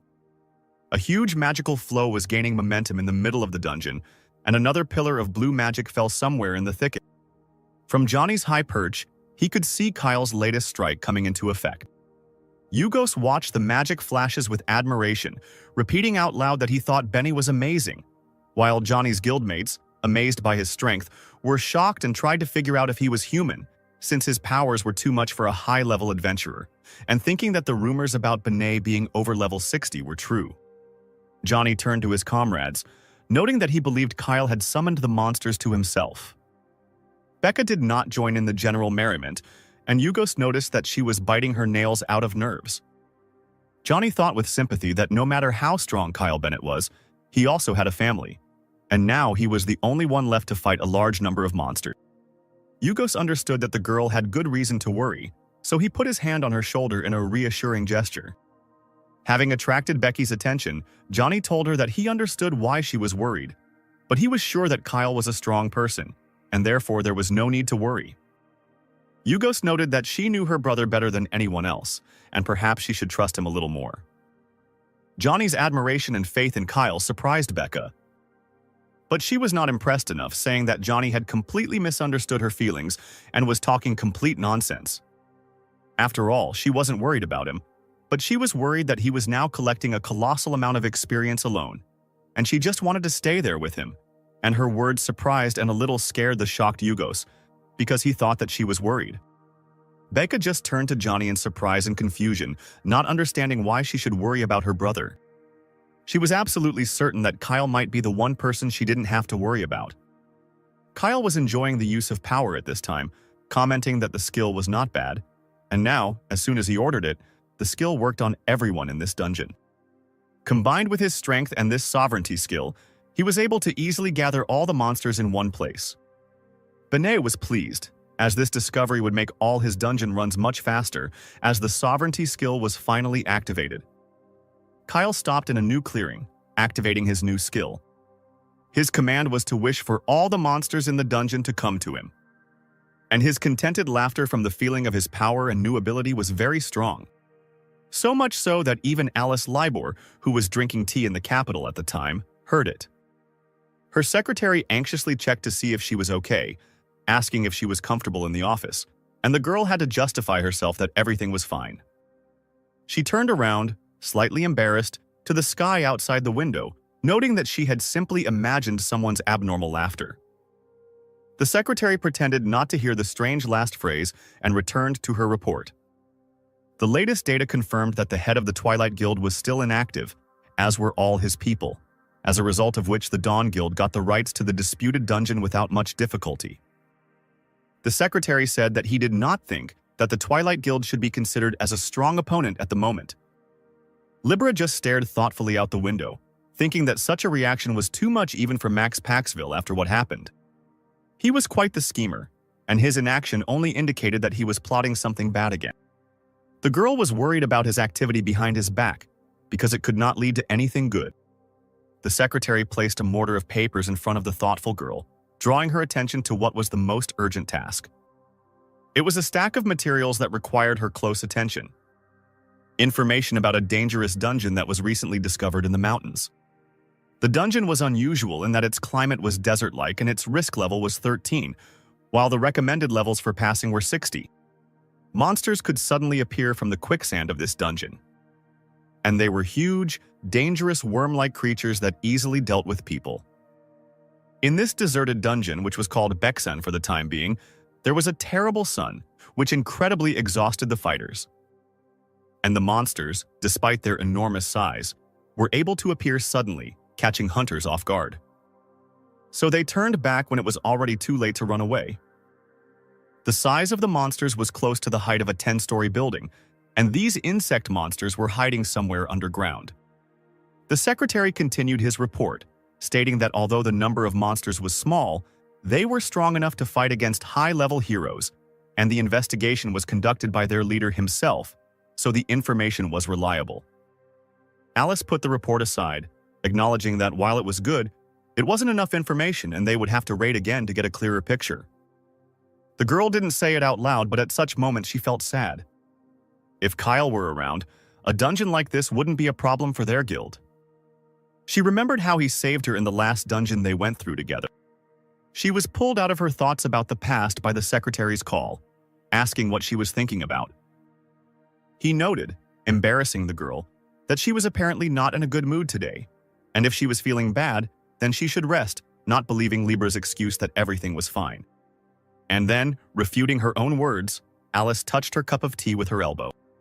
It crashed with a loud sound, frightening both Alice and the secretary with its suddenness. The broken cup was the final proof that something was wrong with her, and the secretary immediately asked the girl not to touch the shards, assuring her that he would clean everything up himself. Alice understood that her nervousness was not caused by the news, but by the fact that without Bennett she did not feel confident, worrying about him and wondering when he would return. A month had passed since Kyle had arrived on Hold Island, and Kyle watched as his companions attacked the monsters. When they managed to knock down the couple, the hoof of one of them appeared right with the head of one of the fighters. The monsters they were now fighting looked like maddened horses, one of which was about to attack the fighter. But the monster was immediately struck by blue magic right in the head. It was a shot from Beck's bow, which Johnny immediately praised for its accurate shot, and you were glad that you were able to take out the monster with one shot. Kyle, watching them, understood that during this time he was able to combine his two skills, sovereignty and the spirit of the sword, and get used to the skill of telepathic submission, and now he could calmly summon monsters of the dungeon and consider himself a kind of master of monsters, while Becca scolded Johnny for the fact that for some reason, in her opinion, he talked to her like a child, and Bennett believed that she was simply excited, while Yugos himself denied all her attack. Kyle, however, had a better understanding of how dungeons worked, and now he knew that the system would distribute points based on the damage dealt to monsters, and it usually gave points to everyone who attacked, so Bennett might not have to interfere with the fight. Here he sensed danger from one side, losing his relaxed state. Right in front of Benny, one of the fighters was being chased by a whole herd of monster horses, from which he ran away in fear. So Kyle activated his magic, knowing that he would have to intervene after all. Using his magic, he appeared right behind the fleeing fighter. And the next second he disappeared into thin air, leaving the monsters confused. Together with guild member Tamro, they found themselves high up in a tree where the monsters couldn't reach them. Johnny once again enthusiastically praised Kyle's skills. While Becca was angry that the guy decided to ignore her, Kyle noted that during these trips he completely mastered the teleportation magic that the guy learned from Yugos. At the same time, he even surpassed Johnny in mastery of the skill, but it will still take him a little more time to master it completely, and he has not yet reached the heights of teleportation that he desired. After the raids, they finally tried the local cuisine, which Becca was glad about. They spent their next evening in one of the signature restaurants on the seashore, and Becca was offered all the delights of Hold Island. The girl seriously considered the restaurant to be quite good, but she was not happy, because after getting drunk, she realized that she should increase her level in order to become stronger and surpass those idiots who sat in front of her. And during her stay on Hold Island, she raised her level by 3 notches and was now a level 38 hunter. Johnny, laughing nervously next to him, noted that she had clearly increased her level well, and that they, as a guild, had also been able to learn a few things from him, while Kyle did not understand what his interlocutors were talking about. Becca, drinking another shot, noted that the alcohol on the island was excellent, while Kyle reflected on the fact that the reason for this trip to the island was family, and he was afraid that training with his sister would make her overwork herself. However, this trip did help her, while Johnny picked up the sheets with their schedule for the next raids, reporting that a new request had arrived from the Samdado Guild.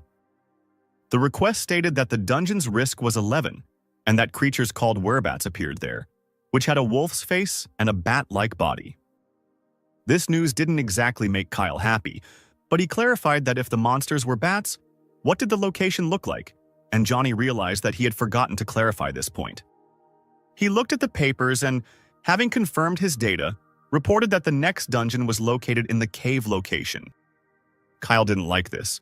He tensed up and even clenched his hands into fists. Johnny looked over the papers again and reported that the request also mentioned that I could send reinforcements, and they also wanted to send the leader of one of the groups on this mission. While reading the description, Johnny also stated that due to the terrain, the caves will be narrow and dark, making arrows and teleportation useless. Becca simplified his vague explanations by summing up that teleportation and arrows would be useless there, and asked if her interlocutors felt like those who had sent the request were making fun of them. Kyle didn't take her words seriously and noted that he was determined to win, and since Becca and Johnny looked like they were tired, they should get some rest, to which Johnny tried to resist. However, Kyle didn't let him finish, telling him that he could handle it and that they shouldn't worry because he would try to finish as soon as possible. At this time, the guy thought to himself that the cave could become a problem, since just from the idea, bad memories from Miram came flooding back to him when he had just begun to comprehend the basics of martial arts. Meanwhile, at the entrance to the required dungeon, representatives of the Samdado Guild were already waiting for him, and a pleasant-looking man extended his hand to him, introducing himself as Liam Vuk, the one who would be in charge of their raid. Kyle shook the outstretched hand as he was briefly briefed on the upcoming raid and the dungeon he should have already known about, prompting him to begin the raid. The passage to the dungeon was in the middle of the park in a special fenced area and looked like a swamp green portal, through which Kyle saw the outlines of the location ahead for the battle. Benet gritted his teeth, not thinking that he would guess so right, because until the very end he had hoped that the dungeon would not be a cave, and looking into it now, he understood that although he could be wrong, some strange feeling of anxiety did not leave him, although for now he attributed everything to the fact that it was his rich imagination. However, he was determined, and whatever had caused his feelings, he was going to quickly end it and go back. The location of the dungeon really turned out to be a real cave. The whereabouts were easily and simply struck by the flashes of blue magic, unable to resist the mage who attacked. The assistant watching Kyle and the leader of the Samdado squad, Liam Vuk, were talking among themselves, noting that their progress was going faster than planned, and the assistant was asking what they should do. At this point, Kyle turned back to them once again, informing them that he was done and asking what was next, while Liam and the assistant were caught off guard, informing them that Bennett's speed and abilities were truly incredible. Liam pointed to the map, indicating that they were just a little further away from reaching uncharted territory. Kyle, hearing this, walked past the men in the right direction, saying that they should hurry, while the guys and the Samdado guilds remained behind him, looking at the hurrying hunter with incomprehension. Liam noticed that Bennett's face was pale, but he waved it off, saying that everything was fine, while inside, he did not feel this calm. Even after so many years, those memories of the cave still troubled him. And now he could not easily control himself, because his feelings were not calm. And when Chief Vuk approached and placed his hand on his shoulder, offering him a rest for once, he did not expect resistance from Benny. Kyle's reaction surprised and even scared Liam a little. Benet was on edge and had a terribly strong aura around him, and his eyes were glowing a deadly red. Liam had to back off and apologize, immediately turning to his assistant for a restoration potion and apologizing to Kyle for being so annoying, persistent, and generally bothering him.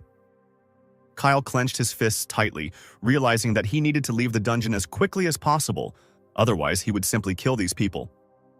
Their exploration of the dungeon continued, and Liam pointed to the map and said that the road was a bit confusing, so they would have to sweat. But they were already finishing the exploration and Kyle should not worry. The leader of Samdado waved his hand invitingly, and everyone around was so friendly that Kyle suspected something was wrong, since Liam said that they themselves would clear the road, and everyone should form up so that they could move forward. With every step, Kyle's suspicions grew stronger, but he mentally ordered himself not to get worked up. However, around the next turn they came to a fairly spacious place, and Liam began to chat with Kyle, warning him about the obvious darkness, and then asking if he had ever been to Sakaram Grotto, noting that it was much better than this gloomy cave. The head of Samdado also advised Kyle to visit all the local attractions later, but this idea did not cause an emotional response from Benny, and Liam admitted that the guy's face frightened him. Benet wondered how much longer they had to go when he felt something was wrong. He stopped where he was before his companions noticed his hesitation and stared into the cavern's ceiling. A huge, unusual structure with a magical design in the middle was right on the roof of the cave. Benet knew what it was, but he couldn't believe that the thing called a system, which was capable of confusing a person, was located here. Although this design does not cause damage, it can confuse all the senses of a person. Kyle immediately felt his companions being affected by his actions, wondering why the road was repeating itself and whether they were really going the right way, since the formation was forcing the man to walk in circles. Only Benet saw that, judging by the energy flow, they were being led to a certain place. A sharp, painful spasm almost twisted Kyle, because the formation was from Murim, and in a normal dungeon it could not appear on its own. So he wondered if this was another of the paths to the world of Murim, or if they were standing in this place from the beginning. Besides, whatever it was definitely connected to Murim, and Kyle didn't want to see that world anymore. Benet had to take several deep breaths to control his emotions and calm down, knowing those days were in the past. This allowed his body to relax and his mind to come to its senses completely, having conquered the ghostly fear. Kyle took the next step by accepting the rules of the game and making it known that she would not be fooled into accepting an invitation, no matter who left it. Benet moved forward confidently, intending to see who or what wanted to see him. At this time, in the dungeon near the mountains, which was called the Sand Dungeon, life continued to boil. The huge worm monsters continued their battles with the hunters. One of the fighters shouted the command for everyone to get ready. It was Dawn's guildmaster Richard Fraza who was encouraging his fighters, telling them that there was still a little bit left and they should hold on, while he used the skills of Crusader, Divine Blessing, and Team Defense up. The defeated worm hid underground, escaping the attacks of the Dawn Guild. This encouraged the fighters, although they understood that the situation was getting tense, and some of them were almost exhausted.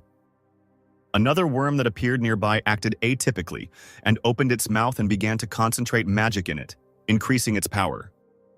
Richard called for everyone to calm down, saying that this was most likely the monster's strongest skill, meaning they were close to victory. Taking his sword out of its sheath and attacking the monster, he shouted that without victory they would not go anywhere. The force of his blow was so crushing and great that the worm was pulled to the side by it, and an excellent chance for a finishing attack was presented. So Richard turned to his men, shouting that they needed to attack right now. And Alice Libera followed his order, activating her powers and attacking the monster. The girl focused on the strike, activating her assassin skills, and her eyes glowed pink. The killer's series of perfectly timed strikes was executed superbly. Alice dispatched the worms with ease, landing next to her comrades and noting how hot it was in the dungeon, while her comrades happily celebrated the end of the raid and how great their deputy leader was. Richard immediately approached the girl, not at all gently, patting her on the back with his heavy armored hand in approval, noting that she was a good girl and worthy of being his deputy, because she could have killed the worm on her own, while a couple of simple guild employees thought that the head should have been stopped in order to save Alice from his heavy hand. The girl smiled sweetly, saying that there was no need to praise her so much because for the leader, the same battle would not have cost more effort, and they only dealt with 3 monsters, which meant that the team was not in the best condition. She turned to one of her comrades, recommending that they find shelter in the shade and rest for half an hour, to which they all happily agreed. The guild leader meanwhile noted with a smile that she should be ashamed to go on a raid with him, to which Alice asked why he decided so. Richard remembered her going on raids with Kyle, asking if they weren't in a close relationship, since he thought they were serious and something like a date, to which Alice gave a forced smile and pretended that the leader was joking, hitting him hard in the chest with her elbow. She had hit him hard, so it took Richard a while to recover, although he was glad that he had managed to make the girl laugh, who had already said more sternly that next time he should keep his mouth shut, and then switching to the fact that she did not understand why the other directors, the heads of small groups of hunters within the guild, were absent, because with them the raid would have been much easier. Richard said that they had some urgent matters, thereby surprising Libera, who did not understand what matters could be more urgent than the entire guild raiding the dungeon and clearing it out. Meanwhile, the directors named by the head of the Dawn Guild were indeed busy being near the entrance to the Sand Dungeon. and they looked completely unfriendly towards their comrades, activating the skills of a knight and an archer. The fighters guarding the entrance to the dungeon that Alice and the guild leader were currently clearing were chatting and snacking in a relaxed manner, discussing that this dungeon would be easier to explore if there was a martial arts guild with him, because their leader was incredibly strong, to which the second fighter responded with doubt, not thinking that his partner had seen Kyle's strength. At that moment, the secretary appeared next to the guys, asking if they had really come here just to chat. The fighters noted with slight grins that they didn't think anything could happen at the gates and offered to join them for a snack, since there was nothing else to do anyway. But the secretary was adamant, not allowing them to relax too much, noting that although the Twilight Guild was not very active right now, they should not forget about security measures. How could they not be taken into account? And at that time, something in the sky attracted the chief secretary. It was a whole series of attacking arrows that were flying straight at them. The bright glow of alien magic in the sky was approaching too quickly for a peaceful action. The explosion reached its epicenter on the ground, at the point where the entrance to the dungeons began. The battered secretary of the Twilight Guild struggled to rise. He knew that the archer's skill was called meteorite hail, but he couldn't figure out who was to blame for it, because no one knew about the raid except the top brass. When a man engulfed in magical flames appeared from the shadow of dust and explosion, the secretary couldn't believe his eyes. He did not recognize the person who approached, deciding that this was the work of the Twilight Guild. But one of the directors that Labora had mentioned in the dungeons belonging to the Dawn Guild appeared before him, surprised that the chief secretary was there and asking if he was okay. The secretary mentally breathed a sigh of relief, glad that it was one of his own, asking out loud what was going on here and who had attacked them, to which the newcomer explained that it was the work of the Twilight Guild, since they had resumed their work. The secretary turned around with distrust, losing sight of his comrade out of anger, and cursing that the crazy competitors had sat in silence for so long and now had carried out an unexpected explosion. The secretary understood that the head and deputy would need a couple more hours to go through the dungeon, deciding whether he should stay or leave and bring reinforcements. But the man didn't have time to make a decision, as he was struck by a sudden guest. He turned to the director who had arrived, asking how he had learned about this place, since the secretary had heard that he had not been informed because of some business. And at that very moment, the man was fatally pierced by someone else's blow. He had no chance to survive, and blood was pouring out even from his mouth. The former comrade who activated his magic turned out to be a traitor, admitting that he was finishing the business he had right now, mockingly asking how the secretary was getting on with it. After the last witness to the attack was killed, the traitor simply took out his phone and, as if nothing had happened, began calling someone. He reported to his interlocutor that he had already finished cleaning, and his second comrade, also one of the traitors to the commanders, should arrive soon. On the other end of the line, he was praised, and the employer was pleased with his work. It was the head of the Twilight Guild, Max Paxville, dressed in armor, along with his loyal knight Dustin Hammer, who had arrived somewhere in helicopters. Max continued to praise the traitor with a happy smile, saying that they had tried hard. It turns out that the head of the Twilight Guild arrived at the same dungeon that Libera and her guild were currently clearing. He noted how the traitors had done a good job of killing their own. Max praised them again, saying that he liked them and wished them further advancement, to which both traitors bowed in gratitude. Paxville meanwhile recalled the past, noting that Libora, as usual, was too naive and soft. After all, back at the Sun Festival, he recruited these two when he went to the locker room of the Dawn Guild. And now, humming with joy and completely oblivious to what was going on over the bodies, Paxville approached the entrance to the dungeon. Looking at the entrance, he remembered that this was the same dungeon that he had cleared out with Alice 7 years ago, when they were still friends. And this was right after Max returned from Murim, and he had just become a hunter, and his comrades called him and Alice sister and brother when they all went out to clean up together. Their comrades discovered a new dungeon then, which no one had entered yet, and Alice happily followed them while Max already did not understand why they were wasting time on it. He called Alice aside to talk. Wondering how long they would go on like this, he reminded them that because of these untrained comrades, they had to coddle them and put their adult training on hold. Max didn't understand why Alice was bothering with the little ones, asking if she had forgotten Murim, because they needed to become stronger as quickly as possible. Max then asked Alice if she had thought about their previous conversation, and again showed her the jade he had received from the Heavenly Warrior. Paxiville reminded that from him the power of martial arts increases several times, showing the girl the stones on the pendant. Carried away by his thoughts and ideas, he again suggested that she follow the Heavenly Warrior, repeating that it was with him that they would become much stronger, until Alice asked him to stop. Her words made him freeze in shock and amazement. The girl said that she understood his fears and worries, but reminded him that they were no longer in Murim, which meant no one would take their lives, so she saw no point in becoming even stronger. She pointed to their comrades, smiling as she noted that she simply enjoyed looking after these children, and so she asked him to forget Murim's burdens for at least a little while. And when her comrades called her, she turned away from Max and simply walked on, leaving the astonished guy alone. It was then that Max realized that despite the fact that he believed that the only person in the world who understood him was Alice, because they had gone through the same thing, everything turned out to be wrong. However, Max was left behind, and Libera traded him for pathetic beetles, which infuriated Paxville beyond belief. While fighting another monster, Max easily cut it in half. It was no problem for him to fight such simple monsters, so he considered the kids to be weaklings. Alice rushed towards the wounded girl in their group with a shout, filled with the desire to help and save the poor thing. Max turned around to assess the situation for his next steps, not rushing to help anyone.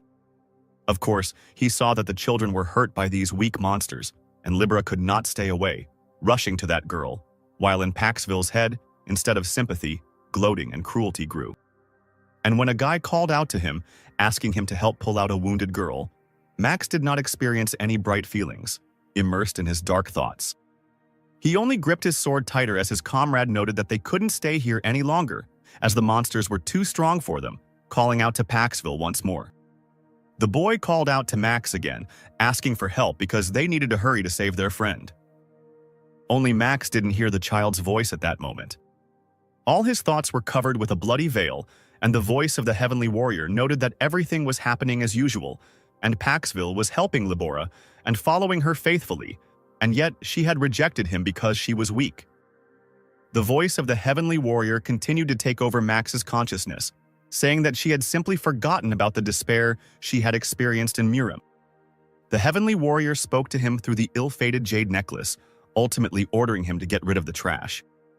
He ordered Paxville to destroy everything that made Alice Libera weaker, amounting to nothing. So he killed all their comrades in that dungeon, taking the side of the Heavenly Warrior. And he continued to follow this thought until now, convinced that Alice Libera would understand him, as the Heavenly Warrior had inspired him. Paxville was sure that by killing everyone near her, he would free the girl. And even now he continued to follow this order, confident that in this way he was freeing her from the weakness that surrounded her. Returning to the present, Max found himself frozen in front of the entrance to the sand dungeon. He woke up from his thoughts as if he couldn't understand how he ended up there, so carried away by old memories. When the traitorous directors of Dawn called out to him, they wanted to know what to do next. Nighthammer answered them, saying that they must guard this place. Without turning around, he ordered those to catch anyone who tried to escape from the dungeon from the Dawn Guild, and kill them on the spot without mercy. The Dawn traitors were clearly frightened by his tone, but all they could do was nod. Hammer approached the chief, distracting him from his thoughts, to which Max immediately asked how things were with Kyle Bennett. He wondered if everything was going smoothly on Hold Island, and Dustin assured him that there was nothing to worry about there. The same man that the Twilight guy who was following the Bennetts at the airport was giving information to turned out to be a Twilight supporter named Jalen. Hammer reminded that Max himself knows that no one can escape from this accomplice's trap, hinting that they will finally defeat Kyle. Dustin also said that he was informed that the squad with Benet was moving faster than expected, but everything was going according to plan, and he was about to say what was happening to Benet now, but Paxville interrupted him, saying that he simply believed what caused his knight's attentive look. Hammer called out to his two other henchmen, telling them that they would be going into the dungeon with him. These turned out to be the same fighters that Kyle had defeated during his fight at the Festival of the Sun, the fire mage Stephen Gore and the knight, and Hammer smugly said that he would kill Elisa Libera himself, but his fighters should deal with the rest. This phrase initially shocked Paxville. However, it only took one breath for him to come to his senses.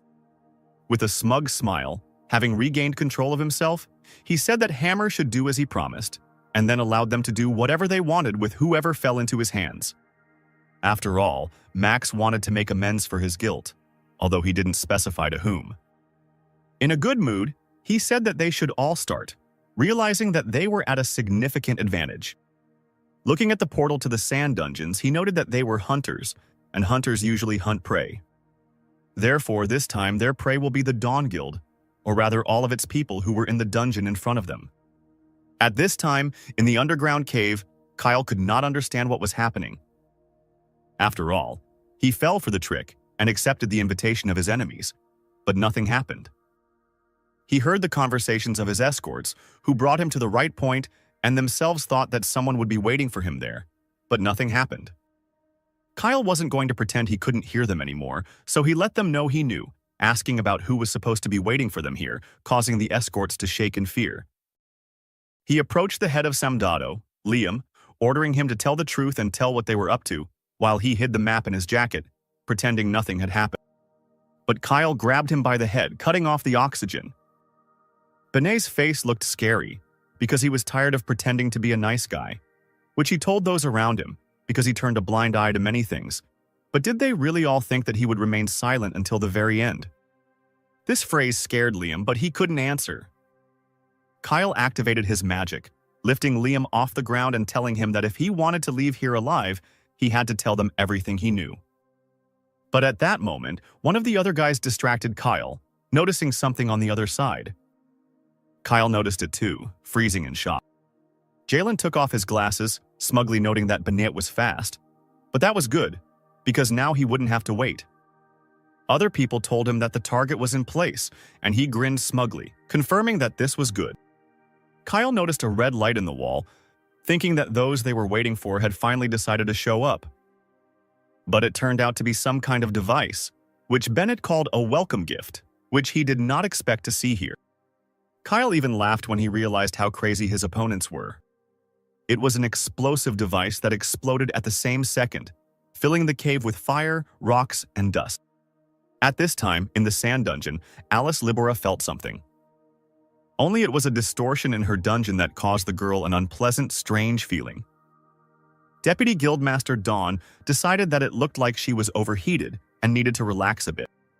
She was just looking around the dungeon further and noticed two more worms, the first of which was 400 meters to the east, and the second 700 meters to the west, and she saw them because she was located on a ledge, noting that they had a chance to finish everything in one day. Only some terrible sound attracted her attention, and the girl turned around sharply. From her high place, she noticed a huge explosion of fire in the same direction where their entire group had caused the explosion, which frightened and amazed Libera. From this place, she could not understand what was happening there, because she did not have the necessary abilities for this, immediately rushing to the place where her comrades were parked, which was blazing with a bright fire. Guildmaster Dawn. Richard Fraze swung his sword for another attack with a menacing cry. But the strength of his blow and accuracy were not enough to hit the fire mage Stephen Gore, with whom Kyle fought first during the Festival of the Sun, while around them there was also a fight between the fighters of the Dawn Guild and the fighters of the Twilight Guild who had attacked them. At this time, the Twilight Knight Dustin Hammer snuck up on the head of Dawn from behind, unexpectedly attacking him. Richard Fraza did not expect such a series of blows from Hammer, which he could not even block. He was so fast and skillful. But the head of the Dawn Guild was not so simple, so he clenched his teeth and gripped his sword tighter. Dragging it along the ground for the next swing, Richard prepared to attack. Hugo's blow was filled with power and yellow magic, but Dustin Hammer easily dodged this attack, as he was lighter than the clumsy knight. Richard had no more strength left, and from fatigue he knelt down, leaning on his stove in front of his swift opponent. Looking at the fighters lined up in front of him, the fire mage who had activated the magic ball, the assassin who had already wounded him several times, and the knight who knew no defeat and could block the enemy's abilities, the head of the Dawn Guild understood that he did not have the strength to deal with even one, while all three stood in front of him in combat readiness. But it was also worth remembering that they had not come here alone. After all, their leader was found very close by. Guildmaster Twilight Max Paxville sat nearby on a ledge with a slight smile, looking down smugly at his fighters frolicking. And Richard Fraze, who could barely cope with one fighter, could not even imagine how he would fight with the head of the Twilight Guild. Max Paxville, watching the suffering and overcoming of the head of the Dawn Guild, generously gave sarcastic applause, stating that Richard Feza truly deserves to be the Guildmaster of Dawn and insincerely apologizing for not taking him into account. The head of Dawn, catching his breath and preparing for a new attack, grinned evilly, answering that he himself could not imagine such a meeting with the head of the Twilight Guild himself. Looking up at Max as he sat on the cliff top, Faze asked how he got there and what happened to his hunters at the entrance. The head of the Twilight Guild looked away with a grin, as if trying to remember what Richard had asked about, and clarified whether he meant those guys. Casting aside his naivety and looking sternly at Richard, Max asked what the head of Dawn himself thought about this, since the Twilight representatives were already in their dungeon, and what could have happened to the hunters on their way out. Richard sighed heavily, realizing that nothing good could happen to his people, and asking another, important question about how Paxville discovered this place, because no one knew about this raid. Raising his sword to swing, Faze realized that there were likely traitors among the Dawn representative. The enraged man, preparing to strike again, did not give in and did not lose heart, saying that he would erase all the traitors from the Twilight. Fire. Twilight Mage, Stephen Gore watched the enraged Richard with a grin, commenting on his actions that strengthening the knight was a great move, but they also had their hidden trump cards, so the mage suggested that his guild members speed up. Richard couldn't keep up with the speed of the more agile representatives of the Twilight, only noticing that someone flashed in front of him. The next moment, one of the girls from the Dawn Guild was wounded in the chest. Tears began to flow from her eyes and she looked pleadingly at the head of Dawn. She pleaded with him, repeating that she did not want to die and asking the man for help. Knight Dustin Hammer, standing behind Richard, mockingly offered to ease the suffering of his ward. All this drove Richard crazy, because even though the man was a strong warrior, he was powerless alone against such fast opponents. Max Paxville continued to mock the incident, sarcastically commenting on the sad spectacle, claiming that he could not watch it without tears. He raised his half-mad eyes, looking at what was happening, and declaring that now everyone present could see how the bugs were a burden at times like these, meaning by bugs the weak and incapable members of the Dawn Guild. At this moment, Alice Libora, who had covered a huge distance and finally reached the Dawn camp, attacked Max from behind, hoping that he had made a mistake in defense. Her dagger rushed quickly and inexorably towards its target. But when there was only a small distance left before hitting the target, Alice encountered an invisible barrier that prevented her from killing Max. It was Sylvester Dreigel, one of Paxville's loyal assistants. Libera greeted the meeting with a smile, calling Sylvester baby and saying that she was glad to meet him. Max turned to Libora and Dreigel, who were frozen opposite each other, mockingly asking if Alice wanted to greet him. His crazy look and expression on his face spoke of his abnormality when the guy said that he missed Alice. Libera frowned at these words of the head of the Twilight Guild. The girl stamped her foot angrily, telling Paxville not to talk nonsense. Getting into a fighting stance, she urged Max to understand that they had long been enemies, not friends. Max, completely unafraid, turned to Sylvester, ordering him to deal with Libera. The first series of blows flashed through the air, filling the space with the sounds of combat. It's Sylvester and Alice who are locked in a fierce battle, trying to get each other, and Alice is not going to give up, confidently attacking the guy. Sylvester effortlessly repels the girl's attacks, as if he was prepared for such a turn of events. Libera has no trouble dodging his blows, even when they fly right in front of her nose. She only improves and complicates her technique by attacking the guy in response. Her series of dagger strikes are powerful enough for Dreigel to block defensively. He has to use his strength and take the hit on his bracers. Libora is so strong that even in a defensive pose, the guy is thrown back several meters. The girl laughs mockingly, noting that Dreigel has become slightly stronger while following Max Paxville. She remembers their past, when in their fight the guy couldn't even hold the dagger in his hands during her attacks. These words awaken rage in the Twilight Boy, and he immediately attacks the girl, and although she notes that it happens quite quickly, in her opinion, Sylvester is too hasty. The angry guy dreams of getting her and destroying her, and Alice mentally notes that it looks like the fight will be harder than she initially thought, but she has no doubt in her victory and that she will deal with Sylvester. Taking a look back at her guild squad, the deputy leader of Dawn thinks about what she should do next after defeating Sylvester. She sees how the leader Richard holds a dying girl in his arms, and, angry to the limit, invites the opponents to attack. Alice is confident that Richard will be able to hold out against the Twilight opponents for some time. While dodging another attack from Dreigel, she reflects on the fact that it is not the powerful mages and Twilight Knights who are attacking the party now.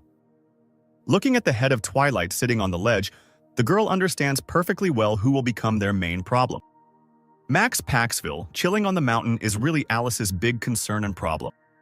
The girl is sure that this madman will not just sit in one place and watch all the time, but she has no answer to the question of what Paxville wants. Watching Libera and Dreigel fight, Max notes that Alice herself has also become much stronger. Paxville looks away thoughtfully and notes that the operation on Hold Island, where Kyle was now, should have come to an end. He is sure that everything should have gone smoothly. And in his opinion, Kyle Benet should be dead now, under the rubble. Only the stones in that tunnel do not lie quietly, but glow with strong blue magic, breaking through from somewhere in their depths. And then they fly apart, as if someone had hit them very hard, or there had been another explosion. Kyle Benet, engulfed in a blue glow of magic and covering his face with his hands, laughs sarcastically and notes that this is the second time. In fact, the guy is angry to the point of pure rage, so even his eyes begin to glow with his blue magic, and he himself asks if those who attacked him once again are really so eager to die. Meanwhile, in the same cave under the rubble, the members of the guild that accompanied Kyle slowly began to come to their senses. The men looked around in confusion, coming to their senses and complaining about damaged body parts, trying to understand what had happened. But then one of them noticed an unharmed Benet standing near one of the walls. There was a frightening aura of anger and magical power around Kyle, and the guy himself replied that what happened was not funny at all. Lost in his emotions and the realization of what had happened, he concluded out loud that apparently his haste with the monsters had forced everyone around him to show up earlier than planned, and he wondered that even if everything had not gone according to plan, were his enemies really that stupid that they had decided to kill him with ordinary explosives? The former Allied Guild representative pretended not to understand what Kyle was talking about, asking if he was injured. The man said with a naive smile that he didn't know and didn't believe that anyone could have even thought of planting explosives in such a place. But his words had no effect, and the next moment a wave of an unknown feeling overtook him. In an instant, he was twisted by flashes of blue magic, bending so that his body felt terrible pain. He fell to the ground as his men tried to figure out what was happening to their leader when Kyle turned around, taking a menacing step towards the men and asking if they had anything they wanted to tell him. Enraged with anger and suppressed fury, surrounded by his magic, Kyle loomed over the man, ordering him to tell him what was happening in the caves, and when he replied that he knew nothing, Kyle said that he was lying because they controlled the entrance to the dungeon, and planting explosives in such a deep place would take many days. Continuing to hover over the man, Kyle clarified that it was impossible for the guild leader not to know all of this. Enraged, Benet, his magic and powers turning a frightening red, warned the man not to expect him to believe them. This behavior frightened the man, but he continued to remain silent. And instead of saying anything, he chose a different path. He became hysterical and screamed that he really didn't know anything, and if it weren't for Kyle, the explosion would have killed them all. And in general, they were all almost killed precisely because of Kyle. The last statement made Benet close his eyes silently, holding back his emotions for a moment.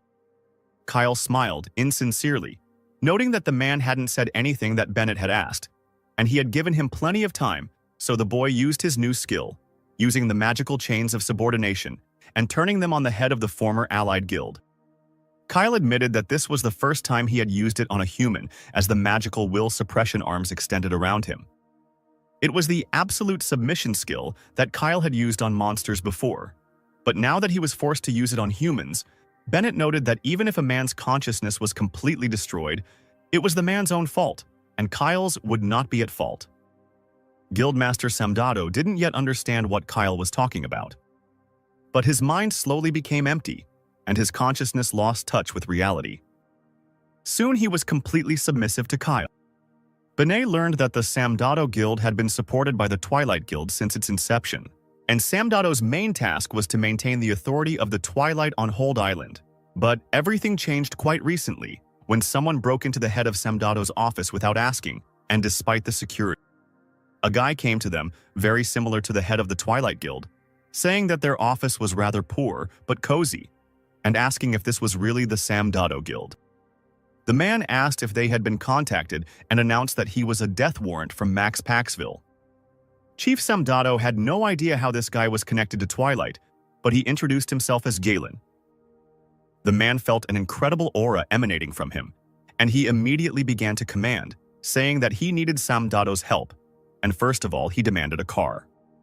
At this time in reality, the head of the Samdado Guild froze in place like a limp doll, continuing to kneel, and told about everything that Kyle asked.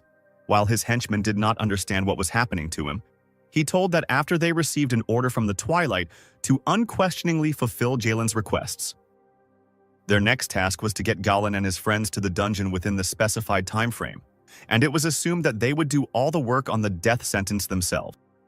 Kyle mentally reasoned that no waves from the outside could pass into the dungeon, which meant that his opponents at the moment had to be somewhere in the dungeon to detonate the explosives. Kyle concentrated, scanning the area around him with his magic, trying to figure out if they had already escaped. Benet chuckled, realizing he couldn't wait to meet his new opponent. He ordered one of the guild's henchmen, Samdado, to step aside while he could decide whether to stay with the leader or carry out Benet's order. Kyle meanwhile concentrated magic in his hand, preparing to strike, and warning the one he was blocking. The guy from Samdado introduced himself as Vicky and shouted that he would defend the chief to the end. But he still dodged Kyle's magic attack, covering his head with his hands, only then realizing that Bennett wasn't aiming at him and had no intention of killing the head of Samdado. A large blue magic ball flew towards the exit of the cave, which was blocked by stones. A huge explosion thundered throughout the cave, so that the ordinary guys were forced to cover their ears with their hands.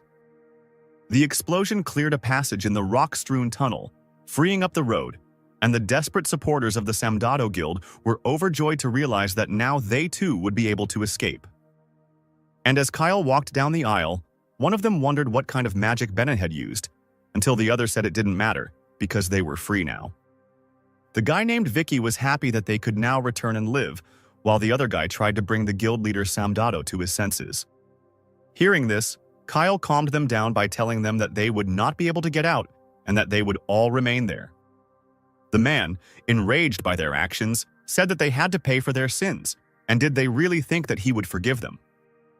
Kyle began to accumulate his power into a magical sphere again, which began to send vibrations throughout the cave, causing the members of the Samdado Guild to become worried.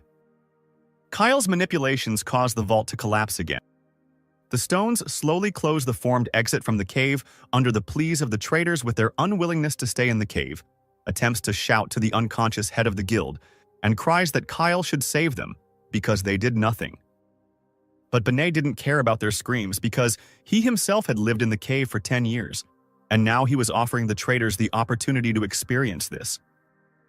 Kyle grinned as he thanked the Samdado Guild for the opportunity to destroy them, noting that before doing so, he should also say hello to the one who had caused this whole situation, a guy from the Twilight Guild who was called Jalen. At this time, in the Dawn Dungeon, the confrontation between Dawn and Twilight continued, and Alice Libera, dodging another blow, answered her opponent that she did not expect this from him. Right in front of her, the number of Sylvester Dreigel's physical bodies increased. The guy used the assassin skill called cloning, and Alice again noted that the training had benefited him, and now he was really good at fighting. Sylvester smirked smugly, thinking that he could defeat the girl this way, and noting that despite her praise, she continued to underestimate him, so she should wipe off the blood and start fighting him seriously, using her key skill, Shadow Play. The deputy head of the Dawn Guild was momentarily speechless, looking at her opponent with incomprehension. And then, realizing his words, she laughed, surprised at what nonsense he was talking. She used her hands to push herself up, surprised that Sylvester was asking her to use that skill now. The girl made the guy shut up in confusion and anger, explaining that this skill was too valuable, and she did not want to waste it on a rook, a small fry, her enemy. Alice explained that even without the shadow game, Sylvester would not be able to defeat her, because he was just a boy. The last phrase angered Driggle so much that he immediately sent all his clones to attack the girl from all sides, wanting to destroy her. Libera summoned her magic, entangling her body in red light, using the Dark King's Poison Kiss skill, calling on the boy to watch carefully as true assassin-ranked representatives fought. The serious-minded Alice was going to show this upstart her true skill using the Blood Path Moonlight. The Dawn dungeon chosen for clearing was quite peaceful outside of the battlefield. There weren't many flying monsters, and the scenery remained peaceful and calm without hunters. But then several figures rushed at great speed between the rocks, raising dust and disturbing this peace. Alice used her powers to run away from Sylvester's clones faster and faster. The power of her magic allows her to literally push off the air without using the ground as support. She gracefully and confidently dodged the clones' attacks, ignoring Sylvester's attempts to hurt her. Driggle also did not relax, closely watching her actions because, no matter how much she underestimated him, he remained one of the strongest fighters of Twilight. Trying to predict Libera's actions, he cloned himself again in a new attack on the girl. A huge explosion tore through the space where Libera had been a moment ago, lighting up the sky with a red flash and sending hundreds of pieces flying in all directions. Although the girl expected an attack, she was not fully prepared for something like this, and it slightly affected her flight path. Turning around, she saw the number of spears increase again, rushing to attack along her new trajectory. As she prepared to strike again, she noted that Sylvester was indeed a rabid fan of Max Paxville, swinging her daggers.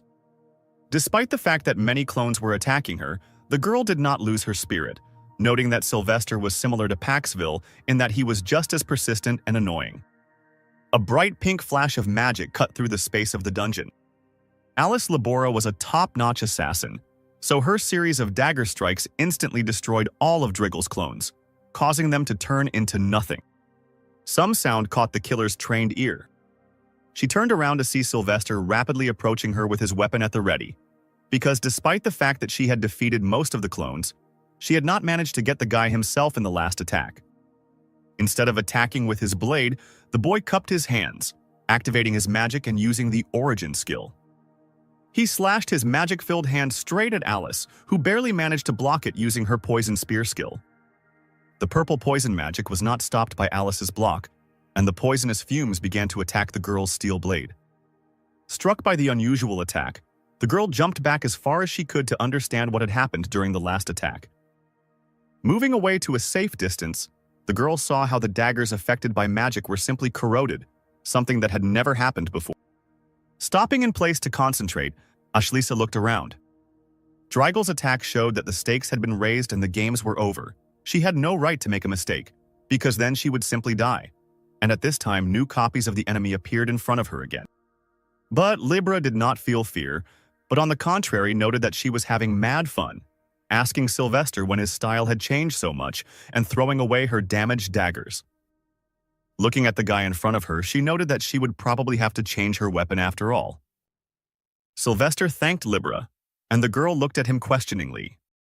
Sylvester, looking at his feet, explained that it was she who once showed him how to become stronger. Alice didn't remember what exact moment in the past Sylvester was talking about now, taking new blades out of his spatial pocket and thinking not about the dialogue, but about the fact that she should be more careful with this poison, and she shouldn't hesitate, wondering where the enemy's real body was. One of the Dryggle clones froze, sadly noting that she couldn't even remember.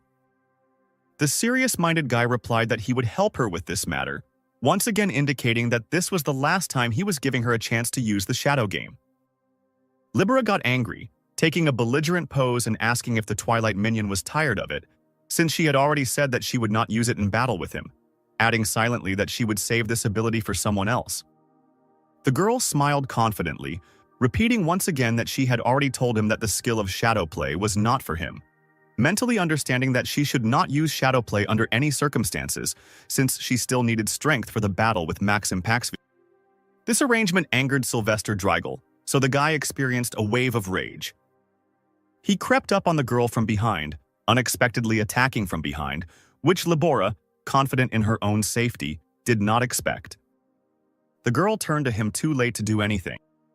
With a scream of wanting her to die, the boy pierced her chest so completely that everything around was stained with blood. At that moment, Sylvester remembered the past, when Alice mockingly suggested that he look at himself because he tried to copy her technique of 2 daggers. A terrified and tearful Sylvester was then forced to sit on the ground, frozen in horror, while Alice asked if he was the one Max Paxville was trying to replace her with in his ranks. Alice then turned again to Driggle, who was looking around fearfully, not knowing if he had a chance. They were in one of the dungeons and Alice defeated everyone who tried to get her. And with Sylvester, they were left alone surrounded by corpses when Labora told him that Paxville was her bastard. She took a few more steps forward, causing Driggle to try to crawl away from the girl in fear, while she was saying that he was pathetic. His existence was a hindrance to the girl, and he irritated her with his whole appearance. She knelt down on one knee in front of the frightened guy, and the blades gleamed dangerously in her hands. She put the blade to the throat of the frightened and trembling boy, thoughtfully deciding whether to give him advice. It was then that Alice said that for Sylvester, as a killer, to become stronger, he needs to sincerely try to kill someone, and if Driggle really wants to become stronger, then he needs to hate someone so much that he wants to kill them, just like Labora herself does. Then Driggle was saved by the fact that reinforcements appeared in the forest nearby, and their cries that they were looking for Driggle made the girl disappointedly change her plans. Then, she left Driggle alive, saying that he should have understood what she was talking about, and the girl admitted that most of all she wanted to kill the man who arrived here, so Sylvester's death would have to be postponed for later. Already standing up and getting ready to leave, the girl decided to tell Sylvester one last time that he had absolutely no talent, and he should give up his business as a killer and just start life from scratch. The frightened and humiliated boy looked up at her, trying to comprehend what she had said. Alice crushed his self-esteem with the phrase that he was simply not cut out for this, completely destroying him. In the present, Sylvester, looking at the hand with which he had mortally wounded the girl, honestly admitted that at that moment she had crushed his pride so much as if she had denied the very fact of his existence. And he, after all this insult, had begun to learn from the very beginning, completely changing his fighting style. And she did all this with only one goal, to kill Alice Libera. Driggle continued speaking, saying that even though she was from an enemy guild, he respected her, and he was asking the now wounded and barely alive girl to imagine how he felt back then, because that was the situation when he was disgraced by the person he admired so much. Sylvester tightened his grip on his dagger, raising it to strike, and saying that she was right. With a mad and hateful smile, the boy filled the dagger with magic, telling the girl that it was precisely because of the desire to kill her that he became much stronger, intending to finish her off. At that moment, the entire space around was colored with flashes of Alice's crimson magic, and the girl said with a grin that she remembered that moment from the past, while the uncomprehending Sylvester watched as her body dissolved into a mirage, as if it had never been there. He looked around in amazement, trying to find Alice as her voice sounded around him. The girl, surprised, clarified that apparently the guy had wanted to surpass her so much that he had apparently learned her lesson. Alice, unharmed and completely healthy, was floating in the air behind him, saying that he had missed one very important point in her speech then, because the last thing she had told him was to stop trying to kill her, and with a slight smile asked if he didn't think it was rather dark in here. Sylvester attempted to dodge her attack, immediately realizing that she was using shadow clones in another attack on him, as the dark clots nearly caught up with him. While the dark magical fetters were entwining the uncomprehending guy, since at that very moment he was unprepared for her attacks, Alice said that she would give him one more piece of advice. Directing some of her power at the immobilized guy, the girl admitted that the killer shows his true face only once. The dark shackles of Libra's magic were enveloping the boy more and more, when she said the key thing about this one time happening when the killer kills his opponent. The next moment, the girl's magic, having completely twisted the guy, destroyed him, with a cry of Alice Labora's name on his lips. The girl, without looking back, walked away from the battle site, noting that he was enjoying his victory too much. Dark shadows tore through Sylvester's body, and Alice confirmed that her injury was just an illusion. Taking one last look at what was left of Driggle, she called the killer an idiot. But there was no time to relax, and the girl stopped warily, looking around. Max Paxville finally deigned to jump off his ledge, landing not far from Alice, noting that the fight had been pretty good, and his charge had become quite strong. Libera turned around with an evil grin, noting that he had finally gotten off. It was Max Paxville who was the bastard she wanted to kill, and now he stood before her with a smug grin. The head of the Twilight Guild slowly approached the girl, asking if she liked the performance he had performed. Drawing her dagger and pointing it at Paxville, Libera replied that she remained in mixed feelings, determined, and immediately added that Max should not expect an easy death, since she planned to torture him for a long time and painstakingly. This remark only elicited a smug smile. Paxville activated his green magic, creating a spatial pocket that he reached into with his hand. He pulled out a huge sword, clearly preparing to fight Alice and saying that her attitude was exactly what he wanted to hear. Both hunters were enveloped in spheres of their magic, and while Alice was surrounded by bright crimson magic, Max was surrounded by a sphere of rich green. Alice and Max were determined, and the girl was finally ready to use her shadow play skill to fight the head of Twilight. At this time, Kyle tried to call Alice Libera. He had just left the dungeons, and it was not the first time he had dialed the number of the deputy head of the Dawn Guild, while the operator answered again and again that the subscriber was temporarily unavailable, offering to leave a message after the signal. Kyle continued to look at the phone with doubt, thinking that perhaps she was busy, because now Kyle urgently needed to tell her about the situation with the Samdado clan. Someone distracted Kyle with a question about whether he had tried to contact the deputy head of the Dawn clan, Alice Libera. Kyle emerged from the portal and found himself surrounded by unknown, warlike hunters who informed him that she was unlikely to respond, as her dungeon was about to be attacked. One of the fighters noted that Kyle himself should understand that the mobile signal does not reach the dungeons. It was Galen, dressed in a bright cloak and sunglasses, who noted that Cal should now be wondering how he knew all this, to which he himself immediately replied that for them, who had come from Mirim, all this was commonplace. Reflected in the glasses was Kyle, whose face was neutral, while Jalen said that most likely his previous answer satisfied his curiosity, calling Kyle Benet by his full name. Kyle opened the spatial pocket where he hid his mobile phone, addressing the interlocutor with the words that he did not really look like an expert, and clarifying that he also had a couple of questions left, and one of them was whether he was really from Mirim. But the more important question would not be that, but how he knew about the attack from the dungeon. Jalen chuckled, noting that he was interested in the guy's train of thought, saying that he could have said something, but Kyle was so impolite to him. Taking off his glasses, Jalen asked with impudence if Kyle could ask more politely, but Kyle replied that he could already see that Jalen was in no hurry to speak and had no great desire to share information with Kyle, but Bennett was not too bothered by this fact. Kyle was still furious, so he went into rage mode in a flash, calling on his magic and saying that he would now force him to tell him what he needed. Jalen, feeling Benet's powerful strength, was joyfully encouraged. Watching Bennett, engulfed in magic, close the distance between them, the boy enthusiastically awaited their clash, believing that Kyle was amazing, and that the rumors were not lying, and Kyle was able to control magic at such a high level, and knowing that he was from Mirim, he assumed that he could also combine magic with martial arts. But Galen had no intention of waiting, crossing his arms and calling upon a magic seal. Kyle found himself in the center of a glowing golden pentagram, not expecting such a turn of events. Kyle was truly unprepared for what he saw, immediately asking if it was a gravity trap. Jailing, enjoying his magic, replied that this pentagram was like a gravity trap, but as it worked, the opponent would be forced to realize that it was completely different from the one that Kale had seen before, and that it was the greatest creation in which Jailing combined the gravity trap and his magic into one. Clenching his hand into a fist and summoning all his magic, Jailing commanded the activation of the heavenly golden seal. At that very moment, the hunters who had been standing idle until then rushed to attack Kyle.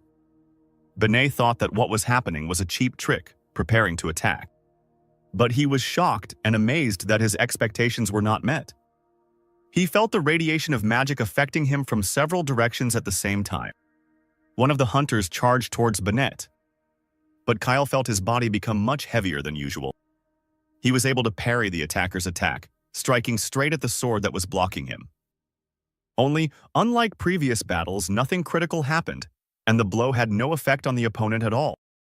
In an instant, Kyle realized that he could no longer use his internal energy. The battle continued as Benet continued to try to come to terms with the fact that he could not fully use his power. He had to use the maximum of his abilities to repel the attacks of his enemies. Kyle looked around at his opponents, trying to figure out why things weren't going his way. Looking at Galen and the fighters hovering around him, Bennett was struck by an unexpected thought. He had the feeling that they were all from Murim together. Jailing smiled happily and said that he was very pleased to see Kyle's despairing face, asking how he was without internal energy. Benet, who was fighting off his opponent's attacks, listened as Galen explained that his golden seal was absorbing all of his energy. But it doesn't go into space but is transmitted to those fighters who are now attacking Kyle. Jailing, confident in himself, his strength and victory, continued to talk about how no matter how strong Kyle was, he couldn't defeat them. Twilight's ally was encouraged by his trap because now the stronger Kyle is, the stronger his enemies are, and there will be no chance of victory. At this time, all three of Jailing's fighters attacked Kyle with renewed fury, while the man himself continued to shout that the power accumulated here would kill Kyle. But Bennett wasn't going to give in, and he noted with a grin that he was talking too much. The boy took a decisive step, as he did every time he accepted a challenge and was going to deal with his opponent, saying that he was already tired of listening to Twilight's ally. Concentrating his power, Kyle replied that he would now show why he was called the Immortal Sword Emperor, intending to show his opponent how pathetic he was in front of true power. After his words, Galen remembered the basics he had learned in Murim about the true law. It was created by natural objects or amulets, placed in the correct order, which became similar to a new space. The Twilight representative remembered an old man from Murim, who was a legendary formation master who could summon wind and lightning with his octagonal method, and they could destroy an entire army without leaving anyone alive. This old man was a very powerful man, comparable in strength to a god. Galen admired him, and the boy honed the old man's skills even after returning from Murim. That's why he was so confident in himself and his abilities. After all, he believed that since he had mastered this technique to perfection, he too could now be compared to a deity. Another blow from the attackers cut through the air at the site of the battle. Kyle managed to dodge the blow, escaping with the same ease as before, leaving his opponent confused. In an instant, Bennett was able to move behind his opponent, signaling that he finally understood everything. Kyle realized that the golden energy that created the space of the magic seal was just a play on words, because it was a heavenly golden seal. At this moment, the other two opponents combined their forces and attacked Kyle from behind. By ordering the attackers to stand still, Kyle managed to make them simply freeze in place, and not just stop. Saying that Benet was almost finished, he moved to the other side of the seal, asking them to wait a bit. Jalen watched the battlefield with a shocked and slightly scared expression, realizing that Kyle had created a new law that the Twilight ally had never seen before, wondering where he had found the weakness in the formation. Kyle Benet, however, had already begun to be entangled by his native blue magic, creating its own area around him, dispersing the golden halo of Jalen's magic, while he mentally screamed that this was impossible, since the guy himself did not notice any adjustments and could not understand how Benet changed his seal. Kyle found himself on the other end of the seal while his opponents froze paralyzed at different ends of the seal, and Bennett, praising their skills, asked them to answer his question, as he was very interested. Kyle asked if they were part of a special cult, and one of the attackers froze questioningly, even more confused about what was happening. Benet admitted that he didn't know it very well either, but the energy he felt during the battle was very similar to the magic of that cult. In addition, Benet said that all three, although they have martial arts, are definitely not the ones who returned from Murim. As the three of them attacked him, he was able to appreciate their mediocre skills, and the way they executed their techniques was too crude for someone who had been to Murim. But the most important thing was that the harmony of pure art did not resonate with them, and this was the key point that confirmed that they were hoaxes. Jalen joined the conversation with a wide, sinister smile, reporting that Kyle had a keen eye. Twilight's ally confirmed that his fighters were different from them, ordinary people. Those guys who attacked Benet so fiercely and used martial arts were artificial people. Kyle looked at his opponents with doubt, noting that when he taught martial arts, he would break through other people's flesh and transfer his energy. But at Jailing's level, that would be unreasonable. Looking at the people Kyle had fought just moments ago, he came to the conclusion that Galen had used something different. All three fighters took up space between Bennett and Twilight's ally, who were on the attack while both boys were talking. Bennett, looking at them, came to the conclusion that if they were created in the usual way, he would not have felt the difference. So he assumed that Galen used either the magic of a demonic cult or the magic of earthly magicians. Twilight's ally chuckled, noting that it seemed like the head of the martial arts guild had understood everything. Jailing said that these people were slackers whom he had converted into useful ones, which cost them worthless lives. Twilight's ally admitted that the speed of his research was high with several thousand test subjects, and as a result, he managed to obtain those who were comparable to high-level hunters under his control. Turning to Kyle, Jailing noted that no matter how strange Bennett was, the guy planned to squeeze every drop of juice out of him with his formation, but Kyle didn't care about that. He only noted that it turned out that Jailing was simply using people as sacrifices. Grinning at having figured it all out, Bennett smiled, saying that it was time to end it all, and that he had enough, even though he liked the tricks of Twilight's ally. At this moment, a bright golden spark flashed above the golden magic seal. Jalen immediately felt pain in his body, not understanding where the resonance came from and what was happening. Kyle called upon his magic, saying it was time to finish. The guy explained that even when fighting the demon's followers, having torn them apart, he himself does not feel any pity, but on the contrary, such actions refresh him. And right now, Bennett was alert and ready to start hunting the demon. This characterization offended and angered Galen, who still had unpleasant feelings.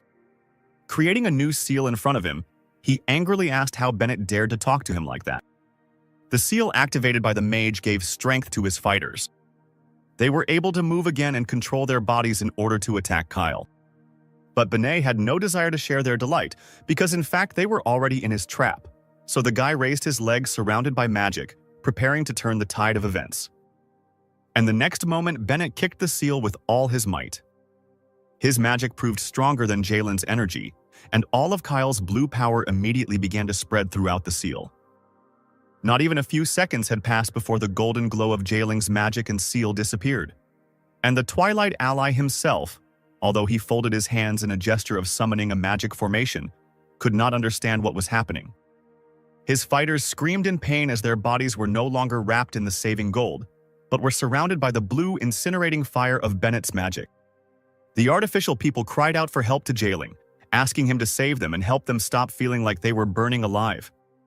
While the fighters who were about to attack a moment ago were writhing in agony, Kyle calmly and slowly advanced on Jailing. When asked by Twilight's bewildered ally, Kyle only replied that he had used fire gold, stating that fire melts metal. Bennett had to explain that he had voiced the understanding of the 5 elements, which was the foundation of the foundations, and he had merely removed his essence of energy and replaced the gold that Galen had pumped out of him, correcting it to fire. Jalen couldn't understand how Kyle did it, and he had to explain that he had also studied formations a little in Murim, but his opponent's skills were insignificant compared to Bennett. However, the head of the martial arts guild had a little fun in this fight. Jalen fell to his knees in shock, trying to comprehend that he had spent his entire life researching and experimenting, and the guy in front of him had broken everything in such a short time. He didn't understand how Bennett had reached his level, because with his words and quick solution to the puzzle, he had simply trampled Jailing's pride. Bennett suggested that he not be upset, because if the Twilight ally knew Bennett's true level, losing would be an honor for him, and advised him not to worry. Smiling widely, Kyle noted that in a field like magic, talent is needed, and without talent one cannot achieve much, no matter how hard one tries. Bennett warned Galen that he would now be killed and his form would absorb all his energy. With a smile, Kyle noted that since Galen had previously taken away the energy of many people, now he himself should not be against taking it away from himself. Bennett extended his hand and used his absolute command ability. His main question to Galen was about what was happening to Alice Libora now. At this time, the girl, covered in blood, was lying next to someone in the dungeon. Jalen intermittently reported that Alice Libora was dead. At this time, the girl herself remembered that she had been a loner all her life, both in the original world and in Murir, until she met Max Paxville, who was happy to learn that he was not the only one who had returned from Muir, and was very glad to meet her. In difficult dungeons, he protected her from monsters, sending her to flee, while he himself was going to fight the monsters, protecting her. They helped and supported each other, as in one of her memories, Alice remembers helping Paxville when he was overcome with panic due to memories of the time he was in Murim. Their relationship was very warm and soft, and they promised not to leave each other. And although it was difficult for them to rely on each other, they were grateful to each other for everything they had experienced together. And for Alice, this was the first time that someone who was a stranger, but who had become close, needed her so much. Only now Labora is sure that she and Paxville should not have met. Max looms over the girl lying on the ground, mockingly noting that it's time for her to get up. The head of the Twilight Guild was stronger and taller than her, and now he looked down at her, teasing her that she would not want to die like this in such a disadvantaged position. Alice Labora was very battered by the fight with Max, and could hardly stand on her feet when she finally managed to get up. Only her condition was at the same time deceptive, and the girl did not lose her vigilance but only waited for a break. The next moment, with sharpened blades, she rushed at the enemy, in an attempt to reach and kill. Max immediately used the most tried and tested of the night spells, activating the shield, in the center of which a bright dark red sphere appeared, full of magical energy. This sphere formed exactly where Alice was aiming, preventing her from completing the strike.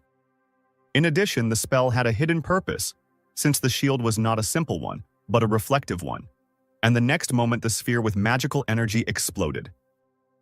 The force of the blow was so great that Alice was forced to act. The girl jumped back several meters, landing on one knee. Paxville certainly noticed that she had to make some effort to land on her feet with such ease, noting that she was a bit tired. He noted with satisfaction that she had even used shadow play, which meant she was quite exhausted. Paxville suggested that she give up, to which the girl only frowned angrily, mentally asking herself when Max became so strong. Noting both the armor and the magical potential of Labora, she noted that she, of course, also did not waste time and improved herself. But she was still quite far from Paxville's strength, and besides, she was really tired. But there were still a few things she wanted to ask Max for the last time. The guy chuckled and with a joyful smile asked what exactly she wanted to know. Alice's face darkened as her question was about their shared past, and several guys who were in their group. Remembering the past, Libra could not find an answer to the question of why they died on that fateful trip to the dungeon. Paxville made a bored and offended face, noting that Alice could not calm down and stop remembering this incident, and this was already getting on his nerves because he wanted some more interesting question. The girl, whose hands were already tired and covered in her own blood, only clutched the dagger tighter as she raged at his reaction that he was fed up with it, wondering why the words that she should be saying were being spoken by him again. Alice firmly stated that Max always avoided answering when the conversation touched on this matter, and she insisted that this time she simply had to hear the answer. Max's face darkened, and for a moment he said nothing. When he finally decided to answer, all he said was that those who died were weak. The man's face took on a look of madness and his gaze became crazy as he continued the topic, saying that isn't it human nature to want to trample someone who is weaker? The answer made Libra's face darken, although she forced a smile, regretfully noting that she must have gone mad for a moment to think that this conversation with Paxil would give her any answers. The girl could not hold back tears of sorrow and regret, although she restrained herself with an evil smile offering her opponent to finally end their fight. She suddenly tore from her place, heading towards Paxiville with lightning speed. All she thought about at that moment, once again trying to get the head of the Twilight Guild, was that she would definitely kill him. Her dagger strike was blocked by a sword strike. They clashed with Paxville in a series of new blows, trying to see who was stronger and kill each other. Their power was so great that each blow caused a small explosion. At this time, the weather on Hold Island was mild and sunny, and the sea was calm. Kyle Benet sat on top of one of the rocks, still looking at his phone. The guy studied the map of the area, trying to figure something out in his head. He remembered how Jailing said that his guild served the Heavenly Warrior, which meant that among the opponents here too, there was only trash, just like the representatives of the Twilight Guild. During the confrontation with Galen, Kyle of course wanted to know more, but he turned out to be a weakling and died very quickly. Rising from his seat and looking straight ahead, Kyle straightened up. He learned that the problematic dungeon where the Dawn Guild raid was taking place, and where Max Paxville and his minions were heading, was located 450 kilometers away in a straight line. And this entire distance had to be covered across the ocean, among other things. Kyle remembered the magic of Johnny Yugos, who showed him the basics of teleportation. Benet understood that he had only one way to quickly get to Alice. Realizing his current level of power, Bennett knew he could reach Labora in 20 seconds and wondered if he should even worry about anything right now. He turned away from the cliff, heading back, thinking that he and Alice were just business partners. And even if she was in danger, he didn't really have to go to her aid. He walked steadily and confidently away from the water, knowing that in Murim it was common to kill and die. And now Kyle wondered if there was some special reason why he had to save Alice, knowing that there was no special reason. But each new step he took brought back memories of Alice and their past. Now Bennett remembered how she had called out his name and, with a smile, offered to go on a date with her, holding out her hand. This was the first memory that struck Benny, causing him to stop abruptly. Then he remembered their first meeting, when she noted that he knew about the special silver needle tea, and how she noted that she often went to that tea house for this special tea.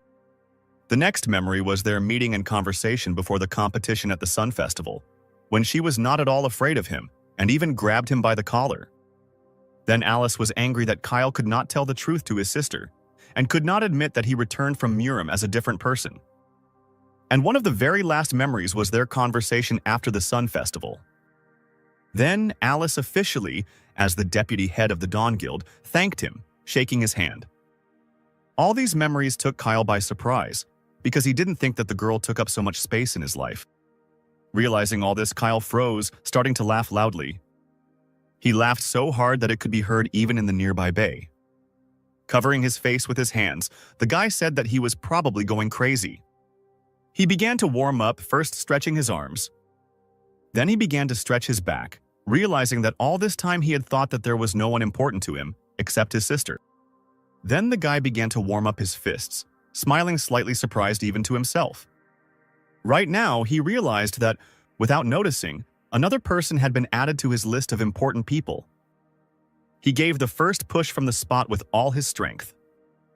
Kyle Bennett ran with all his might towards the ocean, asking mentally for only one thing. The guy wanted Alice Libra to be able to wait for him a little longer.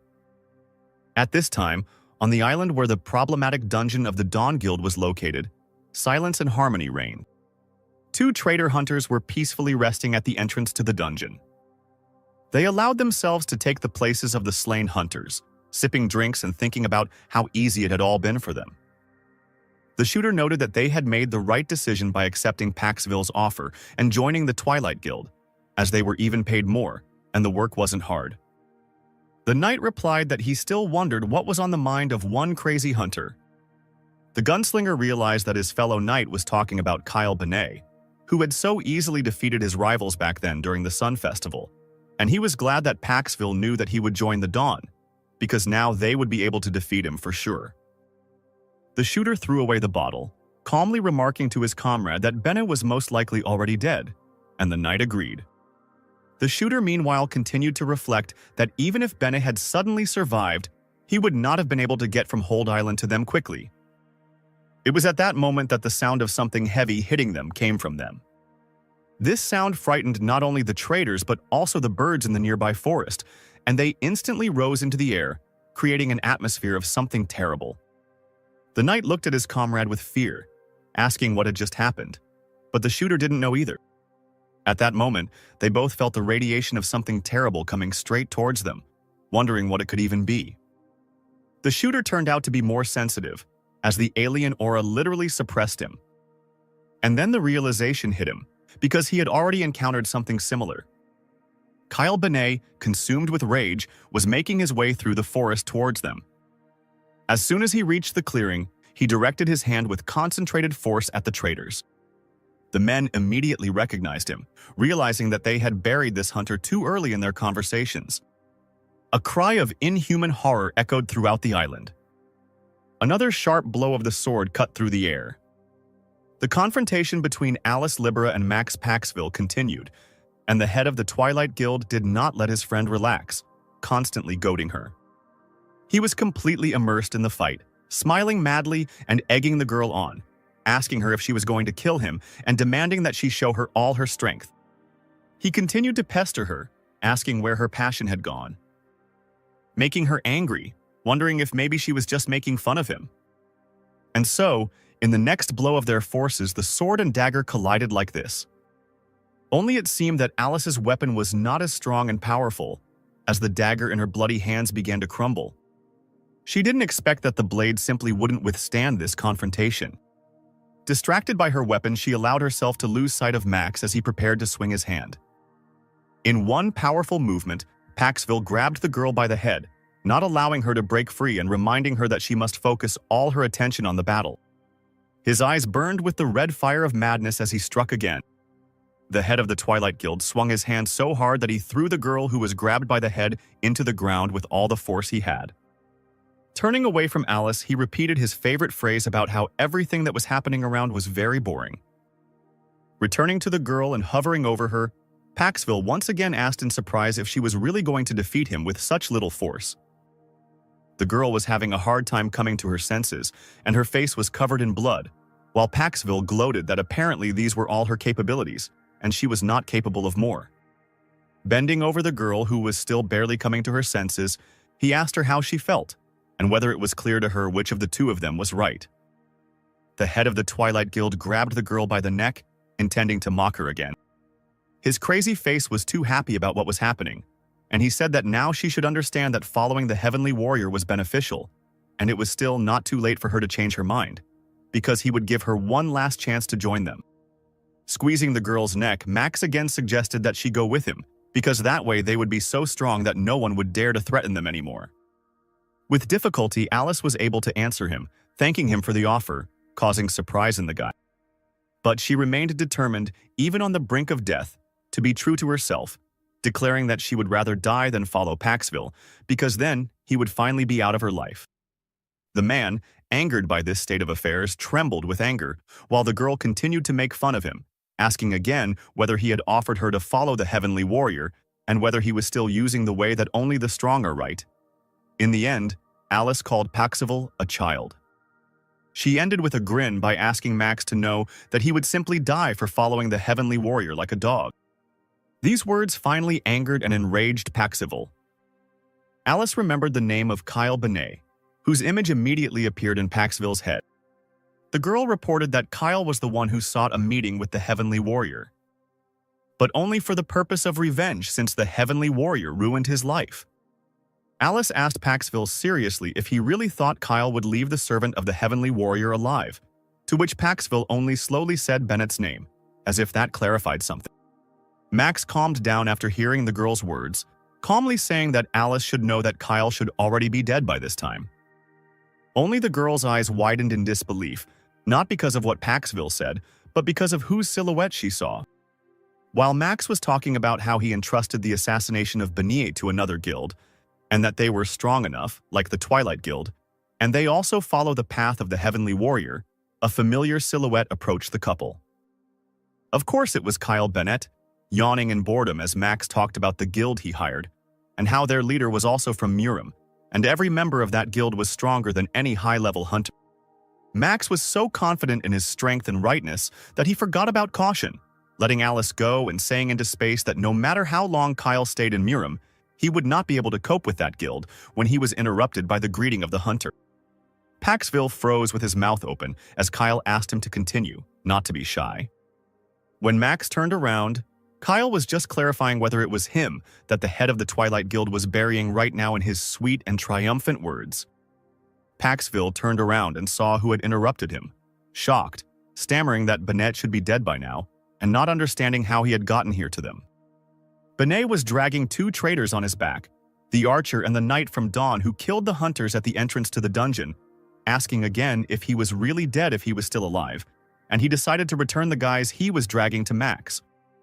They fell to the ground like senseless sacks, while Kyle explained that they seemed to be for the Dawn, because he saw them at the Festival of the Sun and remembered them. But now they were in the way, so Kyle explained that he killed them.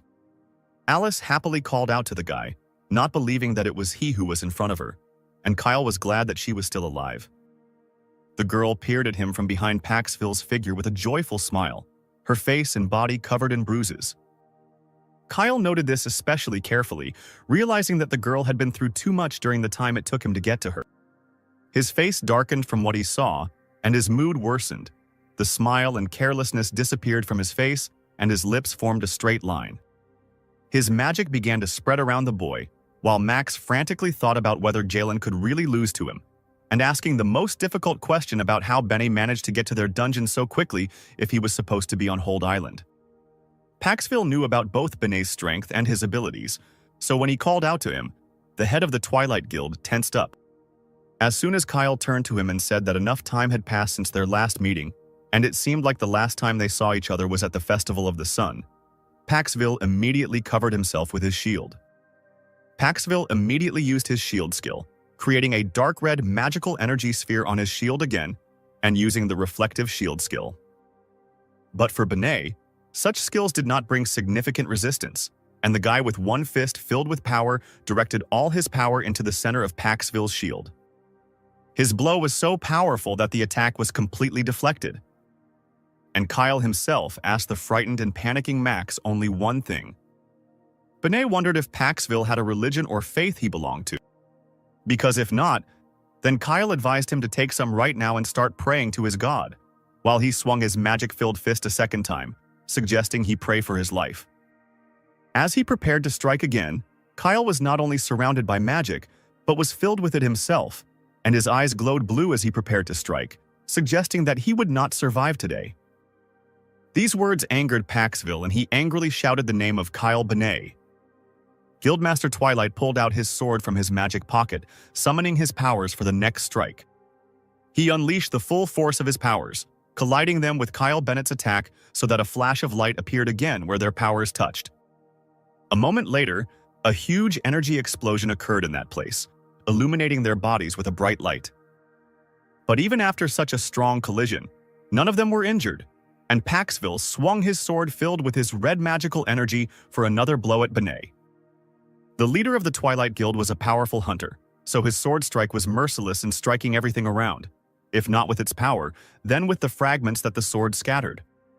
Kyle, using his magic, deftly dodged the attacking line, using energy to create a shield around himself, telling out loud that from the very beginning of his entry into Miram, he almost died there.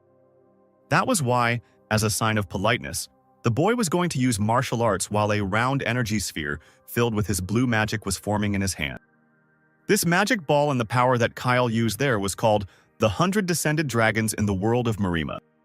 Shocked by what he saw, Max couldn't figure out what exactly Kyle was going to use in his attack, and this scared the Twilight Guildmaster.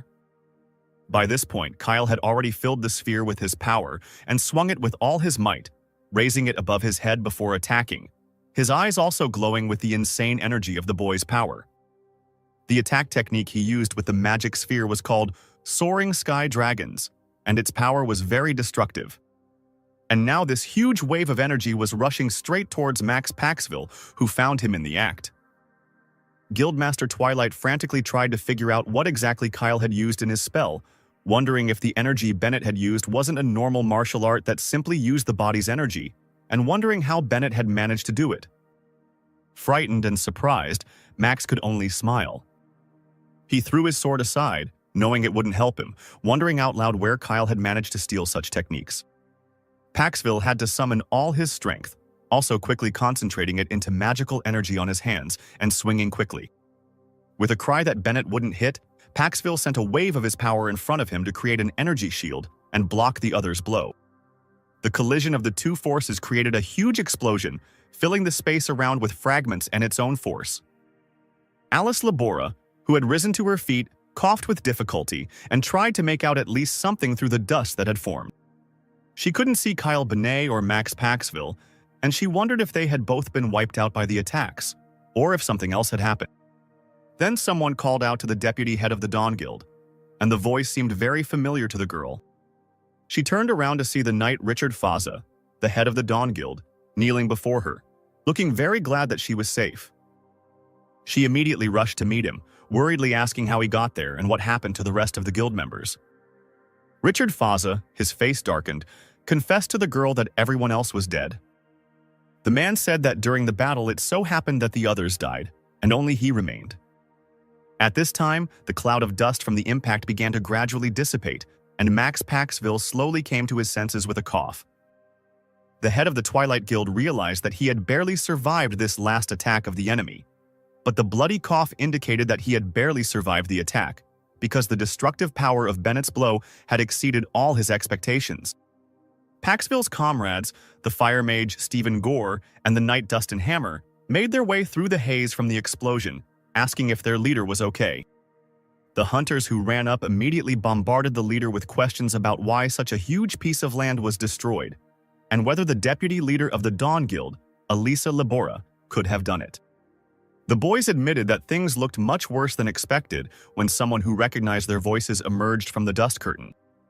It was Kyle Benny, who had not suffered at all from the battle, with an evil smile, noting that seeing both Stephen and Dustin here, at that time, both the mage and the knight were not happy to see him, greeting him frantically and fearfully.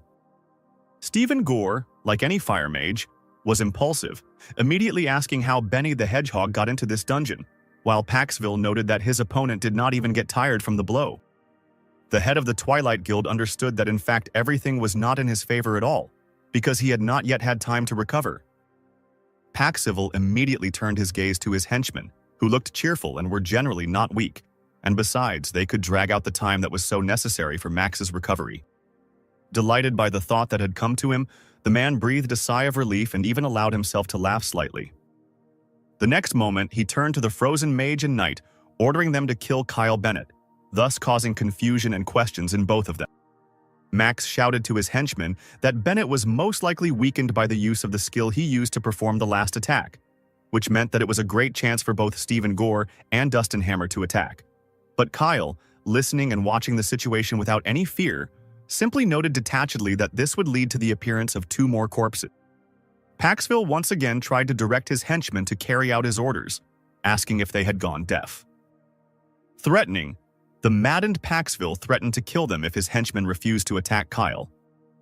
Neither the knight Dustin Hammer nor the fire mage Stephen Gore had any choice but to activate their abilities and prepare to attack, following the orders of the head of the Twilight Guild. Stephen gathered a fire sphere in his hand, announcing that he was going to take revenge on Kyle for the Festival of the Sun, and Knight Hammer simply channeled his magic into the weapon, swinging it to strike. Both of Max Paxville's henchmen were quite a dangerous force in the Twilight Guild, and right now, the 2 of them were planning to attack Kyle Bennett, rushing towards the guy standing in the distance, and Stephen used the Fire Dragon spell.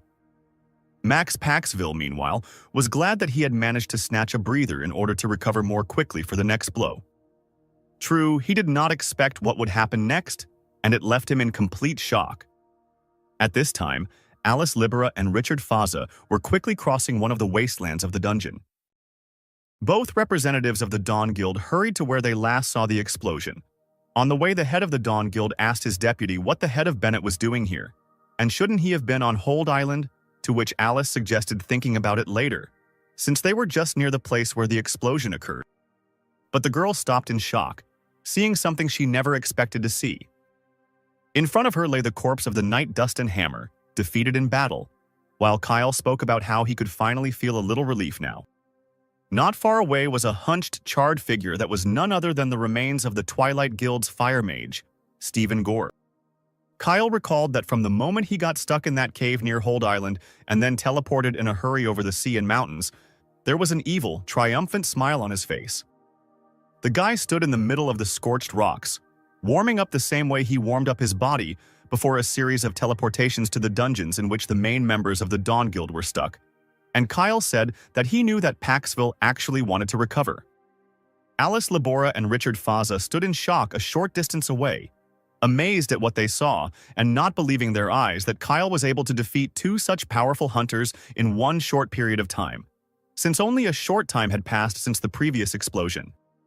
Kyle Benet, as if he had not wasted his colossal level of strength, grinned at his opponent, noting that the snack, which the guy considered a very short battle with the magician and knight, was not bad.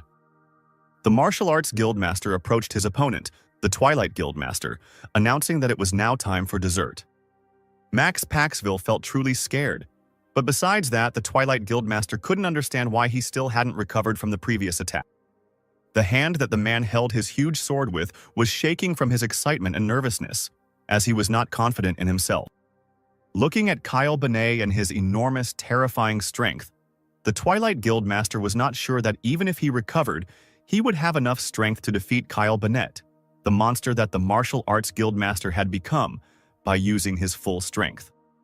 At this time, someone's strong and confident voice sounded in Paxville's head, urging him not to worry. His whole body felt different now, and the amulet around his neck glowed an otherworldly green as the voice in his head told him that it was time for him to wake up and that the head of the Twilight Guild had suffered enough.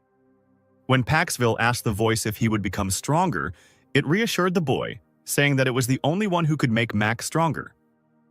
And the red mist, which was only in his thoughts so far, ordered him to show himself to the fullest and fight for his life, and then formed into a magical haze that filled Paxville's eyes. And at that moment, a huge magical force of purple color fell upon the head of the Twilight Guild, who had seen the light in this flow in a stream of powerful energy. Max Paxville, who had felt a previously unknowable power, was now completely restored, and his mood instantly improved, because now his entire body was filled with energy. His eyes lit up with murderous lust and madness again, and he screamed that with such strength he could easily defeat Kyle Benet. Paxville screamed with such force that a magical purple glow filled the entire space around him. This behavior did not frighten Kyle at all, and he even smiled and was glad that his opponent had an ace up his sleeve. Benet stared at his opponent with a bloodthirsty smile, asking if he was still clinging to his life so stubbornly, and if that was really the case, then the leader of the Twilight Guild would definitely die today. At this time, the chained Sky Warrior smiled evilly, noting that Max Paxville was his loyal tool. And looking at the yellow information signs in front of him, the man noted that they were almost there now, and that he missed his opponent, Kyle Benet. Max Paxville had never felt so omnipotent as he did now. When he realized how much power was now hidden inside him, a bloodthirsty smile spread across his face. But for some reason, instead of being scared, his opponent only laughed cheerfully. Now this battle has become much more interesting for Kyle Benet. He immediately realized that Max's rapidly increasing strength was most likely due to the unusual necklace adorning his neck. The movements of the Twilight Guildmaster became faster and more confident, and the energy enveloping his body promised big problems. Kyle's smile widened, noting that he was now even a little excited. And since Max is using someone else's power, today Benet will answer him with his sword. Kyle thinks it's a great honor for someone like Paxville, but Paxville only chuckles mockingly at this statement and rushes into the attack. Max's eyes turn completely white when he uses his origin skill. Well then, get ready! Kyle grins, thrusting his sword forward. And then Max also grips the hilt of the sword more firmly and raises it to strike. But Kyle easily dodges this attack. I hope it holds up, he says quietly to himself before striking back. Without giving his opponent precious seconds to attack again, Kyle finally uses his trusty sword. And this attack turns out to be more than successful, because after it Max's sword splits into pieces. Losing a weapon in battle means certain death, Kyle is sure. And apparently, that necklace around Paxville's neck had also begun to lose its effectiveness. Benet wonders if this guy has any other tricks up his sleeve. But apparently they are not, since Kyle's next blow hits the target without any problems. Max doubles over from the painful blow and spits the blood that has appeared in his mouth onto the floor. Kyle grabs him by the throat, determined to find the answers to all his questions. And first of all, he would like to find out who exactly is hiding behind the identity of the Heavenly Warrior. It's only because of this question that Max is still alive, because otherwise Kyle would have finished off the guy back when he attempted to attack his sister. So now Benet uses the skill of absolute control to finally satisfy his interest. Who is he, this Heavenly Warrior, whom Max Paxville follows so obediently? The answer Kyle receives is more than unexpected. The Heavenly Warrior is the one who sent them all to Murim. As soon as Max says these words, many yellow information windows begin to appear around him. What the hell? Kyle can't contain his emotions. Immediately after the tablets appear, strong iron chains appear directly from them and stretch towards Benet. This is how Kyle learns that the Heavenly Warrior lives right inside Max Paxville's body. The guy loses consciousness and comes to in a completely different place. Opening his eyes with difficulty, he realizes that he is chained to the wall. Damn it, what happened? A scream escapes his lips. This place is painfully familiar to him. Right now, he is chained in that very cave from Murim. The guy can't believe that he's back in this hell again. Recognize this place? Max Paxville's voice rings out nearby. This is the world he created with the Soul Sword. And it was Kyle Bennett who first entered this world. This is his first encounter face-to-face with the Celestial Warrior, the creator of this world, albeit in the body of Max Paxville. Kyle is incredibly furious that this strange man is going to keep him here again. The entire cave space is made of sword soul, so the chains will be almost impossible to break. Having assessed Max's sword skills, Kyle had long since guessed that the person in front of him was none other than the Heavenly Warrior himself. Paxville is confident that Bennett probably has a lot of questions for him, and since this is an extremely rare meeting, he is generously ready to answer them all. Kyle doesn't even need time to think, because he's really only concerned with one question. "Did you have fun?" he asks, and the smile literally runs off the Celestial Warrior's face. The memories of how Kyle ended up in this terrible world, where death lurked around every corner, are still fresh. He lived for 140 years without knowing whether his family was still alive or not. "You saw everything, didn't you?" Bennett asks with a bitter smile. All he wants to know is whether the bastard who locked him up in Murim for 140 years had fun. With an inscrutable face, the Heavenly Warrior replies that it was actually quite a boring sight. Kyle certainly didn't expect that answer. Paxville goes on to say that he was almost bored to death watching Bennett all these years. He waited patiently just to see his subject's level increase. But what he really doesn't understand is why Kyle, after going through all this suffering, still remained human. He suffered so much in that world, experiencing all sorts of hardships, but in the end, he never lost his humanity. These words make Kyle laugh maniacally. The Heavenly Warrior waits with a bit of bewilderment for Bennett to answer him. In fact, Kyle doesn't even want to think about these words. And since the Heavenly Warrior was so bored all these years, now he learns about one regret for which the guy wants to take revenge on him until death. Kyle clenches the chains in his fists and a loud crunching sound is heard. "I'll kill you!" he screams, breaking free from his captivity and rushing into the attack. The Sky Warrior could not have imagined that Kyle would be able to overcome these chains. That's why he doesn't have time to react in time and dodge the blow. Now Max Paxville chokes on his own blood from the force of this attack. His necklace shatters into tiny pieces from the force of the impact and loses its power. Max's body is unable to survive such an attack without additional nourishment, and he slowly begins to fall backwards. "Heed my words." Suddenly, the voice of the Heavenly Warrior is heard. "Open the door to ascension and go beyond human boundaries. Otherwise, you will lose everything." Kyle clenches his jaw in frustration as Alice and Richard run up to him. The girl's eyes widen in amazement when she sees Max Paxville's lifeless body. The very next day, everyone learns of the death of the head of the Twilight Guild. As soon as the rest of the guild members learned of this, they immediately declared their surrender. It was the right decision, as most of the high-level Twilight hunters were killed, and those who remained cowardly tucked their tails between their legs. And it was precisely all these events that accelerated the process of Twilight joining Dawn. In any case, our guild will have a hard time without me. A desperate cry echoes throughout the office. This is the head secretary of the Dawn Guild, who really doesn't want to resign. But during the last battle, he cowardly feigned death to save his own skin. Instead of helping other hunters, he primarily healed himself. But overall, the integration of the two largest guilds was quite successful. It was quite a nerve-wracking process for everyone involved. Kyle sat with Alice at one of the tables in the Dawn Guild, and snatches of conversations and discussions about the upcoming conference reached them. Bennett thought it was some kind of déjà vu. In his small mug there is a silver Chinshan needle. Drinking such tea is only a pleasure. Carefully placing the cup on the table, Bennett asks Alice what she intends to do now. In the current situation, the picture is developing in such a way that, due to the peace agreement, Twilight merges with Dawn. But there are still people with whom it is quite difficult to come to an agreement. But there is nothing to worry about and this problem can be solved. Still, Alice is a little disappointed. Max Paxville had a rather difficult and eventful life. The girl did not expect that he would die so unexpectedly. Meanwhile, Kyle remembers the words he heard before Max's death. The Heavenly Warrior said, "Open the door to ascension," which means that Bennett's current state is most likely somewhere between ascension. Paxville was sure that if Kyle did not cast off his humanity, he would lose everything he had. And these words infuriate Bennett to no end, because he is dared to be told what to do and threatened by someone who hides like a rat and lives in the dark. Alice notices that the guy has a frightening aura and decides to switch his attention to something else. The girl shows him a secret safe in the room of the head of Twilight. It doesn't open or break, which suggests that the safe is protected by some kind of magic. In fact, Kyle doesn't have a habit of touching other people's things, but it would be a shame to leave the safe unattended, because it probably contains the deceased's valuables. So Kyle directs a stream of his energy towards the castle and waits a few seconds. There is a soft click and the safe opens easily.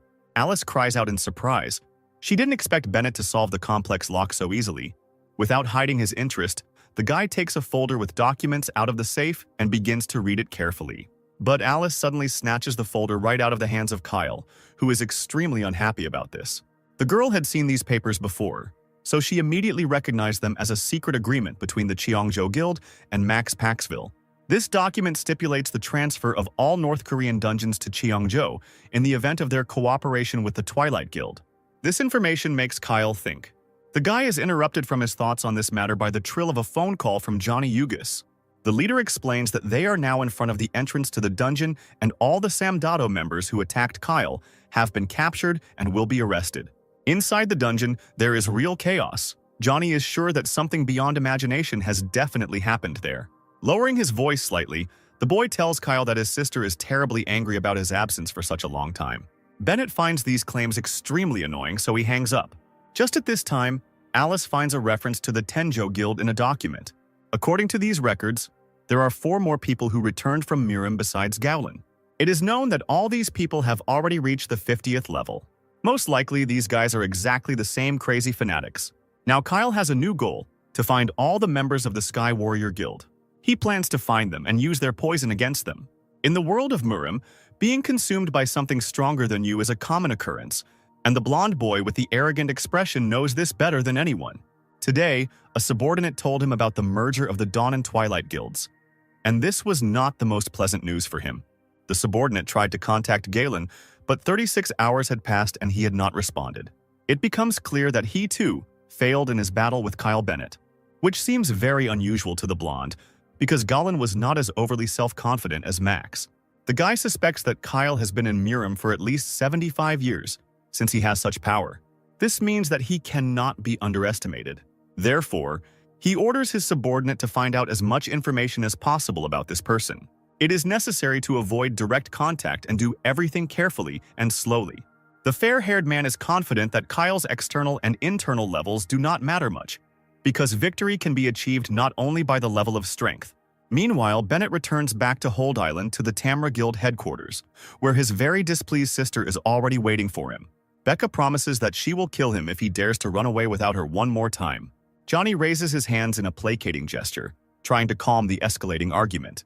And Kyle is glad of at least this attempt to calm down his sister, who is now diligently pulling his hair. In the latest news release at this time, the head of the Dawn Guild announces the dissolution of the Twilight Guild. Apparently, this is a very popular topic right now. Alice decides to dig up as much information as possible about the Cheongjo Guild, since there is a risk that they will cover all traces. Therefore, it is better to take on this matter yourself. Maybe it would be easier for Kyle if she actually took charge of it herself. But Bennett doesn't have time to decide anything about this because Klaus Yugis, the head of the Tamra Guild, approaches him. The man bows low and apologizes for the current situation. He never expected that there could be traitors in the guilds of Hold Island. Klaus asks if there's anything he can do to make it up to him, and Kyle thinks about it. The guy admits that he now doubts the guilds of Hold Island because there may still be other traitors there, and this admission shocks the leader. Kyle tried to believe in the Tamra Guild, but now all his faith has evaporated. However, as long as the guild leader and everyone else are not against him, he is not their enemy. So, to the delight of the entire guild, Kyle suggests simply forgetting about these troubles. However, Bennett has one more question. Is Tamra's guild planning to come under the leadership of Dawn's guild? This union of guilds of Hold Island may join the Dawn. Kyle reminds him that Klaus said they wouldn't take sides because of the feud, but that's all changed now. After defeating Max Paxville and uniting the guilds, Tamra can easily come under the wing of Dawn. Right now, Klaus can't give an answer, because the entire alliance needs to be gathered to make a decision. However, frankly speaking, it will be the best deal for all of them. So the man bows low again, thanking her for such an attractive offer. Kyle only thinks that if he spreads his influence to this island, it will be much easier to track down all the traitors from Cheongjo. The guy asks if the dungeons he had previously agreed on are still there. They tell him that there is only one such place left near Mount Halasan. Then Kyle decides that he will go there right now, because later he will have a lot more things to do. Quite quickly, a whole group is assembled, consisting only of warriors, tanks, and priests, which is a very unusual combination. There is a reason why the frustrated mage and archer were kicked out of the group. The thing is that in this dungeon, all ranged attacks based on vision are useless. Hallison Dungeon is one of the worst places on Hold Island. The hunters begin to explain that all this difficulty is due to the dense, impenetrable fog. He stands above the entire dungeon, and it is difficult to determine who is who, even if they are next to each other. And the most dangerous thing is the fog monsters. Their bodies merge with the fog itself, which creates many problems. It is difficult to deal with them with normal physical attacks. Damage can only be dealt by wide-range attacks like holy magic that uses Ohm. It is also very important to know that these monsters have incredibly high strength. They attack unexpectedly at the most inopportune moment, like experienced killers. Despite all these warnings, Kyle does not appear scared or tense, which surprises and shocks the rest of the group. The guy tells his puzzled comrades that he understands everything and will simply hit these monsters with something very strong. Bennett simply intends to apply a little more force to his attacks than usual. The group was surprised that the guy didn't even listen to the end of their explanation and wasn't at all scared. And yet, they begin their journey. That feeling you get when you walk into the fog seems very familiar to Kyle. There's a light breeze, and absolutely nothing can be seen ahead. The guild leader approaches the boy closer, confident that it is better for them to stick together. If you go too far, you can easily get lost in this thick fog. The man turns to the other members of the group and gives the order to provide some light. It is much safer to move with lighting than without it. Since Klaus is the leader of the group, Kyle asks him a question. He wonders if there is any absolutely safe zone near the entrance to the dungeon. And indeed, it turns out that there has never been a single case of an attack at the entrance to the dungeon itself. However, it appears that this pattern will be broken today. One of the group members spins around in panic when he notices that his comrades have suddenly disappeared. Just a second ago, they were close, and now there is absolutely nothing around. This seems incredibly strange to the guy, and for a split second he even admits to thinking that they were just playing a joke on him. But he immediately realizes that this is not the case when he suddenly feels movement behind his back. The monster appears out of nowhere, but luckily for the guy, Kyle is already flying towards him. He presses his palm to the monster's face and lets a stream of pure energy pass through him. Kyle uses the good spank skill, perfectly suited to the situation. The guild members, hearing some kind of rumble, finally notice that something is happening. But by this point, it's all over. Kyle deduces that these monsters materialize during the attack. However, it is very strange that the monsters are located right at the entrance to the dungeon for the first time. This monster was not the only one, and all the other members of the group were already forming a line, starting a battle with the huge monsters. But, to their horror, there are too many monsters. Kyle Bennett already understands that the group definitely can't cope without him, so he again concentrates the brightly glowing energy on his palm. In a split second, its power spreads throughout the entire area, striking every monster. There was an explosion, and it all ended so quickly that none of the hunters had time to understand what had happened. Having finished with the monsters, Kyle turned to his astonished comrades. "Are you okay?" he asked with a hint of concern. The guy had already managed to check the area using search magic, and there shouldn't be any more enemies here. Klaus is amazed at how quickly Bennett dealt with the monsters. He himself only had time to assess the situation and formulate a plan. Looking at Kyle, the man comes to disappointing conclusions. If it weren't for this guy, their group wouldn't have been able to withstand the onslaught of monsters at the very beginning. Bennett approaches unnoticed and distracts the man from his sad thoughts. The guy wants to ask a few more questions about the dungeon. He wonders if there were any previous attacks at the very beginning of the dungeon.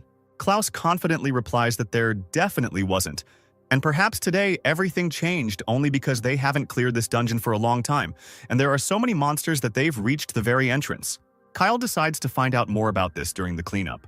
And as soon as they plunge into the fog again and enter the cave, the monsters attack them again. Bennett immediately attacks them with his most powerful energy. The rest of the group only watch him with slight envy and bewilderment.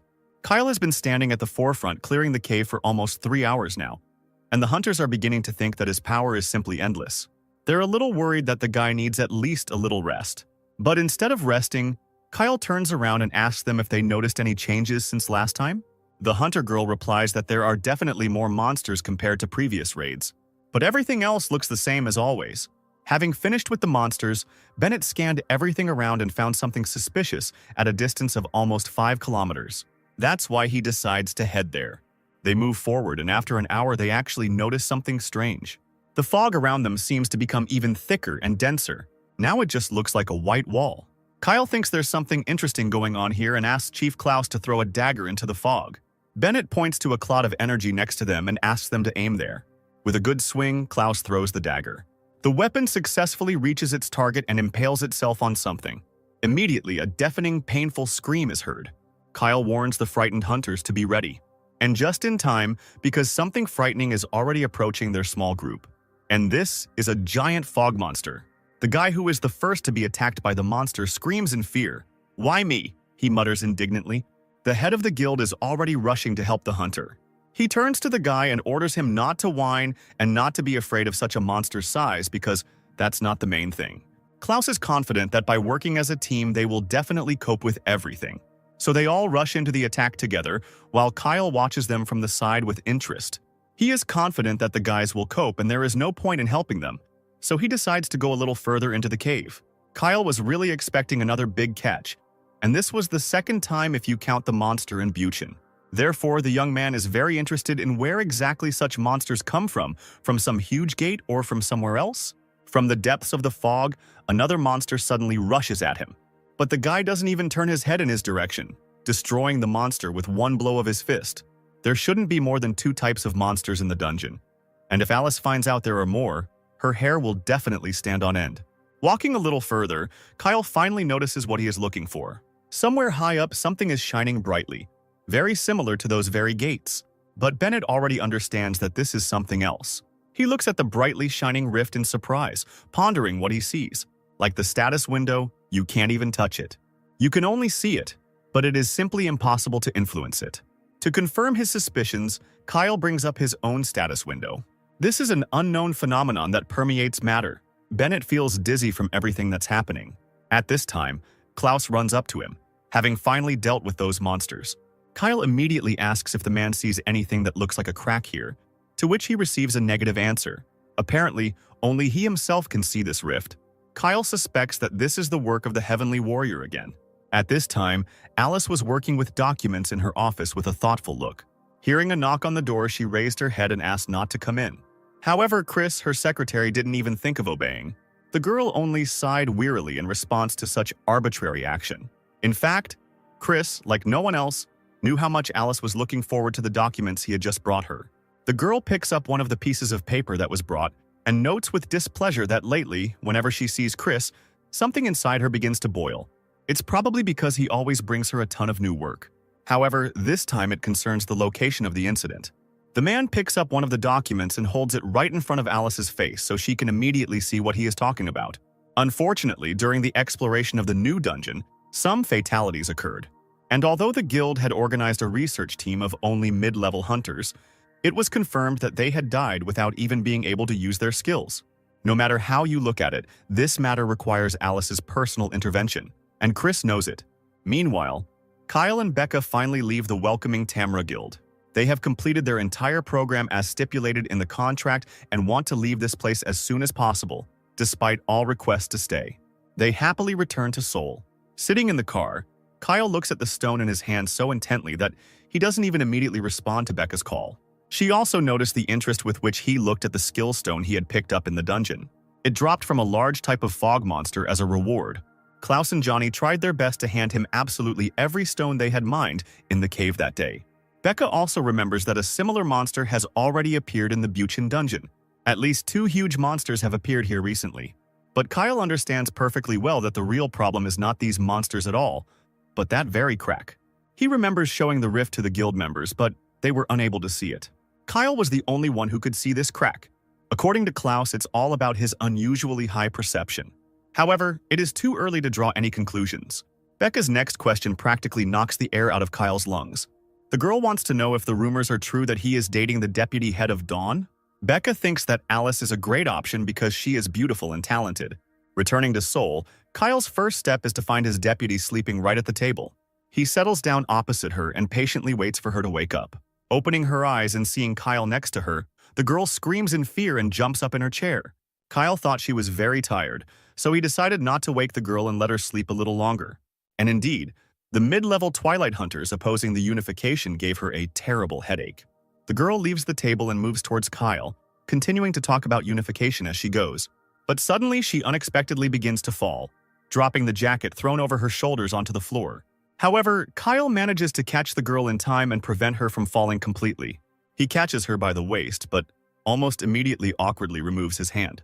Confused by the situation, Kyle says that a trained warrior like Alice couldn't be so tired from some office job. The equally embarrassed girl hopes that she hasn't gained weight lately. Have you heard of the incomprehensible dungeon? She gently changes the subject. Rolling up her sleeve, the girl shows the still unstitched burn on her arm. A dungeon of impossible difficulty appeared in Chunshin, and Alice went there alone. She even used shadow play, but only managed to suppress one monster. Alice had never seen or heard of such a powerful dungeon before, and this reappearance of large monsters is truly alarming. Kyle had something he wanted to tell her separately, but decides to do it a little later. Now, he will go personally to make sure that this dungeon is really dangerous. Without wasting any time, the guy immediately heads there and goes inside. The smell there is quite unpleasant. Using his energy perception, Kyle senses that there is definitely something deep down. He looks thoughtfully at the glowing funnel ahead, already guessing that he needs to go straight into it.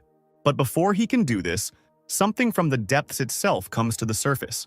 A viciously growling monster slowly emerges from the fiery vortex.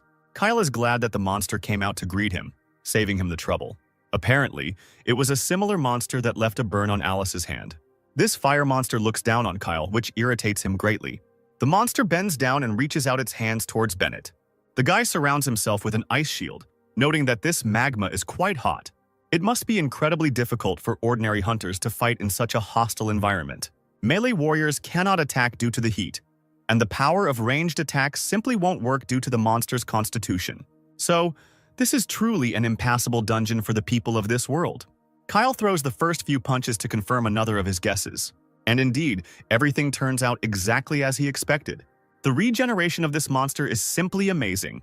15 minutes had passed during which Kyle had cut, beaten, torn, and frozen him, and the fire monster was still safe and sound.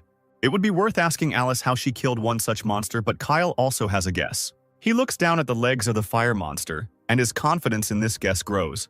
What if this monster's body is holding something?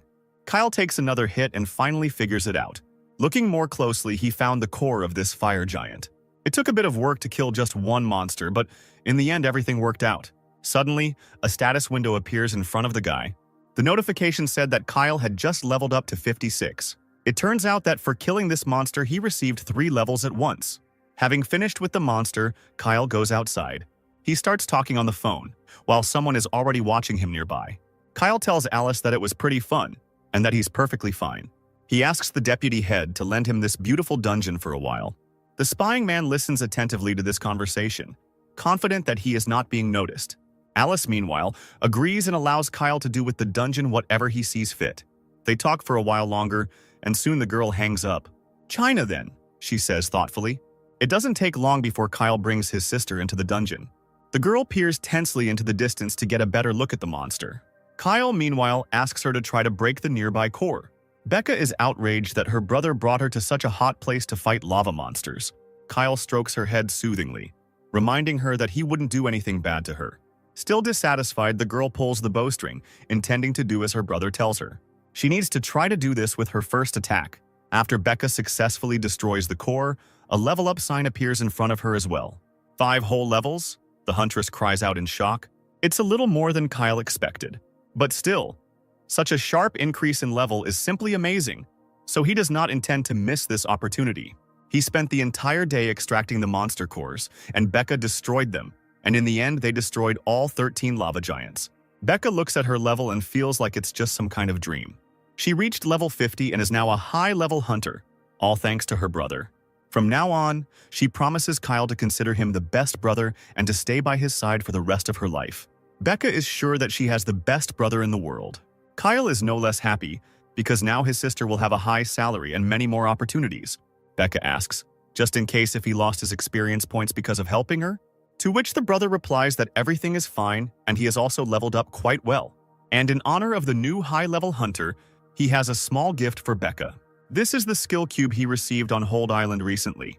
Kyle believes that his sister must be resilient and strong enough to maintain her title as a high-level hunter, so this cube will definitely come in handy. He himself is going to leave for a short while. There's a rat here and it's time to catch it. The guy, still continuing his surveillance, suddenly notices that his target has disappeared somewhere. He's not too happy that Kyle cleared the entire dungeon almost single-handedly. The guy thinks that they are all in great danger since this Bennett has such amazing powers. Meow! Suddenly, Kyle's voice rings out right next to his ear. The spy immediately runs away as fast as he can. Bennett notes that this guy is quite fast. He has good reactions and speed. However, this is not enough to escape. The spy never reaches the exit, running into an obstacle. Kyle grabs him by the clothes and lifts him up, noting to himself that the heavenly harmony of pure art does not resonate. This guy's techniques are Muramu's, but they are executed rather crudely. Kyle wants to know where this guy learned such skills. The spy remains silent in response to a direct question, and Bennett begins to get irritated. He noticed he was being followed yesterday and is sure that this guy would have continued to follow him. I hope you came here prepared to die. Kyle grins, beginning the effect. The hunter in his arms begins to choke, and cloudy foam flows from his mouth. Kyle is determined to get absolutely everything he can possibly know out of him. The next day after the incident, Bennett and Alice gather together at the same table. Hunters discuss the collapse of safe dungeon zones and the emergence of new large monster species. Kyle talks about those very cracks that only he can see. Alice clutches her head, which is buzzing with tension, thinking about all this. Becca tries to cheer her up by saying that she and her brother successfully cleared that difficult dungeon. Kyle left the foggy dungeon under the supervision of the Tamra Guild, and if there was any news, they would definitely contact him. All these events happened almost simultaneously, which is a sign of the destruction of old foundations, and China is also not a happy inclusion on the list of enemies. No one knows what dangers might lie ahead. So Kyle leveled up his sister. He intends to continue their training so that she can overcome any danger on her own, and so that the girl could protect herself from those who will look for them in the future. From these words, Alice understands that something else has happened. Kyle tells her that he found himself being followed in that lava dungeon. And even though the guy was just a pawn and didn't know any valuable information, Bennett still managed to find out something. Still unaware of his subordinate's failure, Martin Williams, a member of the Cheongjo Guild, stared intently at the screen of his phone. But the call from the spy hunter never came. There was a loud knock at the door and a request to open the door for room service. "Go away!" Martin shouted, now quite angry. But instead of leaving him alone, someone kicked the door down. Martin immediately jumped up, taking a knife out of his pocket. He demanded that Kyle, who had burst inside, leave the room immediately. But in response, he received only a powerful wave of magic. After this, Bennett calmly walked inside the hotel room and looked around. "Sorry I broke the door," he said, not regretting it at all. After carefully examining the guy, Kyle asked whether he was currently talking to a man named Martin, or was there someone else in front of him? Now the hunter realized that it was none other than Kyle Bennett himself who had burst into his room. And now he wants to talk to the boss of their dark team. Martin decides that everything is not as bad as it seemed at first glance. Unlocking his phone, he presses the panic button to call for backup. Literally a minute later, Kyle already hears the approaching footsteps of other guild members. Martin still doesn't know how Bennett got here, but he definitely won't let him leave now. The hunter is sure that Kyle stepped into his own grave today. Bennett looks closely at the arriving reinforcements, wondering if these guys are warriors who have studied martial arts with the help of magic. There are too many of them, but Kyle is confident in his abilities, so he attacks right away. Martin, who was the target of this attack, suddenly realizes that he can't see anything at all and feels helpless. "Sir!" The other hunters scream in fear. Kyle is a little too lazy to interrogate them, and since they studied martial arts, they should be able to see Muram's status window. Lately, the guy has only been using his hunter skills, and now is a great opportunity to use more than just them. He orders his opponents to open their eyes wide and look out for the status window. This will show them the end of the world experience. It was no trouble at all for him to deal with these hunters. Having finished, Kyle goes out into the hallway. From the looks directed at him, he understands that the people crowded in the corridor can also see him perfectly well. And if so, Bennett will show them a lot of new things today. He had been waiting for such an opportunity to thoroughly stretch his already rusty body for a long time. And now the guy rushes into battle with great enthusiasm, throwing his opponents aside like helpless kittens. He is sure that these guys have a clear view of his status window. Martin squints his eyes in fear, trying to think of a way out of this situation. Kyle Bennett now reminds him of a real, ruthless monster. "Hey, do you want to see the status window?" the guy asks Martin.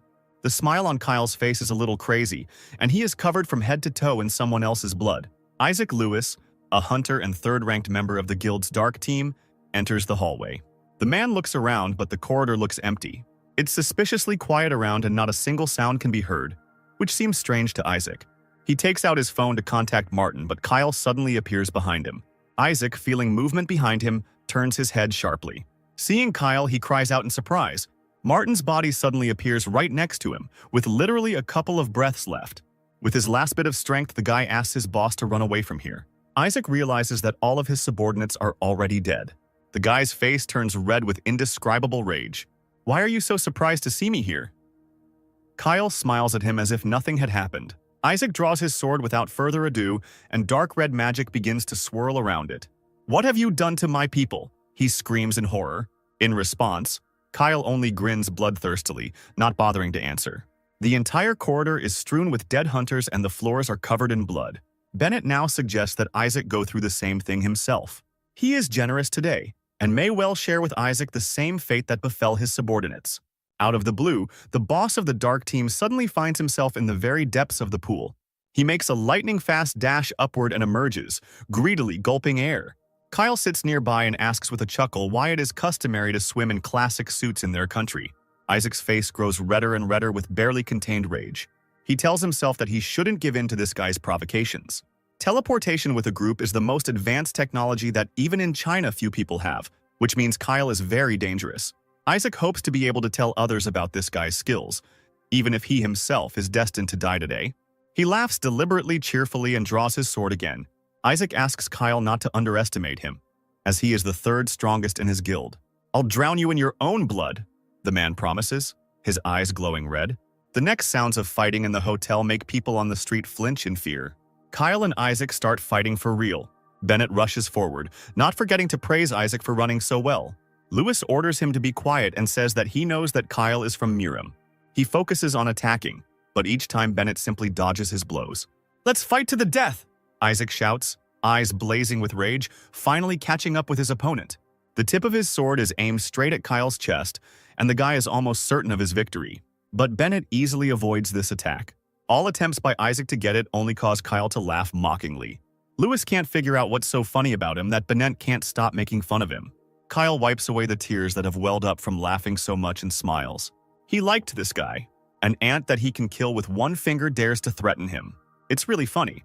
And Kyle compares the guild to a zoo, suggesting that their leader is probably just an ordinary monkey.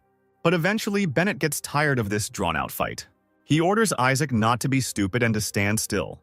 This guy amused him, but it was time to end this circus. Isaac thinks Kyle is just an arrogant bastard and his overconfidence will be his undoing.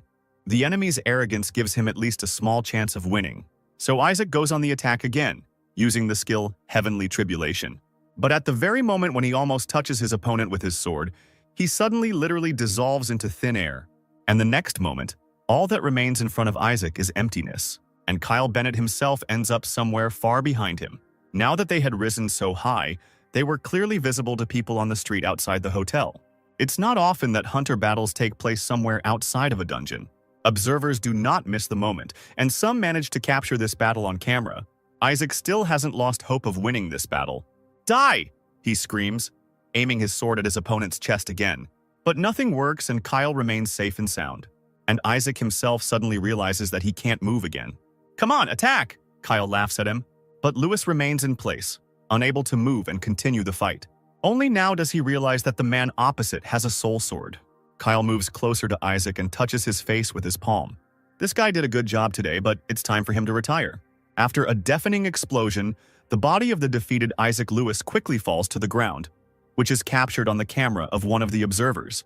A few drops of sweat run down the guy filming's face from tension and fear. "You were filming everything from the start, right?" Suddenly, Kyle's voice is heard behind him, and the boy flinches in fear. He belongs to the Dawn Guild, and, as he was ordered, he filmed the entire course of the battle. Kyle orders him to edit out the part where Isaac is suffering and send it to the Vice Guild leader. "We need to make it so that it is not clear from this video who won and who lost." Very soon, all the news channels were talking about nothing but this incident.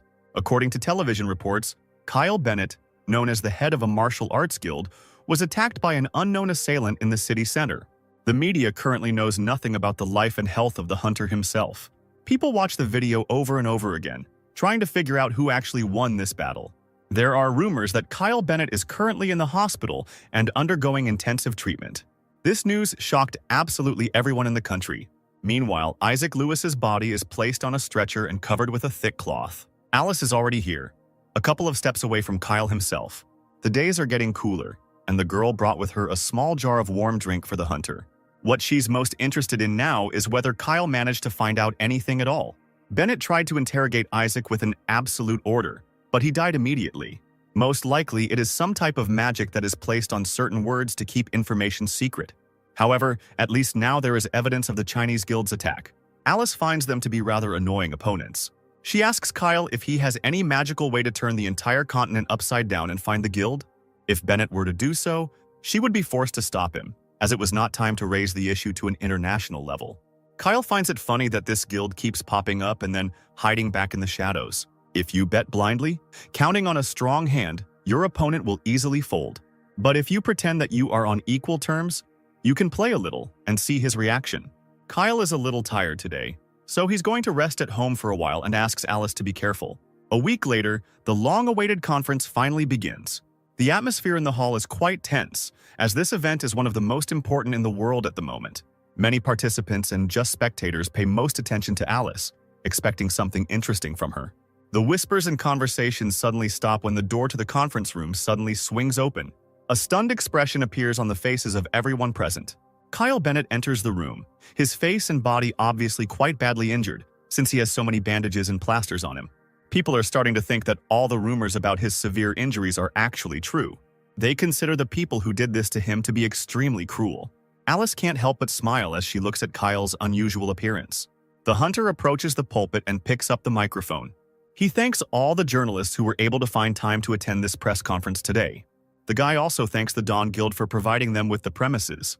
With everyone left with a lot of questions about the battle that took place last week, Kyle is ready to shed some light on the mystery today. It will take him some time to recover from his injuries and mental shock, and since he cannot answer all the questions earlier due to serious injuries, he apologizes for such a delay. As soon as Kyle gives permission for questions to be asked, the room erupts in shouts. One of the reporters asks if there really were several attackers.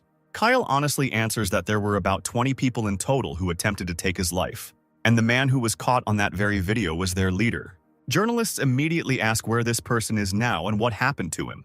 Kyle replies that it was a fierce battle, but he managed to win. It is difficult for him to talk about these people as individuals, but one thing unites them. They were all Chinese. Therefore, Kyle plans to formally request cooperation from China in the near future. This is now a national issue. Bennett wants to say that if the guy who is the big boss can hear him now, then directing his dogs is a bit rude. If he has enough courage, let him come and attack directly. The fair-haired boy, to whom these words were addressed, fiercely presses the tip of the smoking pipe between his lips. The news this time is really bad. He asks his subordinate if he was able to contact Martin and receives a negative answer and the assumption that either the hunter is delayed or is actually dead. Unable to contain his fit of rage, the blonde-haired man pierces his subordinate's body with one blow. Now his entire body and clothes are covered in dark scarlet blood.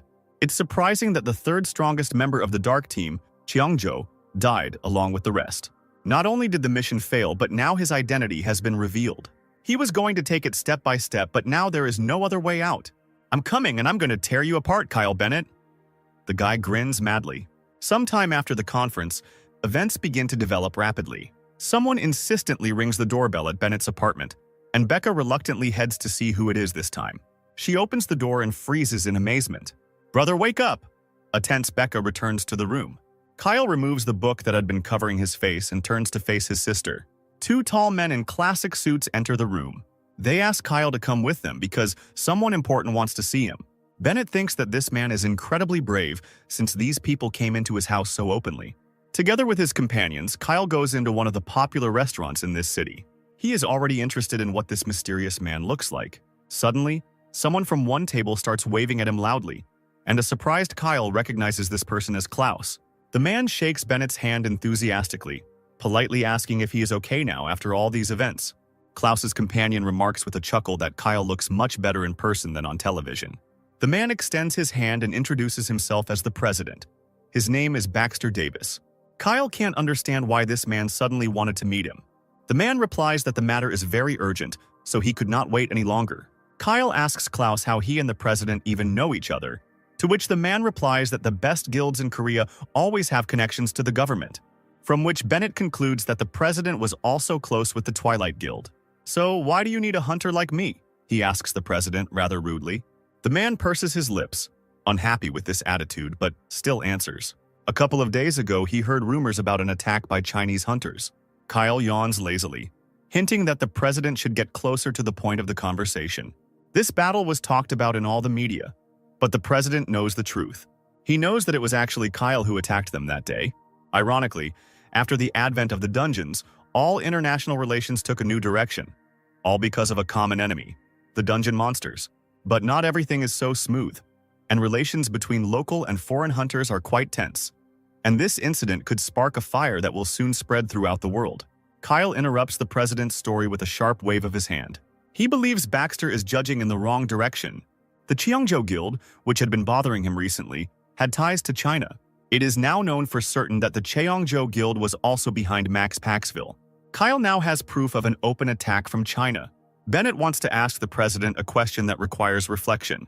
What would happen if Dawn was broken by Twilight? The obvious answer is that the resources and territory would be in Chinese hands. Kyle doesn't care about this country. He only helped for personal reasons. And if we are talking about an international conflict, then it has already flared up a long time ago. Kyle can take care of himself. He asks the president not to bother him anymore and heads for the exit. But Baxter doesn't let him leave and also gets up from the table. The man promises that from now on, the government will make every effort to support the martial arts guild. The president hopes that Kyle can deal with China. Bennett listens to Baxter with slight surprise. It's not quite what he expected to hear, but it will do. The guy is confident that if he puts in the necessary effort, everything will definitely work out. At this point, the conversation ends and Bennett goes outside. Although the president contacted him in a rather strange way, he has more than enough determination. Suddenly, the guy feels his phone vibrate and hear a notification sound from an incoming message. He picks up his mobile phone and opens a message where he is offered some kind of business proposal. This piqued Kyle's interest, so he immediately decided to call the man back. The person on the other end of the line is very glad that he received an answer. He introduces himself as a hunter named Vince Walker. The guy found Kyle's contacts on the internet and is very glad that the number turned out to be correct. It is rather inconvenient to talk about business over the phone, so he would like to meet in person. It's a little suspicious that the guy didn't name his guild, but Kyle still agrees to the meeting. He has some free time today, so they agree to meet in 2 hours. Bennett ends the call and decides to call Alice. At this time, as always in recent weeks, the girl is in the office. The ringing of the telephone interrupts her from her paperwork. Without looking up from her laptop, Alice answers the call. She thinks Kyle must be having a hard time there, so she pretends she's not busy. Bennett asks her to run a search on a hunter named Vince Walker. Alice finds 4 guys with that name. All of them neutral hunters, the strongest of them is level 40. Kyle decides that it could very well be just a pseudonym. Libra had already managed to get to know the guy well and immediately realized that he was asking for a reason. But she still didn't get any clear explanations from him.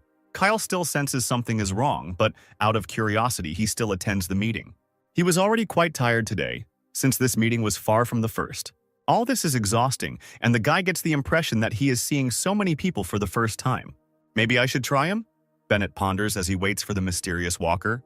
This seems like a good way to release all the stress and negativity that has accumulated over the week. Meanwhile, cautious steps can already be heard behind Kyle. The guy is impatiently waiting for the stranger to sneak up close enough to him. And finally, he comes right up to his table, and immediately he begins to carefully examine Kyle to make sure that this is the person he needs. "Here we meet." Bennett smiles happily. He envelops Walker in a stream of his magic and orders him to tell him everything down to the smallest detail. Kyle expected anything, but certainly not what the stranger told him. "I'm Vince Walker from North Korea." A man extends his hand to introduce himself. Bennett frowned in confusion when he heard such unexpected words. Vince smiles back at him quite amiably, waiting for a reaction. He sits down at the table and begins a dialogue. North Korea's involvement is really bothering Kyle, and he tells his new acquaintance about it directly. Vince laughs in response that, in fact, there is no organized system of hunters in their country, and Kyle begins to listen to him attentively. Officially, there are no hunters in North Korea. The Supreme People's Assembly banned the training of hunters, fearing an uprising. But didn't you just call yourself a hunter? Kyle asks the obvious question. Vince replies that he has a Chinese license, so technically he is a Chinese hunter. North Korea is currently handing over all its dungeons to its ally China. At first, it seemed like a good idea, but ultimately it led to their country effectively becoming a Chinese colony. And the government was no longer able to escape from this situation. People began to become poor and die of hunger. Having lost his family due to the authorities, Vince decided to move to China. There, he expanded his power and gathered information in order to somehow change the current situation. Then he returned and reached the Supreme Council. These people did not listen to their people and did not stop no matter what. So Vince made sure they got a taste of the revolution. Kyle is surprised that the man broke in there alone. After the council was destroyed, Vince tried to implement the hunter system, but it was too late. "So you've come to South Korea as the antagonist?" Kyle asks. And it turns out he's right. Vince really does plan to open some dungeons and areas for free access, as well as resume the exchange of industrial information. By strengthening South Korea's influence and pushing out China, the man hopes to sooner or later rebuild North Korea's foundations and restore stability to the country. And of course, the success of these plans depends largely on Kyle Bennett. The idea seems a little dubious to the guy, but not without appeal. This needs to be thought through carefully. And Kyle wants to ask Vince Walker one question. The hunter wonders if this man is somehow connected to the Cheongjo Guild. Just hearing this name, the man's face takes on a stern expression. His eyes glow bright red, which says a lot.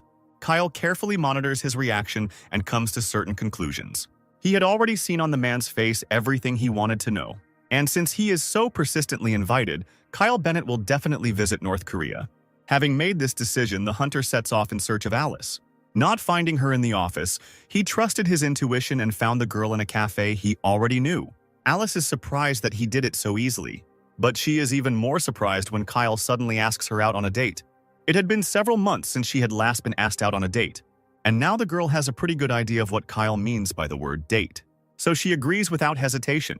The two of them go to the dungeon near Ansan. It is teeming with dangerous monster snakes. Their eyes glow with a bright red light, and deadly poison flows from their sharp fangs. One of these snakes suddenly attacks a pair of hunters, but they manage to dodge it. This is another unexplored dungeon. Its risk has not yet been determined. The snake's venom hits one of the trees and it turns to stone. If it were a person, it would have ended quite tragically. Alice suddenly and unexpectedly suggests making a bet on who can kill more monsters in this dungeon. Kyle agrees, expecting it to be a lot of fun. The huntress is no less sure of this, so she is the first to rush into attack. Full of strength and energy, she diligently destroys the arriving monsters. Kyle just wanted to have a peaceful conversation here. But killing monsters is a much more interesting activity. There are already 5 snakes behind him, and the guy is looking forward to a good workout. He intends to try to satisfy these monsters' desire to die. Fighting snakes turns out to be unexpectedly very frustrating. They're not even good enough for Kyle to warm up. Having finished with his opponents, the guy turns his gaze to Alice. And judging by the huge pile of snake corpses, the girl definitely let off some steam today. Compared to the incomprehensible, these snakes are just babies. However, Alice is still concerned about the growth of such dungeons throughout the country. Kyle thinks this is a good time to point out that North Korea is in exactly the same situation. The guy talks in detail about his meeting with Vince Walker yesterday.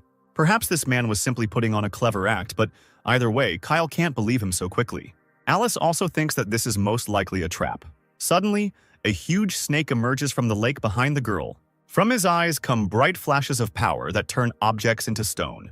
Alice doesn't have time to protect herself from the monster's attack with her shield, but to her luck, Kyle suddenly materializes right in front of her. Bennett's silhouette is immediately enveloped in a bright red glow. The frightened girl rushes towards him, but the monster is still alive and its attacks remain dangerous. "Nasty snake!" Alice screams in fury, drawing her dagger. With one deft movement, she cuts the monster's throat, separating its head from its body. Then the girl turns worriedly towards Kyle again. His figure has acquired a gray color, and visually his body looks like a real stone. Alice hesitantly comes closer and asks the guy not to joke like that. She reaches out and lightly touches his cheek with her fingertips. Suddenly, the light touch turns into a real blow, and the girl promises to break Kyle if he doesn't stop teasing her like that. This threat makes the guy return to his normal state and become outraged by such cruelty. Alice is grateful to the hunter for saving her from the snake's attack, as she had been focusing on developing her intuition lately and had completely forgotten about physical damage, so the snake's venom could have actually harmed her. However, now that it's all over, she wants to return to discussing the situation with North Korea. The girl is outraged that Kyle accepted an offer that will most likely turn out to be a trap. "Are you worried about me?" Kyle asks with a satisfied smile. Alice hopes that he will listen to her words, despite all the jokes and teasing. Kyle moves closer to try to calm her down a little. He needs to go to North Korea, but Alice herself will have to stay here, because she is the closest person to Becky and will have to look after the girl in her brother's absence. Kyle asks that you be sure to call him if anything goes wrong. Just like that time on the island, he will fly anywhere to help. Alice is glad to hear this, although a little embarrassed. At this point, the hunters say goodbye and leave the dungeon. Quite a lot of time has passed since then, and the date of the trip to North Korea has been finally confirmed. Such agreements were rare, so neighboring countries were a little nervous when they learned about it. But thanks to Vince Walker's hard work, everything went smoothly. While waiting for the trip, Kyle and Becca devoted all their free time to training. As a result, the brother reached level 67 and the sister, level 54. But their achievements did not end there. Becca walks into the room and happily calls out to Kyle, intending to show him something new. "So how do you like it?" she asks proudly, pointing to her improved overall martial arts skills. The girl has reached the basic stage of fencing, which is only the beginning of the martial arts path. But now Kyle is confident that she can stand up for herself. After a while, Bennett holds a small meeting right on the moving bus. After checking the microphone, the guy begins with a short greeting. He gives his name and explains that he is the general manager of this project. Everyone present here is an excellent hunter, and each of them is of great importance. Kyle is confident that the hunters are well aware of the scale of this operation. But one of them suddenly interrupts Bennett's speech with a question, a little hesitantly. The guy asks Kyle to lower the microphone a little to reduce the volume. They are all still young and have excellent hearing. Kyle is a little surprised because in Murim, the louder, the more effective. Having lowered the volume a little, the guy continues his story about the hunter exchange project between North and South Korea. With this operation, Kyle will make all its participants true, high-level hunters. This statement comes as a real shock to the audience. Hunters find it hard to believe such promises. So Kyle decides to show them a live example of leveling up. Becca steps forward and tells us a little about herself. She will now be the leader in the North Korean raid schedule. This means that everyone will clear the dungeons on her command. This angers the assembled hunters, since, as a rule, the most experienced player becomes the leader. But Kyle Bennett is firm and confident in his decision. The surprised hunters learn that Becca has extensive leadership experience. Becca tells all the hunters gathered here today that she was a group leader in the past. Recently, the girl was able to clear many high-level dungeons and even visit the incomprehensible. Kyle moves closer to his sister and stands behind her shoulder. To dispel all doubts, he announces to the hunters that his sister's level is currently higher than any of them. This statement shocks everyone present, because just recently, Becca was just the leader of the group. Kyle explains that his sister was able to climb 20 levels higher in just a couple of months, risking her own life. He promises that, together with him and Becca, upon returning to their homeland, everyone gathered here today will become high-level hunters, and not just mercenaries. After these words, the excitement on people's faces gradually disappears. A spark of hope lights up in the eyes of each of them. Kyle's words sound so promising that they can't help but resonate in their hearts. Their looks, which until recently were full of anxiety, now show determination, reinforced by faith in success. So when Bene asks if they are ready to trust him, the answer is unanimous, yes. At this time, a storm is raging inside the Kumgasan dungeon. Noah's blonde hair flutters in the wind, obscuring his vision, but he seems completely oblivious to it. "Come on, Kyle." The guy smiles with anticipation. He is going to prove to this hunter how wrong he was in his choice. Unaware of this, Bene calmly enters the dungeon of the Port Toads, southwest of Pyongyang. He uses his energy to hold one of the monsters that lives here and tells other hunters about the characteristics of this species. Having finished with the training, he snaps his fingers and releases the monster to the ground. The hunters look at the monster hesitantly, remembering that this species' claws contain dangerous poison. Meanwhile, the toad comes to its senses and immediately pushes off the ground with its powerful paws to make its first jump. Kyle notes that these creatures also have quite a lot of jumping power, so any unwary hunters will be in trouble. The monster's eyes are obscured by a scarlet veil of rage as it loses altitude and returns to the ground. Suddenly, a shot rings out, and the body of the port toad explodes right in the air without having time to reach its opponents. Becca lowers her bow, quite pleased with such a clear hit. The thought flashed through the mind of one of the hunters that these two were definitely brother and sister. They were too similar.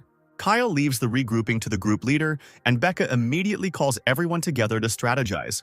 Now the priest will be in the center, the warriors will be in the front row, the tank will protect the team, and the reaper will kill enemies, using gaps in defense. Benet listens to his sister's instructions with a proud smile on his face, mentally agreeing with every decision she makes. He recalls Vince being shocked that the cleanup schedule would be so tight. Still, these will be unexplored dungeons with an unknown risk of danger, and operations every 2 days are quite a risk. There is no precise information about monsters, landscape, and climate, which can create certain problems. But Kyle believes that if you want to get a quality cleaning, don't complain and work hard. That's why he now watches with interest the battle between the port toads and his hunters. People are barely saved by their shields from the powerful blows of these monsters' tongues. The hunters, obeying Becky's will, act exactly as she ordered. However, even with such a good strategy, the battle turns out to be not the easiest. "He's coming towards you, be careful," Nash shouts, but he immediately realizes that his warning didn't really help. In a matter of seconds, Silas found himself trapped by the huge tongue of one of the monsters, and now he can't get out. Beads of sweat are running down the guy's face from the effort, and he feels his vision begin to darken from the enormous pressure. His fingers weakened and the weapon almost fell out of his hands.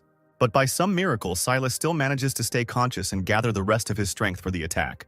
With a sharp movement, he cuts the tongue of the harbor toad and escapes its deadly grip. The guy falls to the ground and clenches his teeth, catching his breath. Silas hears Amelia running towards him, shouting at her not to come any closer. The girl freezes in bewilderment, but very soon understands what the matter is. Several more huge monsters had already appeared behind her. With horror, Amelia realizes that she is not able to deal with so many monsters, but just in time, someone else's arrow is already whistling past her ear. Becca arrived at the perfect time. The harbor toads didn't make it to Amelia, but Silas appears to be seriously injured. So Becca orders the focus to be on healing him, and the Reaper and Tank to change their positions. Amelia obediently tends to Silas's wounds. While the girl is busy with treatment, the other hunters also take a short break. Becca spent the entire day running, scouting, intercepting, and defending. Yet all of her shots hit their target and she herself wasn't wounded even once. The hunters don't understand how this girl can be so strong, because the difference in their levels is not that great. After some time, Becca decides that the people have had enough rest and it is time to move on. But not everyone agrees. Silas jumps up indignantly. He hasn't had enough rest yet, the monsters aren't getting any smaller, and his energy is running out. The guy believes that there is a line that cannot be crossed. He demands that the raid be stopped right here, but Becca only looks closely at his face and remains silent. Hearing the words about the edge, Kyle stands up and laughs loudly at Silas's weakness. This sends the guy into a barely contained rage. Benet goes on to say that even when you don't have the strength, you should always ask yourself, is this enough? Silas and Becky's levels aren't that different, but she's much stronger than him. It's because she never gives up in the face of death compared to the others. Kyle wasn't that strong from the start either. He had to work hard and for a long time on himself. But even so, patience alone is not enough to become stronger. The hunters hear the sound of approaching monsters again and jump up in fear. The monsters' eyes gleam with ominous anticipation of prey. Several dozen harbor toads immediately pounce on the calmly standing Kyle Benet. Completely unperturbed, the guy stretches his hand forward, concentrating his strength on it. He is confident that anyone who wants to is looking for a way to become stronger. In the blink of an eye, a terrifyingly powerful entity, born from Kyle's power, bursts forth and tears the monsters into tiny pieces. Those who don't need it look for an excuse. "But what are you looking for?" Kyle asks Silas with a smile. The stunned guy sees before him no longer a hunter like himself, but a real deity. Having come to his senses a little, Silas bows low, practically pressing his face into the ground. Now he, like everyone else, is ready to follow Kyle anywhere. A whole month of training and cleanups passed unnoticed. And finally, the group of hunters gets to the most interesting part. This is an incomprehensible dungeon on Mount Kumgang.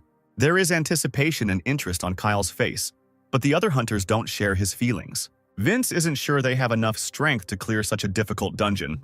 With a slightly crazy smile, Bennett answers him that he will go there even alone. Together with Becca, he steps forward and is the first to enter the dungeon gate. 3 days ago, he managed to find some free time and reflect on everything over a glass of good wine. Sitting comfortably in a chair by the window, Kyle carefully studied the folder containing data on his hunters. They all tried hard and were able to rise several levels higher. Each of the hunters grew by 2 or 3 levels, even Becca. Because of the group's high level of trust after that incident in the dungeon, they didn't have any particular questions or doubts about Kyle. Benet wonders if he can continue to coach his players at the same pace. Now he managed to achieve such high results in just a month because no one interfered with him. However, It is not a fact that everything will continue like this. That day, Vince also joined the pensive Kyle. The man was amazed at how well Benet managed the group and cleared the dungeons so easily. Thanks to his efforts, the number of active dungeons has been sharply reduced. This is a bit of a bummer for Kyle, who only wanted to clear the dungeons to the south of Pyongyang. And Vince supports him in this endeavor. They just have a little bit of work left to do to achieve their ultimate goal. Kayla is glad that it will all be over very soon. Now it's time for the impassable dungeon. That's why, after 3 days, they find themselves inside the Kumgasan dungeon. It turns out to be much colder inside than they expected. Becca thought they would be fine since their gear was cold-resistant, but apparently they needed to pack even more warm clothes. Kyle is upset to note that even Becca is having problems with her temperature, not to mention the other hunters. At some point, Vince comes up to him and is already starting to think that going further would be too reckless. This is an unpleasant surprise for Kyle, because just yesterday this man was eager to accompany them as a guide. Vince himself doesn't know why he was so impulsive back then. The man doesn't understand how he could have forgotten that this dungeon is so dangerous that he himself escaped from it on his last trip. Kyle places a reassuring hand on his shoulder and gently asks him to lead them further. This is the last remaining dungeon, so you can't miss out on its reward. As the hunters move further, it becomes even colder. Finally, Becca notices the appearance of dungeon monsters. High above them, only one. But an insanely dangerous monster appears. It is a huge, bright blue phoenix as if woven from ice. Vince hoped that this monster would not show up so soon, but his hopes were not justified. And now, right in front of him, is the main culprit of his past failure. The appearance of the ice phoenix makes the already difficult dungeon even more difficult. This bird truly looks deadly, and its attack sends a multitude of ice shards flying at the hunters. Luckily, Benet manages to react in time. Only thanks to the shield he created does the group manage to avoid instant death. Becca lets out a startled cry as she realizes that the shattered pieces burst into icy flames as they shatter. Even one such piece of ice is capable of killing an average-level hunter. The monster itself flies at a height and does not descend lower, which makes any attacks against it difficult. This freezing rain is like a bombardment from which there is no escape, making melee classes like Vince completely useless in such a fight. An unperturbed Kyle suggests that his sister try attacking the monster with her arrows and bow. Becca is sure that this is a completely useless undertaking, but nevertheless follows her brother's advice. The arrow fired by the girl hits its target on the first try, colliding with one of the ice flows. But the joy of a precise shot is instantly lost when the arrowhead begins to crack immediately after impact. The explosion is so powerful that the hunters have to cover their ears with both hands to avoid going deaf. Something impossible comes to Kyle's mind again. Obeying his will, the barrier acquires elements of fire, and this once again amazes and delights the hunters from his group. They look at Benet in amazement as he is thinking about ways to destroy the monster. Vince is certain that maintaining such an unusually strong barrier requires a tremendous expenditure of energy. It's good that this won't last long, you just need to move on. As soon as they do this, they will find themselves in an area where fighting monsters is much easier. So Kyle moves further into the dungeon, and the hunters follow him. But suddenly Amelia notices something unusual somewhere ahead. A human figure was just visible on one of the snowy slopes, but almost immediately this silhouette disappeared into thin air. The girl is sure that there was a person there, but no one else noticed it. A moment later, the hunter's attention is drawn to a strange sound. Vince is the first to realize what is about to happen. An avalanche is already approaching them at an insane speed. Somewhere nearby, at this very moment, Noah smiles triumphantly. He is convinced, victory or defeat, and there is no other way out. "Run!" Amelia screams in panic. The hunters scatter in an attempt to escape the avalanche, but Kyle Benet remains standing as if nothing had happened. He laughs quietly, as if nothing mortally dangerous is happening. And behind Noah stands Adele, watching her master with admiration, because before her is the king of the dynasty and the true ruler of China. The girl does not understand how anyone could dare to provoke the wrath of such a great man. Several executives and a large number of people have already died at the hands of Kyle, so Adele is determined to catch him today at all costs. Today, Nicholas stands next to her and is just as ready to rush into battle. He steps forward and asks Noah for permission to go and check if their enemy is dead. The gentleman nods to him favorably. Nicholas turns and walks forward quickly. Besides these two, a whole army went into this dungeon with Noah today. It includes the Legion of Golden Lions, consisting of 40 people, the Lightning Arrow Legion, also comprising 40 men, and the Dragon Legion, which has only 20 warriors in its composition. All of them are ready to obey any order of their master. Nicholas doesn't have time to get to the supposed body of the enemy, because the latter finds him first. An explosion of incredible power is heard, and everything around is covered in thick black smoke. From the epicenter of this outbreak, the figure of Kyle Benio slowly emerges. A triumphant smile plays on the guy's face. Nicholas doesn't know how the man managed to survive, but Noah doesn't seem surprised at all. Kill him! He gives the command to his army. Noah wishes with all his heart that Kyle Bennett would finally show him his true power today. And the hunter is not going to disappoint him. As the smoke from the explosion clears, the hunters in Kyle's group stand frozen with their mouths wide open. An entire army is advancing right towards them. Noah's eyes glow with fury and anticipation as he looks into the tense faces of his enemies. Vince can't figure out where all these people came from in just one moment. Just now, an avalanche was approaching them, and now they stand here with a whole horde of enemies in front of them. Kyle sends everyone out of the dungeon, leaving only Vince and Becca with him. The guy smiles as if nothing is happening here that he didn't expect to see. The force with which he stopped the avalanche was truly indestructible. Vince had no idea such a thing was even possible. "Who are you to threaten us?" he shouts at the top of his lungs, trying to be heard over the raging wind. Noah quietly answers him that there is nothing that the master cannot order. These strange words and the guy's energy make Vince grab his suddenly aching head. The head of the dynasty reminds him of the promise he once made to give his life for him. Vince falls to his knees, his eyes glowing red as memories suddenly come back to him. Kyle laughs and claps his hands, acknowledging that Noah did a good job manipulating Vince's mind and memories. He also finds it surprising that this guy speaks Korean quite well. Noah proudly states his name, also introducing himself as the heir of the Heavenly Warrior. This causes Kyle to burst into another round of laughter at the boy's expense. However, there is a good chance that this guy knows where the Heavenly Warrior is now. Noah also has something he would like to hear from Benny, as he is truly amazed by his enemy's abilities. Becca thinks to herself that these two are arguing like little children. Eventually, Noah tells Kyle that he has gone too far. After his words, another deafening explosion is heard. The head of the dynasty is confident that such arrogance will destroy Kyle today. He wonders if Bennett knows why this dungeon is considered incomprehensible. That's because there's a monster here whose existence is considered a disaster, and Noah is sure that the Ice Phoenix is beyond this guy's power. With a straight face, Kyle forms a ball of energy in his palm, taunting his opponent relentlessly. Since this heir of the Heavenly Warrior so diligently prepared a trap for him, he will receive an equally stunning answer. Without wasting any time, Kyle attacks the Ice Phoenix, confident in his abilities. The guy's energy flow swirls into a whirlwind, instantly overtaking the suspiciously calm bird. Noah watches this with a smug smirk on his lips, already knowing the result of such an attack. For Kyle, this comes as a surprise, although not too big. The flow of his energy blew off the Phoenix's head, but the ice bird restored it back in a matter of seconds. The monster of the incomprehensible dungeon is not so easy to kill, and as long as this Phoenix has energy, it will never die. But Kyle has a different opinion on the matter. He hopes this fight won't disappoint him. For a hunter like him, nothing is impossible. So, to everyone's surprise, a training sword appears in his hand. At first glance, this weapon seems ridiculous, which is not the case at all. The polar sword is part of Kyle's essence. "Punish my enemies," Bennett says quietly but clearly. No one present even has time to understand what happened, and at what exact moment Kyle attacked.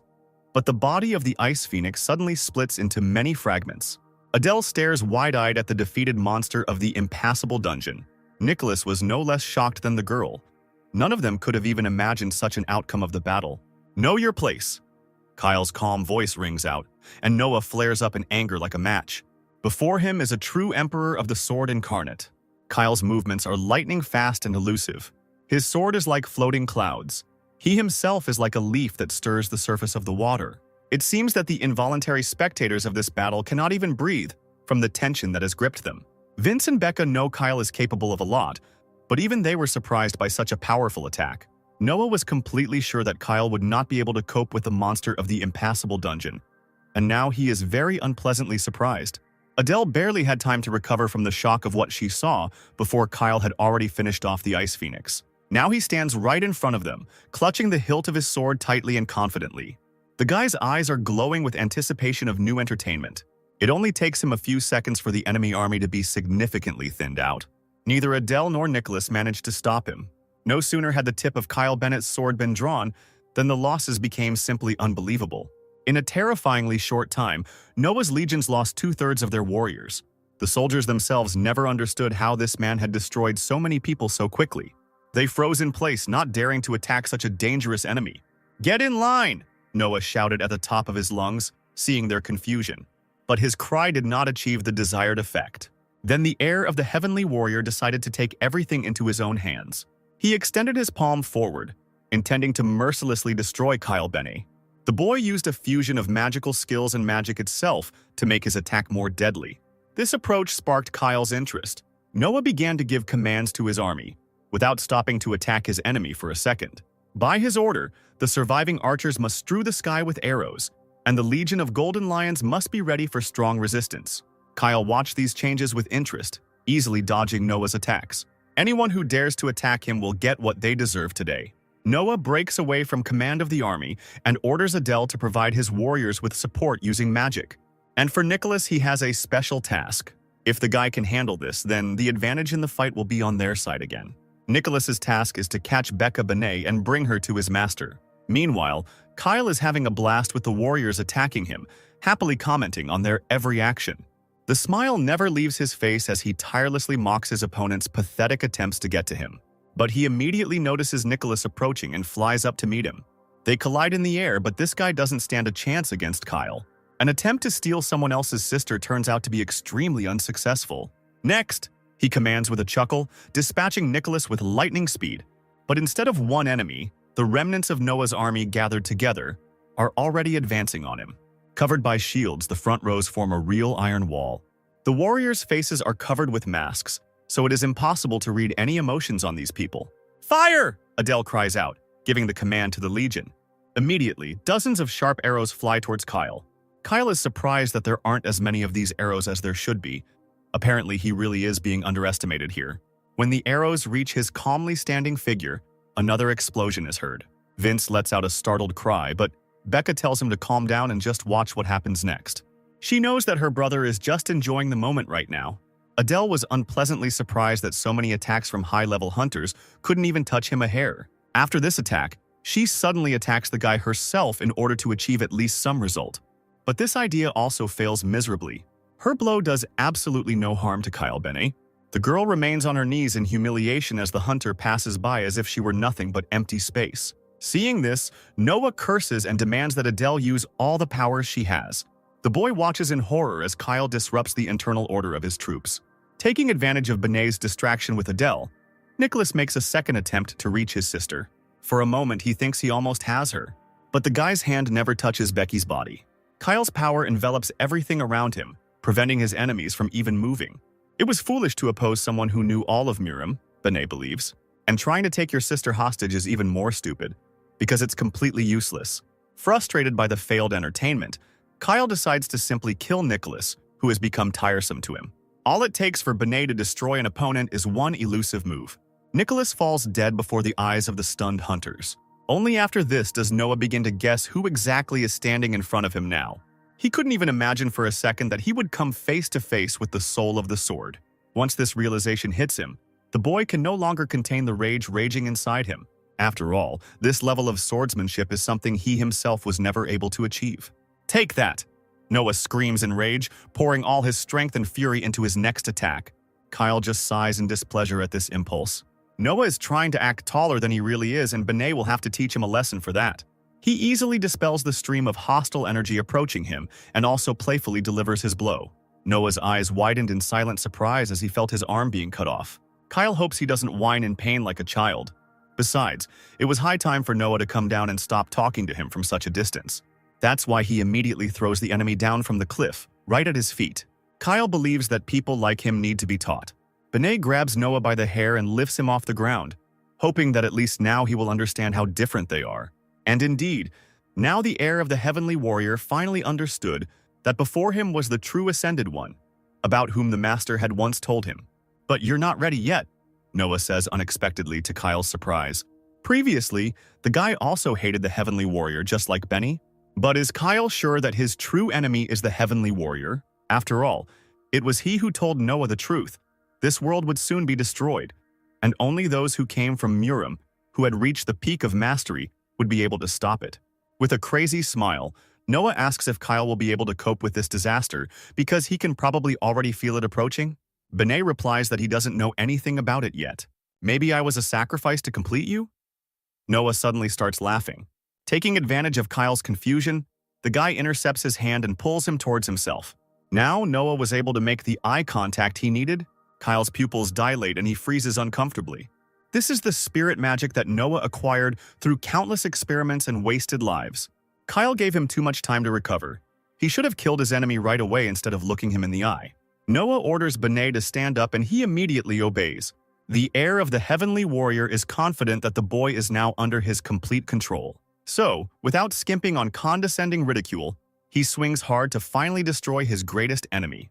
But suddenly he receives a painful and humiliating slap. Benet gives the guy a few more slaps until he's distracted by a commotion nearby. He looks to the side and sees Adele, who has finally come to her senses. The girl looks up just in time to see Kyle steadily landing blow after blow to Noah's face. He is sure that a couple of bruises and contusions will not stop this guy's heart. Noah can't understand why his domination magic didn't work this time. And how could he even end up in such a humiliating situation, being the successor of a heavenly warrior? Even more enraged by such thoughts, he swings his arm with all his might and tries to reach Kyle. But, as expected, it fails. And again he receives another slap, from which blood sprays from his mouth in all directions. Without giving him time to catch his breath, Kyle hits him with another series of powerful blows. Noah had become quite boring to him after all this time, and this ridiculous chatter about the end of the world and the legacy of the heavenly warrior is already getting on my nerves. The blows become more and more powerful, and eventually Noah is simply thrown to the side and falls on his back on the cold ground. And even after being so brutally beaten, he does not stop talking about the heavenly warrior. If so, now it's my turn. Kyle flares up and takes control of the other person's consciousness. He immediately orders the defeated enemy to tell everything he knows about the heavenly warrior. Noah repeats again that a deadly catastrophe is about to come to this world. To prevent this, they were all sent to Murim, and Kyle Benet is the true ascended one who will save them all. Noah is under complete control, so the hunter is sure that everything he says is true, and this makes him think and remember again that strange clanking of chains. Now Kayla would like to know how Noah achieved such high success in magic. The guy replies that there are quite a lot of people in China and North Korea, and no one cares about each other, so they usually turn a blind eye if someone goes missing. Hearing this, Bennett wonders how many people Noah has already managed to sacrifice to his ambitions. Hearing this number takes your breath away. Any final words? Kyle asks. Noah doesn't even need time to choose the right words. He's been thinking about it the whole time. Right now, I'd like to slaughter all your loved ones like pigs. He throws his head back and laughs, and he would have continued his speech if a blow from Kyle's sword had not interrupted him. Kyle is going to cut this body up so that its parts will look like snowflakes, and he fulfills his promise in front of a shocked Adele, who has been watching them all this time. When Bennett finishes, all his clothes are soaked in someone else's blood, and his feet are drowning in a real puddle of blood. Adele approaches him and gets down on one knee, begging him not to kill her, but to accept the oath of allegiance. "Help me," the girl whispers quietly, unable to hold back her tears. Kyle looks up thoughtfully, but makes a decision fairly quickly. A month later, the inter-Korean exchange of hunters ends. Guildmaster Dawn declares this event one of the most significant in relations between North and South Korea. Besides this, there is other good news. Several more high-level hunters were born. All of them raised their power levels quite high in a very short period of time. The head finds it surprising that all of this is the merit of just one person. He proudly calls out Kyle Bennett's name and invites him on stage, not immediately noticing how the hunters are gesturing for him not to do so. One of them approaches the leader to tell him that Kyle has suddenly disappeared somewhere. At this time, Bennett himself is already sitting relaxed near one of the trees in the forest with Alice. They both deserve a little break after all the work they've done. Alice is not too happy that Kyle has been so late with these hunters, leaving in the winter and returning in the spring. Now, having finished with this matter, Bennett entrusted all the concerns to his sister, making her the manager. After the work is done, he can safely use the connections, power, and money of North Korea, while the hunting infrastructure there is only just beginning to develop. Alice looks up dreamily, enjoying the beautiful weather of the day. The only thing that darkens the girl's mood is that Kyle still hasn't really learned anything about the heavenly warrior. In response to these words, Bennett thoughtfully lowers his gaze and remains silent. Everything Noah told him that day did not clarify the situation at all, but only added new mysteries. However, if you think about it, questions about the ascension and collapse of the world do not interest him, because there are no answers to them. My eyes are still foggy, but maybe I just need to break it all? Kyle says thoughtfully, looking up at the sky. After some time, the clearing of the dungeons continues. During one of these operations, something out of the ordinary happens. Hunters, as usual, deal with the monsters and begin collecting loot. This task is also quite labor-intensive, since the rewards are scattered throughout the dungeon, and bending over to get them when you are tired after the fight is not the most pleasant experience. It's a shame there's no skill that allows you to collect all the drops at once. Suddenly, the group leader notices movement behind him. They dealt with absolutely all the monsters, but suddenly another one jumped out from somewhere. Taking a closer look, the group leader realizes that they have already killed this monster. This wolf was already dead when they killed it again. Only this time it didn't drop the magic stone. When the hunters finished with this and left the dungeon, one of them received a call from the Chiaksun dungeon. Apparently, the body of the same monster was also found there. After Max Paxville's death, the Dawn Guild was quick to offer a peace agreement to the Twilight Guild. This laid the foundation for their unification. With the emergence of new high-ranking hunters, it became known who helped them reach such heights. Now, with the appearance of Kyle Benet, people rejoiced. This became the impetus for an active exchange of hunters with China and North Korea, and the guy himself became famous throughout the world. But even being a world star, sometimes he has to make concessions to his younger sister. The girl looks incredibly happy as she devours her favorite soup. Kyle still can't figure out what she likes about this swamp noodle soup.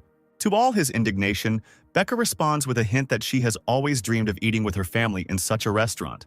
After these words, Kyle has no choice but to offer her to order whatever she wants. Maybe they should get out and about like this more often. After all, they are a family and should spend more time together. Hearing the ringtone, Kyle reaches into his pocket and pulls out his phone.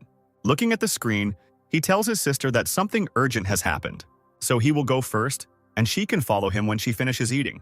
Becca doesn't even have time to express indignation before her brother's figure disappears into thin air. Now she was left sitting at a table in her favorite restaurant, completely alone. The girl is extremely outraged that Kyle promised to buy her everything she wanted and then immediately disappeared. How dare you even call yourself a brother after that?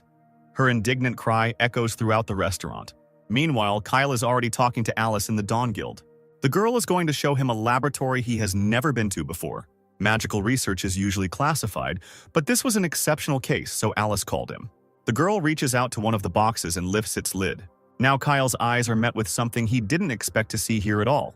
This is the frozen body of one of the wolves of the Gyeonggi dungeons. After defeating him, the magic stone did not appear from the monster's body.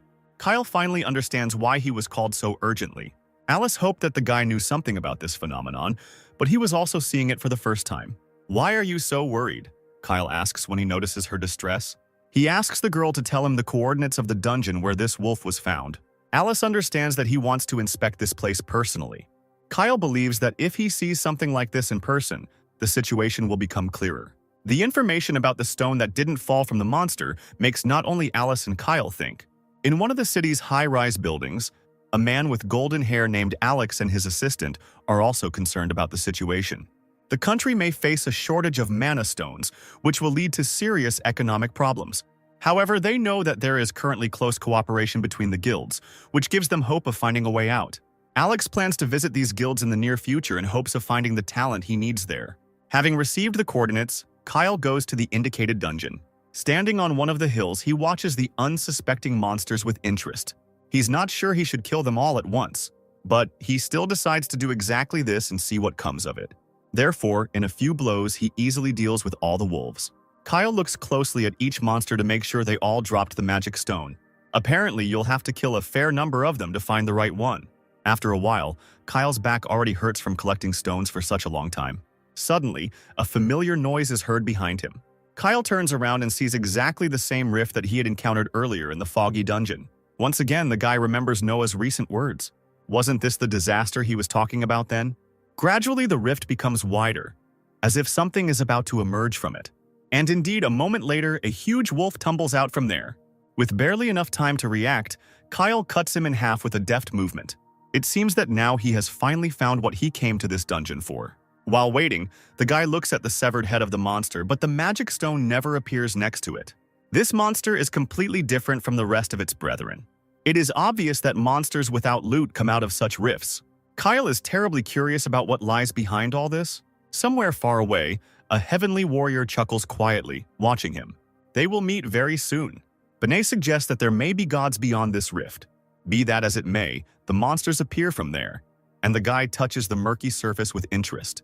We must ensure that other hunters do not touch this anomaly. The thought creeps into Kyle's head that the crack might be the same as the dungeon. However, then what is the point of these dungeons anyway? And then it dawns on him. Could it be that the current dungeons are some kind of training? It will take some work to confirm or deny this idea. Kyle decides to watch a little longer, in case other cracks appear. And now the guy is heading to Hold Island. As soon as they see him from afar, members of the MANHWA Guild immediately rush towards the hunter as fast as they can. The guild leader is glad to see Kyle back on their territory. For a couple of minutes, they talk rather awkwardly about current affairs. Kyle immediately notices that Klaus looks tired and exhausted. Confirming his fears, at some point the man, in despair, throws himself at his feet, begging for help. During the time Kyle was gone, a 7th high-level dungeon appeared. Adele, who replaced Noah as head, also reports that anomalies are increasingly appearing in the dungeons of China. However, the public believes that this is simply the result of a mutation. She will definitely let Kyle know if she gets more information. And now he will have to try to deal with the problem of Tamra's dungeon as quickly as possible. He just hopes that this time Klaus has brought in reliable people to help him, because the previous ones turned out to be traitors and only made the task more difficult. Then Klaus had to apologize at length to earn forgiveness for all the trouble he had caused Benet.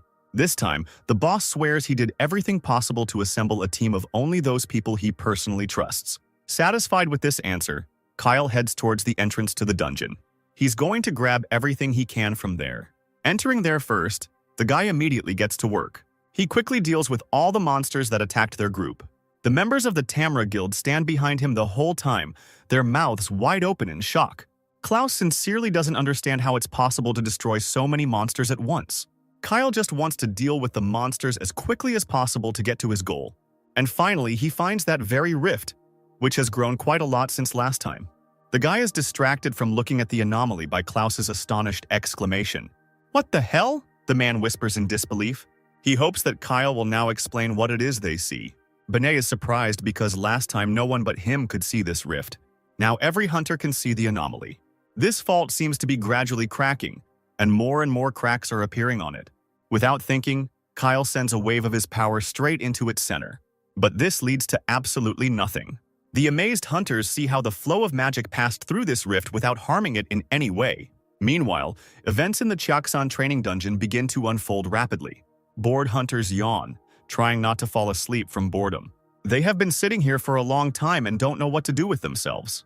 Guarding dungeons is a pretty lame job, but they only have to wait a month before they can shift the responsibility onto someone else's shoulders. Their chatter is suddenly interrupted by the television turning on unexpectedly.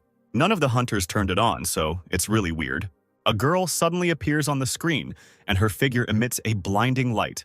You certainly didn't consider this blessing in vain, but you didn't take it seriously either. She pronounces it from every screen in the world. What happened is the destiny of humanity, and the only thing she could do was put it off. The girl hopes that people will be able to avoid disaster. The hunters are amazed to realize that it was the voice of their goddess, which they had previously heard during classes at the academy. As soon as she finishes her speech, the school building literally shakes. The hunters run out into the street to figure out what's going on. In the first seconds, it seems to them that this is just a hallucination. But all this is actually happening. The entire area around was filled with rabbit monsters from the dungeon. At the same time, another wolf jumps out from a rift inside the dungeon itself. Kyle isn't surprised, but the other hunters are speechless from shock. Benet realizes that the very principle of the dungeon is beginning to collapse. Meanwhile, the wolf is already rushing straight towards him. The monster's eyes widen as Kyle easily grabs it by the throat. The only people more surprised than the wolf himself were the hunters, who never expected to see him here. Kyle stuns the monster with a punch to the head so he can study it further. This monster is quite valuable material for research. The guy himself thinks for a second about what to do with this rift. Having made his decision, he quickly activates the soul sword. Obeying his will, a multitude of blows begin to rain down on the wide-open rift. But as soon as this happens, a golden system notification sign appears in the air. Attack is prohibited, and humanity is not yet ready for such a thing, if these inscriptions are to be believed.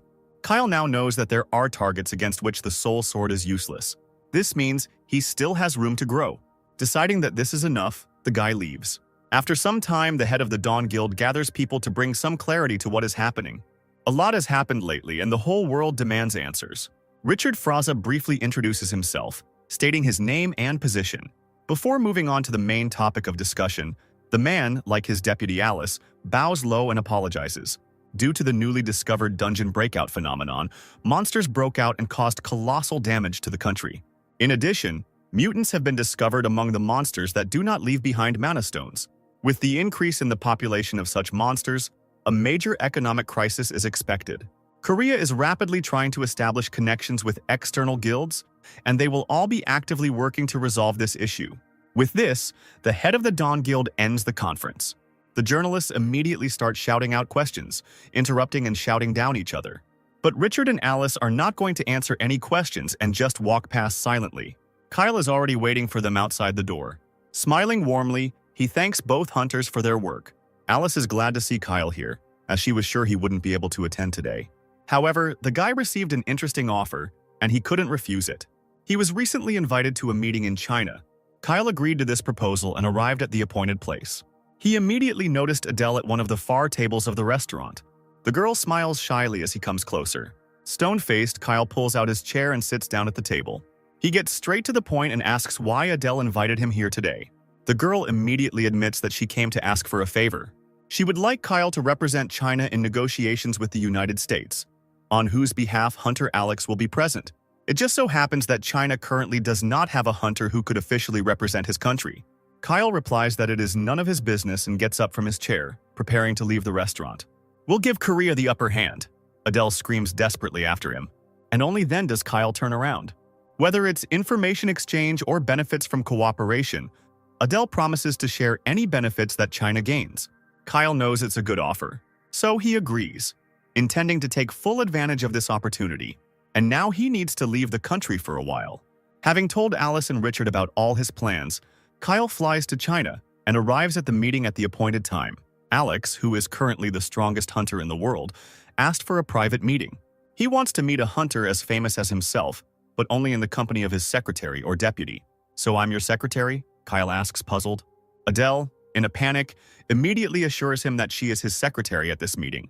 Kyle thinks it will be fun. After some time, Alex enters the office with a polite smile. His deputy Anna came with him today.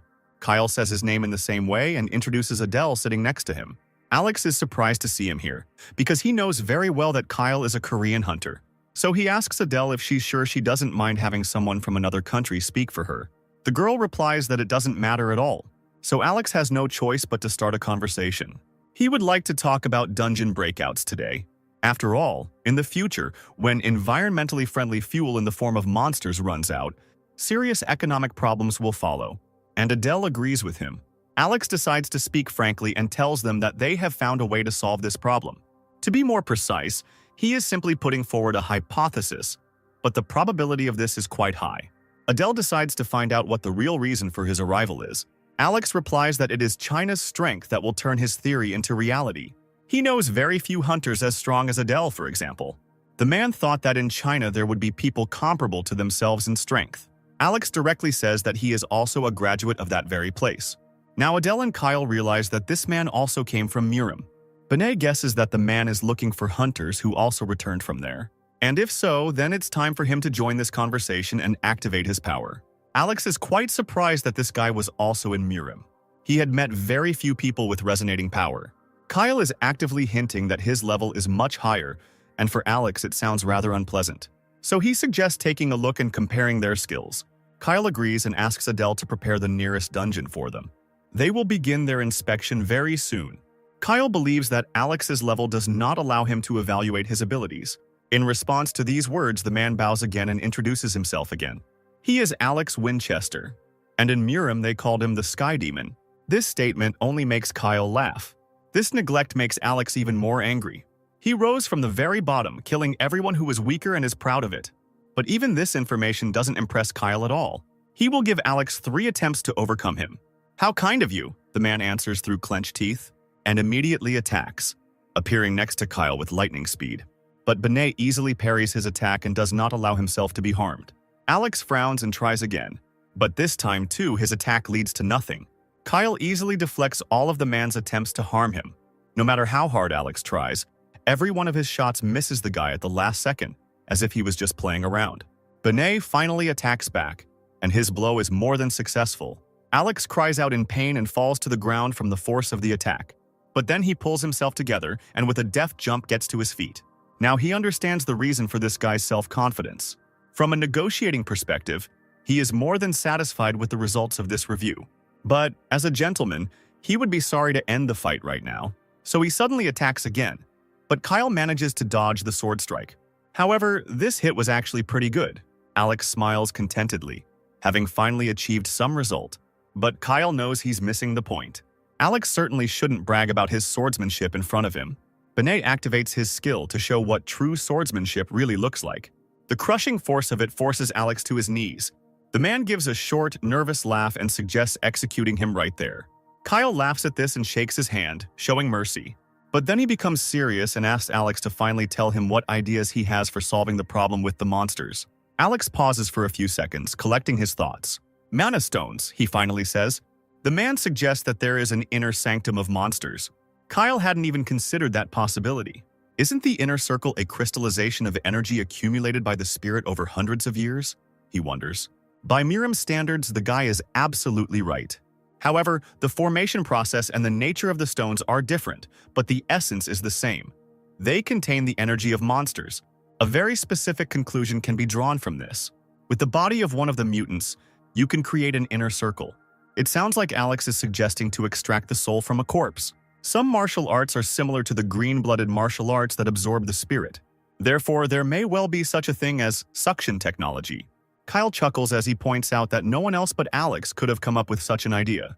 Back in the office, Kyle tells Adele that he has agreed to cooperate with the United States on this matter. He asks the girl not to worry so much, promising that everything will be fine. Meanwhile, Alex sums up what was said earlier. They will split the profits 50-50 between the two parties. Exclusive development rights will also be guaranteed to China and Japan.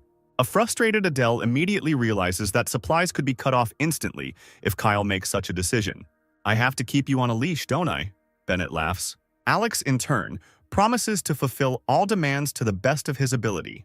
However, this condition is dependent on the success of their deal. At this point, the hunters shake hands and seal the deal. Almost immediately, they board the next flight to San Francisco. Alex takes Kyle to the lab. Even though the surrounding area doesn't give any indication of it. However, it is the largest laboratory in the western United States. Alex doesn't like fragile things in the production process, so he built the lab to be very robust. And right now, he is showing Bennett the mana stone extractor he invented himself. The first thing you need to do is place your hand on the device and receive this energy. Inside the extractor, there is an artificial insert made by Alex. Looking at this, Kyle suddenly realizes the scale of the problem. A dead monster cannot feed on energy like a human. That's why Alex asks Kyle to help him with this invention. Kyle puts his arm around the man's shoulders, intending to tell him everything he thinks about this idea. At first, he becomes enraged when he realizes the hopelessness of the whole situation. But then suddenly another brilliant idea comes to him. What about artificial Niden? He asks. The most famous of them is the Great Shaolin Temple. This proposal makes Alex think. Kyle thought about it and came to the conclusion that it was definitely a good idea and worth trying. Alex nods to him and asks if Kyle would mind if he invited another person to the lab. The man wants to call the creator of the prototype, a level 70th artisan. Having received consent, Alex invites a man named Ash. He brought what the hunters asked him for. Kyle leans over to the carrier he brought and opens its door. A small monster immediately appears from there. It is here that Kyle begins to put his idea into practice. The guy destroys the monster and a small ball appears in its place. Kyle modified the suction slightly to make it work. Now he collapses the previously formed ball of energy and feels that the magic of this monster is quite unpleasant. The guy throws the resulting fragments into the device created by Alex. Now all that remains is to wait for the results of this experiment. Ash and Alex stare intently at the device, awaiting the outcome. Finally, the extraction process is completed. Kyle picks up the resulting ball and hands it to Alex. Ash, with excitement in his voice, suggests taking a closer look at this miracle. The man adjusts his glasses on his face and uses them to carefully examine the object he has created. How can this even be? He exhales in amazement after a few minutes. The man is surprised that the resulting object looks so much like a real mana stone. Kyle proudly notes that the experiment's success was guaranteed, since the idea was his own. It remains to be seen whether Ash himself will be able to use this technique. After all, this requires a master who possesses special magic. Kyle will have to teach Ash this modified absorption technique. Benet points out to his colleagues that they will have to endure many unpleasant difficulties to learn this. Are you ready to grit your teeth for the sake of learning? He asks with anticipation. A week later, an exhausted Ash is finally ready to use the new technique. Let's do it, the man says, and a stream of his magic is carried by a new monster. Having successfully completed the process, Ash transfers the monster's energy into the device. The seconds of waiting feel like hours, but ultimately, all efforts are rewarded. Now it's not just Kyle who can use their new invention. It worked, the men shout in unison. Alex can't believe that he too learned this amazing technique in just a week. Kyle believes that violence is the best way to learn something in a short time. At this beautiful moment, he says goodbye and gets ready to return to Korea. Already? Ash and Alex ask at the same time again. To which Kyle replies that he will finish them off if they dare to take his share for themselves. But the expression on their faces tells the guy that it is unlikely that they will decide on such a stupid thing. Finally, Kyle Bennett comes home. There he is met by Alice, who is happy about his return, and Becca, still hurt by her brother's abandonment. Kyle justifies it by saying that he was busy with work and won't do that to her again. Alice leans over to a still disgruntled Becca and asks her to make a decision, because they need to tell Kyle everything. Hearing this, the guy asks what this is about. Then Alice takes out and shows him the new symbol of their martial arts guild. Not bad, Kyle replies. Alice is not entirely happy with this answer, as she had been puzzling over it for several days. Becca watches their squabble with affection. So familiar, huh? She laughs because these two don't even call each other by their first names. From the outside, it looks like they are not friends at all. After these words, Alice asks if she can call Kyle by just his first name. The guy tells her that he doesn't mind. It will even be more convenient. Their conversation is interrupted by an insistent knock on the door. The hunter who ran inside immediately reported in fear that more than 3 types of monsters were discovered in the Taebaek dungeon at once. Alice understands that this is very bad. Kyle immediately asks if anything else unusual happened besides the dungeon breakout. The hunter replies that for some reason very strong vibrations were also felt in the dungeon, and all the people who dared to go there complained of unbearable headaches. This has never happened before, and Alice is going to go into this dungeon herself to figure out what is happening.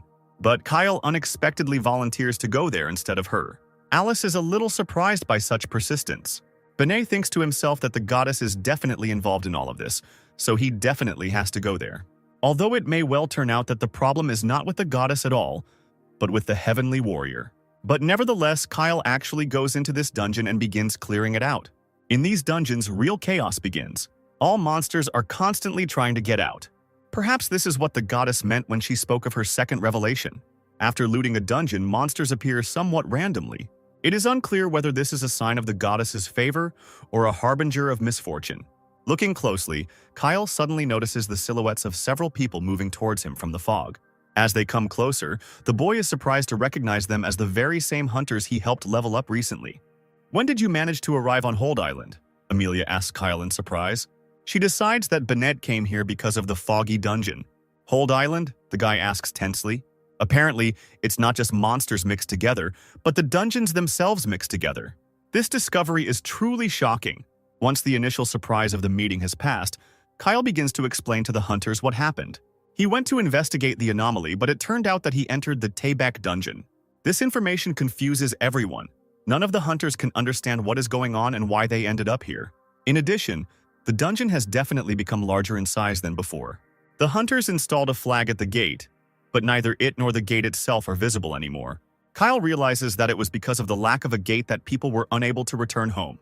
The situation becomes even more unclear. Eventually, Kyle comes to the conclusion that what really happened was a dungeon unification.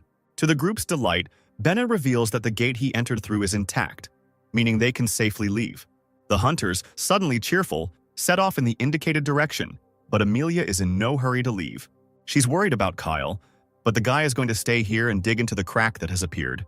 He's sure there must be something else going on besides the dungeon merger. Lost in thought, Bennett stops at the very rift and looks at it carefully. I wonder where this crack leads, from which mutant monsters have already emerged several times. Suddenly, right before Kyle's eyes, someone's hand begins to appear from the rift with a weapon tightly clutched in it. A second later, the entire body becomes visible, and now several huge lizard-like monsters jump out. Is that a giant clothed lizard? Kyle chuckles in surprise. Meanwhile, one of the monsters orders him to get out of the way if he wants to prolong his life for even a few seconds. Kyle had never seen a lizard talk before. Meanwhile, Alex comes to exactly the same conclusions about the merging of the dungeons. He rushed to Hawaii after receiving the first report of it, and immediately I came across an amazing surprise. Directly in front of him, several huge lizards dressed in human clothing and armor are hovering in the air. "I didn't even know there were higher beings here," one of the monsters suddenly says. Alex freezes in place with his mouth wide open in surprise. But even despite the ability to speak, in front of him there are still animals, not people. The man did not expect at all that they would have such amazing skills. But nevertheless, he still doesn't understand what kind of mess is going on here. Hearing this man call them monsters, the lizards ask in bewilderment what this means. Then Alex nods to them at the monsters that also crawled out of the same rift. This humiliating comparison infuriates the lizards. The hunter is still amazed that he actually sees talking lizards in clothes in front of him. "You're a human. You seemed reasonable to me, and I tried to talk to you, but in vain," the lizard says before charging. Now the situation seems a little more familiar to Alex. "Come on." He exhales and draws his sword. The lizard laughs loudly at this weapon, which in his understanding is comparable to a toothpick. Alex calmly replies that he once pierced someone's forehead with chopsticks, and after that even dogs did not disturb his meal. Hearing this, the lizard thinks for a few seconds, and then with a wave of his hand he orders his comrades to remain in their places. He wants to kill this impudent hunter himself, without their help. The lizard and the man clash with their swords and a deafening ringing is heard. Alex understands from the very first blow that he is now facing a very strong opponent. This fight promises to be quite difficult and dangerous.